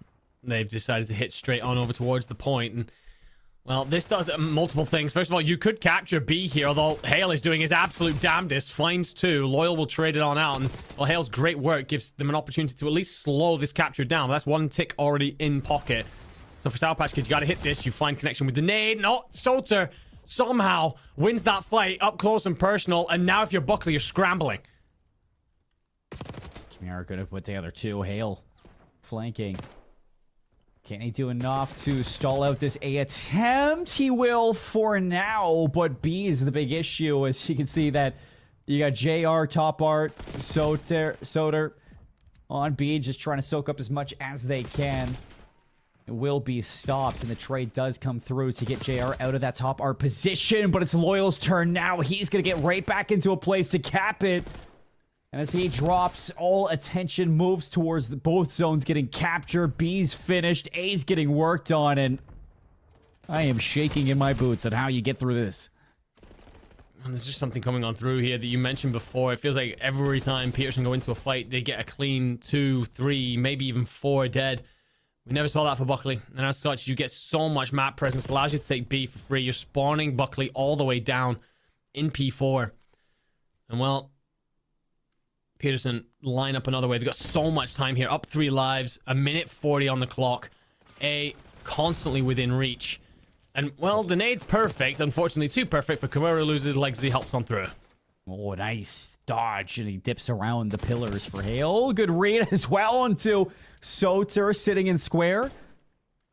So a brief 3 kills in the feed is going to lead us into a situation to see some of these members of Buckley start to aggress in their lanes. And you need to start putting some kills behind this aggression because you still got a minute 13 left, and you're fighting against a life lead right now. Loyal here, just trying to not just find kills, but put pressure on this back line, making it so that Buckley are struggling to get out of spawn. 10v5 in lives. It's got to be perfect. If you are Buckley, the first one there will help, but then teammates fall elsewhere. And Soda's just continuing to frustrate you. That sets Kimura up for an easy kill. 9v3, 9v2. And unfortunately, if you are Buckley Space Force Base, you're staring down the barrel at not only a 3-0 in the control, but a 3-0 sweep in the series. And I've got to say, you're seeing moments of pop-offs from Hale in particular. He's not exactly a slouch out here. He's doing his damnedest, but Peterson Space Force Base feels like they've brought a whole damn army to this. Yeah, I mean, this is a team that is doing all the right things in those high-intensity situations. Getting the broomsticks out, they're getting ready to sweep Buckley under the rug. In back-to-back 3-0 fashions, Buckley would be exiting this regional bracket for the stream today. Your reigning champions of CONUS from last year. And this switch up of the roster just hasn't been able to click. Set nade from Loyal. That's going to stagger the A attempt. And the follow-up for JR. It's a clothesline. Andy. And Loyal, again, walks straight through. I mean, we get to watch those nades be released. And they get the first kill. And it weakens up Hale enough to then clean him up easily for the second. Loyal walks through the front. Finds 3 and 4. And it's simple. Far too simple. You have managed to answer back with a couple of kills here, actually, if you are Buckley. So you will get in towards A. Great resolve to just continue to send at this. South Patch Kid might have an angle. Does find one onto JR. Dante will then find a kill of his own as well. So there is still a threat from Buckley. Peterson can't count their chickens just yet. As Kimura slips in through the backline at 18 and 8. Well, he isn't missing much. And there's another gunfight in his pocket. Oh, Loyal literally putting Hale on roller skates right now. Sour Patch Kid getting a shot in the back to 31 seconds, and this is suffocating to witness. For a whole day, jam-packed for action. We are looking at this Buckley Space Force base to put something together to keep their bracket alive here in the regional for day 1 of CONUS, though. It has been a hell of a lot of 3-0 sweeps, Andy, and we might be getting another one to close out the night. 14 seconds left on your clock. If you are Buckley, first tick comes on through. You've still got presence here. Sour Patch Kid will arrive to try and help stack this point, try and force Peterson to fight them, but the problem is, as so much of it in this series, it all lights up in red in the feed. Sour Patch Kid will answer back with one, but Loyal's here to continue to contest. 27 and 17, the reinforcements will not get here for free. And well, it gets even worse than that as you collapse in through the backside, squeeze the remaining life out of Buckley. Hale's going to try and hit this from the top rope, but he knows he's sending it into his own grave. And that will be a 3-0 for the control for the whole damn series. Peterson Space Force Base will move on. And Buckley, a squad that so many of us look at as being a hell of a lineup. And again, the reigning champions from last year of CONUS, and yet they will be shell-shocked to be on the receiving end of 2 3-0 defeats. And it wasn't even close. Now an asterisk for Buckley, I have to say. I mean, this is a team that we didn't really expect to show up to CONUS in its fashion, but with substitutes of Drew and Sour Patch Kid, I mean, they are giving it their best. And it's tough with the legacy that Buckley was hoping to bring as the reigning champs. But for Peterson, a team that, you know, climbs through the bracket, makes it into the situation that they're in here today, and are regarded as a dark horse, a sleeper pick for this entire tournament. You look towards the skill and the players that they've brought to this tournament just in general, and for JR, Loyal, and Chimera, these three are fantastic to watch. And then you put it behind a captain like Soter, and they have something good going on in this base. Peterson space for space. They move forward. They make it look good. And I'm excited to see them play against some of the other teams we have in this bracket. Well, I think that's it, isn't it? I mean, we've still got 4 more days of action after this. And I'm looking at some of the teams that we've had the opportunity to tune on into. And Peterson space for space now enters that bracket of that bucket of teams where I'm just kind of like, okay, I want to see so much more of this squad. Like, all 4 players here look absolutely ridiculous. Loyal, it feels like he's putting up a montage reel every single map we go into, and it becomes one of those squads that I know that tomorrow we're going to look at the kind of games that we've got in front of us as casters, and I'm going to be like, when am I casting Peterson? Because they are an absolute bloody joy to watch. So yeah, no, wonderful stuff to see a team come online. We talk about so many of the newcomers that are walking in here. We talk about old guards, new guards. And you're right, there is of course an asterisk there next to Buckley because it's not the same squad as last year. Still plenty of talent on it. But one of the storylines that kind of puts up into the air is, okay, well, who's ready to take over? Who's ready to sit atop the throne that is CONUS? We've still got a long way to go before we get to answer that question, my friend. But it's been a hell of a day. I guess I've got to ask you very quickly, any standout players or teams that have really caught your eye in day one? Yeah, Peterson, just in general.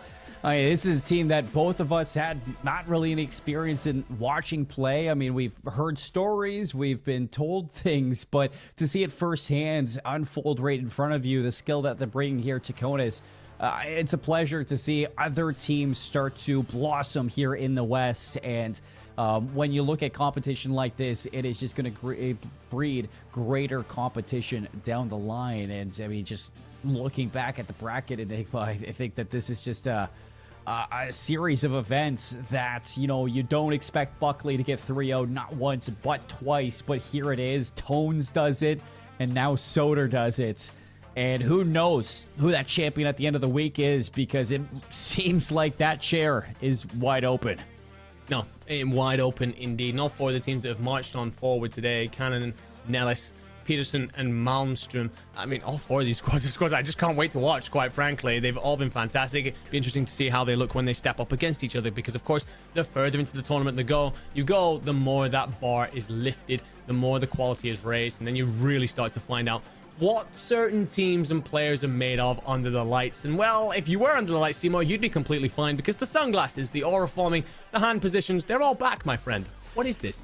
I mean, this is just me vibing all week long. CONUS, it is one of the best tournaments all year long. And I want to give a big shout out to Patrick Space for Space for helping put this one on, because it wouldn't be possible. This is something that was supposed to happen all the way back in April. It's June now. They made it happen, and they got Worlds down the line. They're already putting on a banger event. I couldn't be more happy right now. The team's showing up, and I'm just vibing watching right now, Enigma. The sun is beating down on me today. Well, I don't know about the sun beating down on you inside your room, but you're certainly ready for the beach, my friend. I'll cook up something for tomorrow to join you. We'll surprise Brody. He won't be in on it, I guess. But it's a case of it has indeed been a fantastic day. And a huge thank you again to Patrick Space for Space for putting everything on. But of course, the incredible production in the back who have worked so damn hard to make sure that we've got this show for today and have set us up for a wonderful week ahead. To the players who have put on, whether we see you in a few days, whether we see you tomorrow, you've all been a huge part of the storylines. Of course, my co-casters, Seymour and Infinity, guys are absolute legends and always a pleasure to stand alongside you. And to those of you watching in Twitch chat, thank you very much for joining us here. Day 1, CONUS Championships 2025. Don't go anywhere, because there's so many storylines coming through the rest of this week, and we can't wait to write them alongside you.